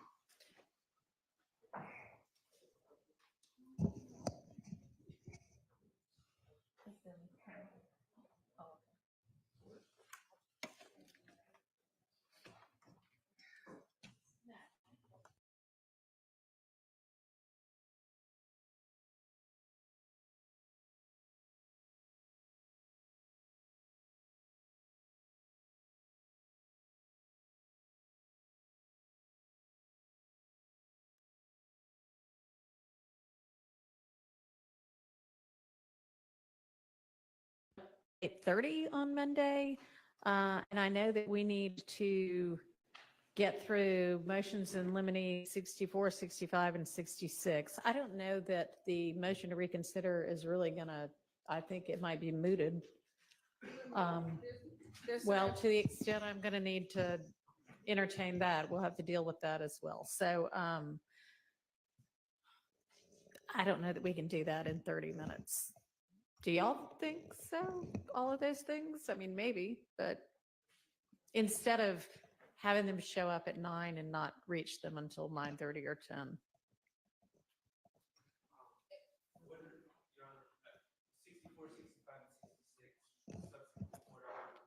What?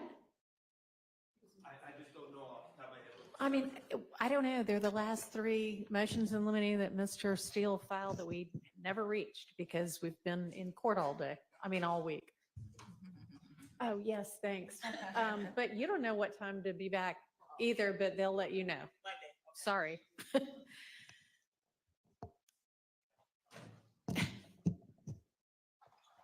And I'm going to get y'all's responses sometime today. They're due today. Yes, Your Honor. And of course, they will as well. I was going to update the court in terms of scheduling Monday. Me and Ms. D. Williams have been talking extensively about the remaining objections for Act 79 through 81. Okay.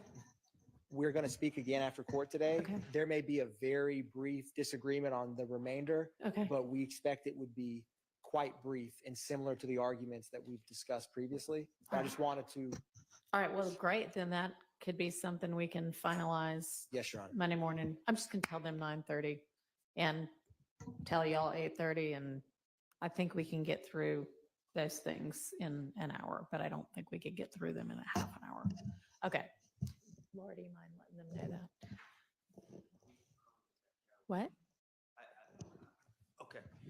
Your Honor, I would just humbly ask that if the state could provide us with an updated roadmap of what witnesses. Yeah, they're Fine, yeah. supposed to be doing that. And did y'all say you had already emailed it? No, not yet, Your Honor. We will email that today. Thank you. Okay. Is this from, For next week.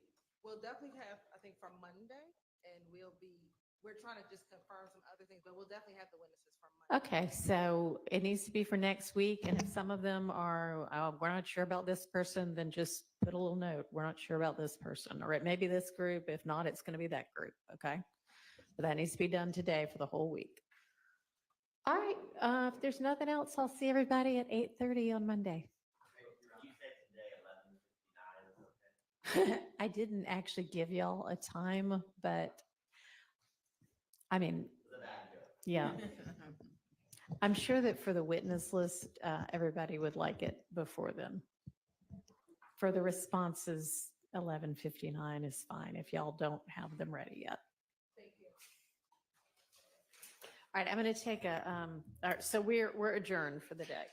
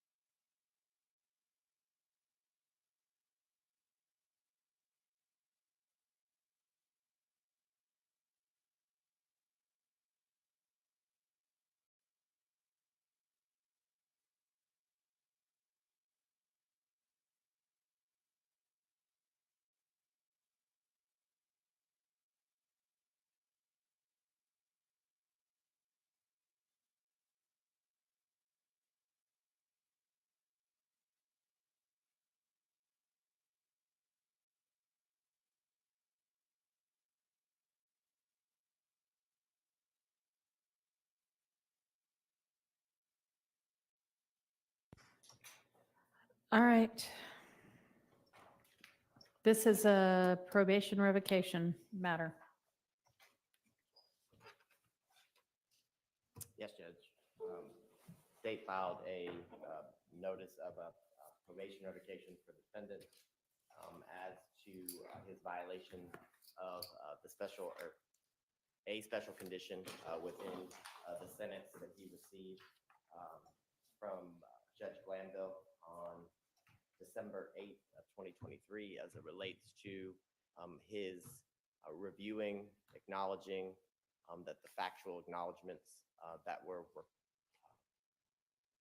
a part of the plea agreement in which he entered into on December 8th of 2023.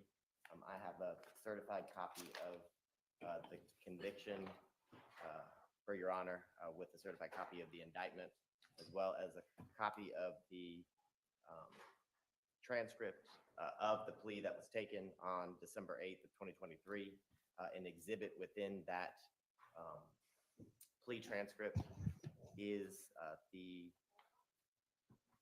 plea agreement, which includes the sections, I believe it's sections 4 and sections 5 of the plea agreement as it relates to the factual acknowledgments that the defendant swore under oath during the plea that he had reviewed, then initialed each one of the factual acknowledgments, and then signed that he again understood and had reviewed each one of the acknowledgments that he initialed as part of the special conditions of his plea, that when called to testify, if called to testify, that the specific factual acknowledgments within the plea agreement were true and accurate statements, and that would be the testimony that he would provide as it relates to his witness testimony during the trial of this case.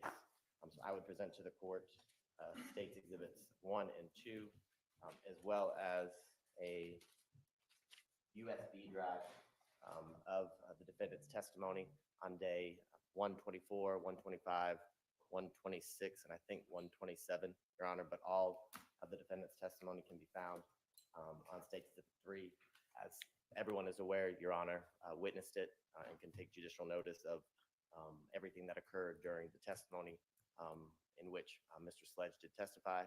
And I believe the court during, I think it was day 125, helped direct the defendant to sections 4 and 5 of the plea agreement during the testimony for him to focus on and read and to go one by one and acknowledge or disavow is the only word I could really think as to being no longer true and testifying under oath that he was violating the special conditions of his probation, Your Honor. So this time I would tender State's Exhibits 1, 2, and 3 for the court. All right, I'm not quite sure I understand what 3 is. 3 is a USB drive with all of the testimony of the defendant. If Your Honor wants to preview it or wants to be part of the record. Is that from the official transcript? Well, it's the YouTube link, the live stream of all of the. Okay, I'll just take judicial notice of it. I mean, if you want to make an exhibit, that's fine, but I'm not going to be relying on that. Since, as you know, it's only the official transcript that is the official transcript anyway, but I was here and witnessed it, so I will take judicial notice of it. Yes, I'm very much aware of that. The transcript obviously is not ready as we're still in the midst of the trial. Right. I didn't want to overwhelm the court reporter who has been doing nothing but probably working hardest out of everyone in the courtroom. So I knew Your Honor either could take judicial notice or Thank you. rewatch it. Can I approach it? You may.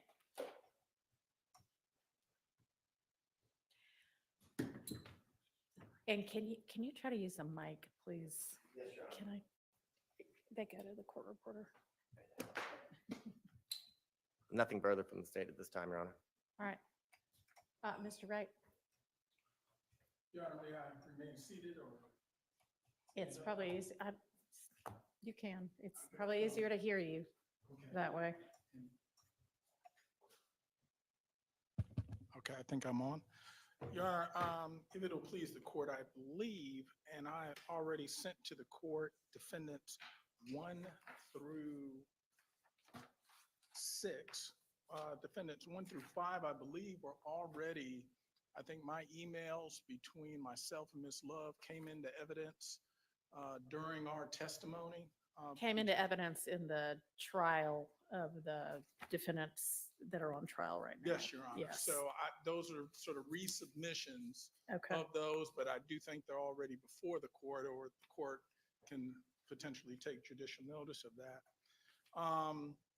What is your exhibit 6? I think I Well, only got 5. Exhibit 6 is the one thing, and that's just a listing of my emails in December between myself That's and this Ms. Love. one page? Yes. Okay, it didn't have an exhibit marker on it. I'm sorry, so Judge. That's fine. So succinctly, I thought it best to submit these exhibits. When you look at exhibits 1, And 2, those are admitted for purposes of this record, which is the probation revocation matter. Thank you, Judge. When you look at exhibits 1 and 2, what you see going on is plea negotiations in this case started on December 27th between myself and Ms. Love. You can see it's in the evening hours, and that's one reason I wanted to make sure that the sort of cover page along with the attachment are part of these exhibits. At approximately 4:57 p.m. is when the email first comes in from Ms. Love. You see that the second one, defendants 2, comes in at 5:06 p.m. And at some point I respond. Those are the only 2 exhibits or the 2 drafts which occur on the 27th. However, it's important to note that when you see the response that I send to the email at 5:06, I send that response at 8:42. And I point out specific issues with the draft that need to be revised. Right. Yeah, Now, and I recall we discussed this during the trial of this, the ongoing trial as well. yes, Your Honor. And the point I won't belabor it is these revisions you actually see being put into the drafts. So by the time you see defendants 3 and defendants 4, they note that there's attachments updated to. You see that those very revisions that we requested are being put into the actual drafts. And ultimately, it was defendants exhibit 4 that if you look on defendant 6, when the email comes in, it says, use this one. That is the agreement that we thought we were executing on the 28th. And remind you, on the 28th, we're in court. This isn't where I'm at my office. I can print it out, look at it, take it to the client like we did on the 27th. On the 28th. On the 28th, both you and Mr. Sledge are in person in this courthouse, right? Correct. So the emails, if you notice, I never respond because I'm here. I'm in person. Right. So we would get it and via phone, or if they would give me a draft, to take to him, I would literally go from the conference room back to the holding area. We would go through it, go over it. But the one that we thought was going to be the executed final was the same one that they said on defendants 4, use this one. Are you testifying now, or are you just recalling for me the testimony from previously during this ongoing trial? I am asking the court to take judicial notice. I because will testified take judicial notice of what both you and Mr. Sledge testified to in the trial. I recall it. Understood. So ultimately, the last thing that I think we mentioned in our testimony was where we did take issue with some things. We said he'll have a chance to answer the question and to explain. Now, there was a big problem, and I noted in my testimony that number 8 on that version that got signed had been taken out, removed. All of a sudden it reappears and it's there. My client initialed it. Yes, it was tendered. But ultimately, here's the problem. My client has always said he does not know who's responsible for shooting the victim, who he never was a participant or heard about planning the murder of the victim. And therefore, number 8 was put into evidence by Miss Love to the court when it was a knowing statement. She knew that that statement was false. That is, Yeah, I'm not sure about that. That may be your contention, but well, we would contend to the court that where my actual email defendants 2 clearly denoted that. it does not. It is up for debate what that denotes. It is removed from all the drafts and then ends up back in. That is true. So, But your response on your defendant's exhibit 2 to what is then item number 4 does not definitively state anything like what you just said. He said he did not know, as we discussed at the time of the ongoing trial, could have been interpreted in several different ways. But I understand what you're saying. and just so You maintain that the two of you both missed the fact that you signed, or your client signed, a factual acknowledgement that included item number 8. Correct. And then when Miss Love read it out orally in the court, and Mr. Sledge, one by one, said, yes, I acknowledge that somehow that didn't occur to you at that point in time either. So I understand what the assertion is. Here's the thing. You seem to be focused almost wholly, if not wholly, on, well, maybe there was a mistake with regard to factual assertion number 8. The issue that I see is that the state has not limited their petition to revoke probation to he contradicted or he refused to acknowledge during the trial that item number 8. It is the entirety of disavowing factual acknowledgments, etc. And what got disavowed under oath in this trial was far more than just item number 8. It was item number 3, item number 4, item number 5, item number 6, item number 7, item number 8, item number 9, item number 16, and then the part 5.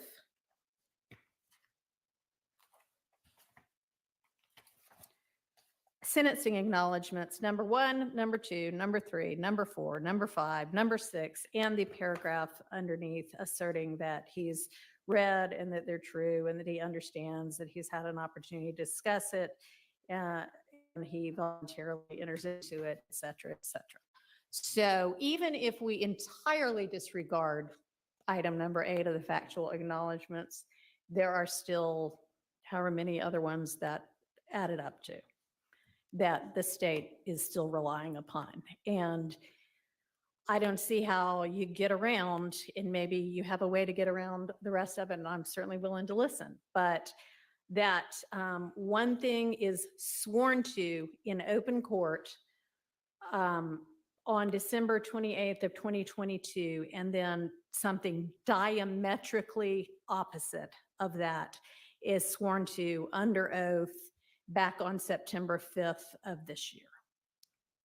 I understand your concerns, Judge. One of the things that we traveled on after taking the plea was he would be able to explain his answers if he had issues. Can I ask you a question about that? Is there anywhere in the guilty plea agreement in sentencing of your client in December of 2022 where you reserve that, where anybody, the state, the defense, or the court puts on the record that that's part of the understanding? It is not in the written plea agreement, no. All right. Okay. However, in evaluating my client for the purpose of this hearing, I don't think the state is denying that that is something that it was understood understanding it's not in the written plea agreement, but it was understood. And the other thing to also take note of, my client, when asked to make himself available, to meet with the state, to be prepared by the state, at all times would show up and do that. He was never provided or questioned it with any details such as, here, let's go over your plea agreement, these factual allegations, what questions may be asked. In other words, what you saw at trial was someone who was now, after what was that, December of 22, was now for the first time being drilled or asked questions rather as to the specifics of all the things that he had allocated, all the questions that were going to be asked. There was no preparation of him. So what you saw was probably frustration on his part at times and shutting down at times on his part. But it was also part of the manifestation of what happens when a witness who's not a lawyer, who's not someone used to this, is getting questions fired at them. And at some point, I think the court can take note that he literally shut down. And some of what the court saw may be more of a manifestation of being overwhelmed as opposed to trying to purposely change or diametrically say something different than what ultimately he allocated initially. So I, in retrospect, wish the state had actually, more than general questions, actually prepped him like you would normally see a witness be prepared and prepped. That did not happen. So you saw a very raw witness recounting things that happened quite some time ago and did not necessarily say things consistent with what he said before. But it wasn't simply for a malicious intent or an intent to deceive. There were several factors, is all I'm indicating, that may well explain why it was so difficult during his testimony. All right. Anything else you want to present? Your Honor, not at this time, no. All right. Can the state give me a quick rundown of what this defendant's prior history is, including any prior probation violations? And then I guess I know that the probation officer is on here, so I'd probably need to at some point ask that officer if they would like to be heard as well. Your Honor, we would defer to probation as it relates to, I know they have a full account of his history as All it right. relates to You know what? probation. I think I'm still on Zoom.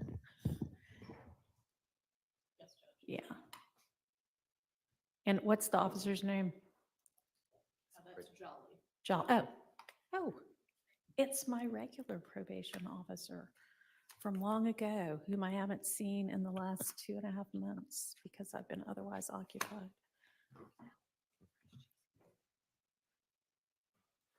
Hello, Judge Whitaker. Hello, I'm trying to, oops.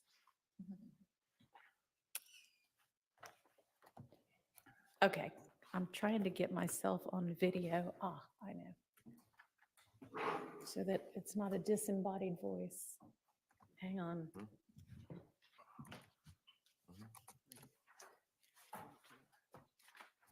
All right. Hello, Officer Jolly. Hello, Good to see you. Judge.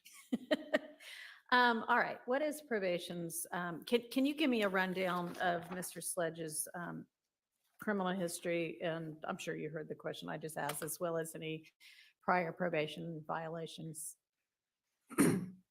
Well, currently, he'd used his first offender twice, one for DeKalb County, one for Fulton County. Well, that's The lucky of DeKalb, him. Since you're only supposed to get to use it once. Okay. yes, so the DeKalb County case, 04 CR 24799, That was theft by receiving stolen property, felon, and a obstruction of law enforcement officer, which was a misdemeanor. That was May 19th, 2005. I'm sorry. He used his first offender. The second case, 04 SC 23883. That's Fulton County.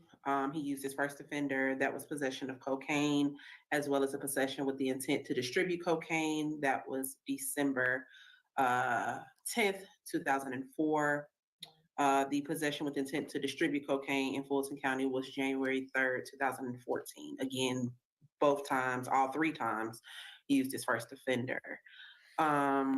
The next case is 15 SC 138994. That is a Fulton County case. That is the gang participation, aggravated sex battery, attempted aggravated sex battery, aggravated battery, aggravated assault, criminal damage first degree, criminal damage second degree, and possession with the firearm by a convicted felon. That was January 10th, 2018. All right, so given the fact that he had at that point a possession of a firearm by a convicted felon, does that indicate that at least one of those first offenders was not successfully completed? One Or are we moment. missing a felony? One moment.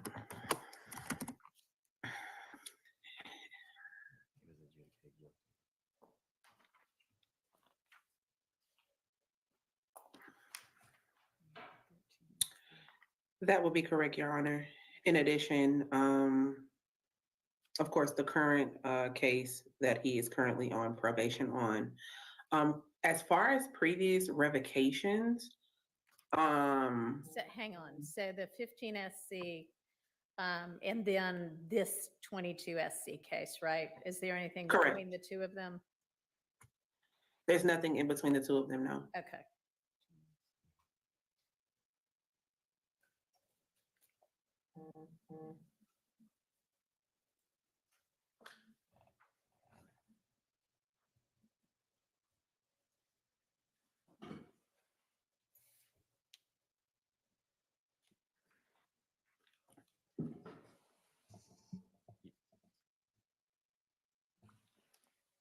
Are you looking about prior revocations or prior violations?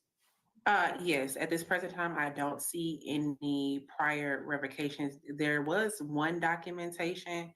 It's a little bit, I guess, I'm having a hard time understanding what they meant by it. One moment.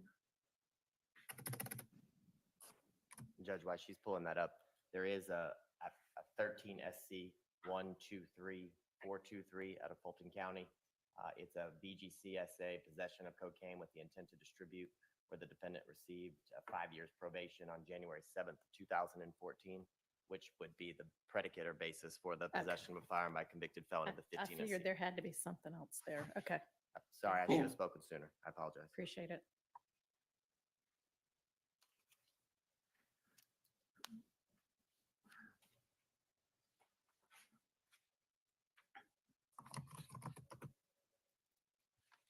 Yeah, the only documentation that I have regarding a revocation just said revoke closed July 16, 2008. Doesn't really show any actual time served or any time being revoked or continued on probation back in 2008.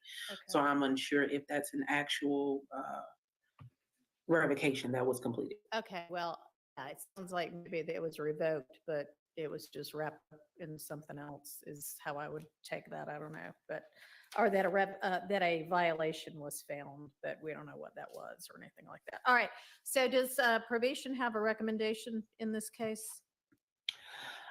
Due to the last minute notification of this probation revocation, I would leave that up to the courts to make that decision. Okay. All right, well, I find there to have been a violation as alleged, and again, even discounting the item number 8. What is the state's recommendation? In full candor to the court, Your Honor, I'm going to leave it. The state is going to leave it in the full discretion of the court. The Your Honor is fully aware of the conditions. Your Honor witnessed the testimony and how it affected the trial of the case. And I'm going to let Your Honor be the full steward of deciding what the penalty should be as it relates to all of the time that Mr. Sledge still has remaining on probation. All right, well, I know that at least, I believe in the petition for revocation, the request is that the entire 30 years be revoked. Is that right? It's not the Or request. is, oh, you're just telling me that's what he has at this point, although it can't be all of it, right? I mean, he's been on probation for at least a couple of years, and did he serve it? What's left? He just started on December 8th of 2023. I think he got credit for I think he's in for 2 years. So he would have 26 and change or 25 and change. I'm sorry, correct, 22. My bad. The exact number.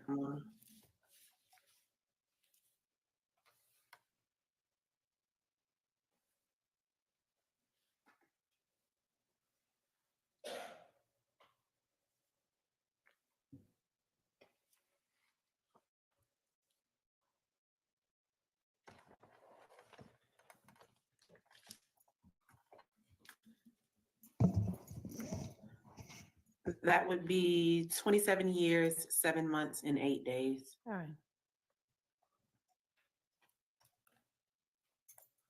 All right, thank you. Anything else from either side? No, Your Honor, nothing further from the state. Your Honor, if it will please the court, I understand the court's ruling that there is a violation. Ultimately, I guess to some degree, while it's not clearly akin to a substantive versus technical violation of probation, it is a non-violent, non-new offense kind of violation. And I would say if the court is going to violate my client, it would be more germane to treat it as a technical violation. We have expressed to the court different thoughts and reasons for the way the testimony came out. We don't know what effect, if any, one way good or one way bad, that has had. But in terms of his violation, I would ask the court treat it more as a technical. He has one grandchild on the way, one that just came early this year with Ms. Jaquila Freeman. So the point is, he has been staying out of the way. He's been complying with probation. I would ask the court to maybe consider if you want to put more restrictions and make his probation much more of a, not just something he's on, but something that now has more teeth to it because he's been working. He's been taking care of his family, he's staying out of trouble. He's turned that corner. And literally, it was always our hope he wouldn't have to come in and testify. And there was a reason the state allowed this plea to go forward so that he could step away. And in doing so, if you recall, you may have remember from his testimony, by no fault of his, he was a victim of a crime where he was shot multiple times and had to recover from that. So we would ask the court to consider some restrictions first, as opposed to custody. And if you do go with custody, we would ask to consider it as a technical type of violation, not a substantive violation in which you would be authorized to give him an even greater sentence. So we would leave it in the discretion of the court, but we're asking again for a non-custodial revocation punishment. Okay, well, I don't view it as a technical violation or akin to a technical violation, considering the solemn oath that he took when he said that he understood every term within the plea agreement, factual acknowledgements, and sentencing acknowledgements, and understood and in fact orally answered that he understood when both asked by the prosecutor and the court at his plea hearing that a failure to abide by any of the terms would constitute a violation of the agreement, and he was notified that the entirety of his probation could be revoked. I do appreciate the fact that this particular violation is a non-violent violation. But I also appreciate the fact that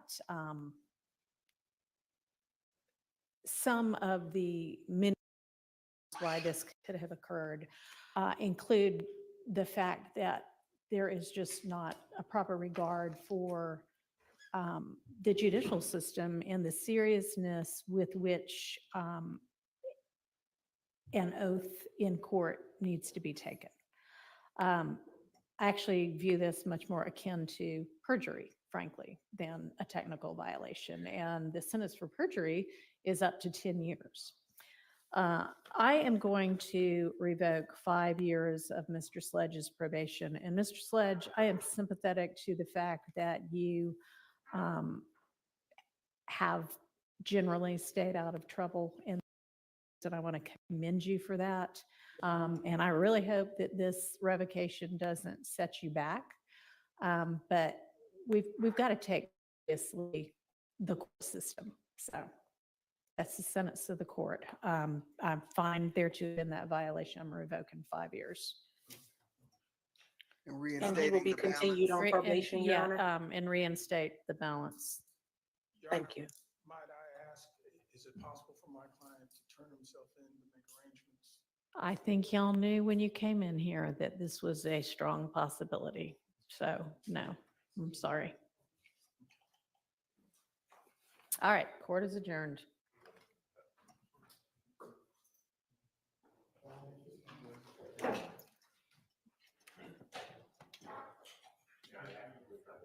Good seeing you, Judge Whitaker. Yes, thank you. Good to see you. All right, bye. The only person we could hear was Miss Jolly, so the only person we could hear was Miss Jolly. Oh, wow. Not on Zoom.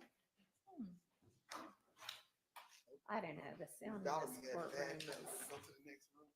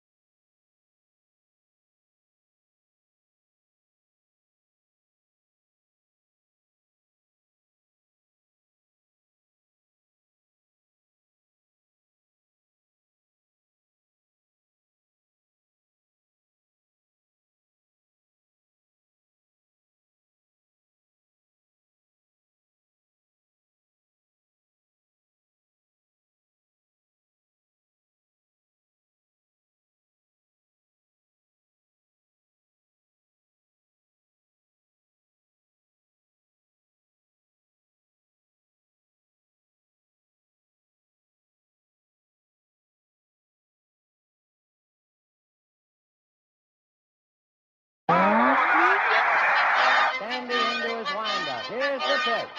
Swung on and missed a perfect game.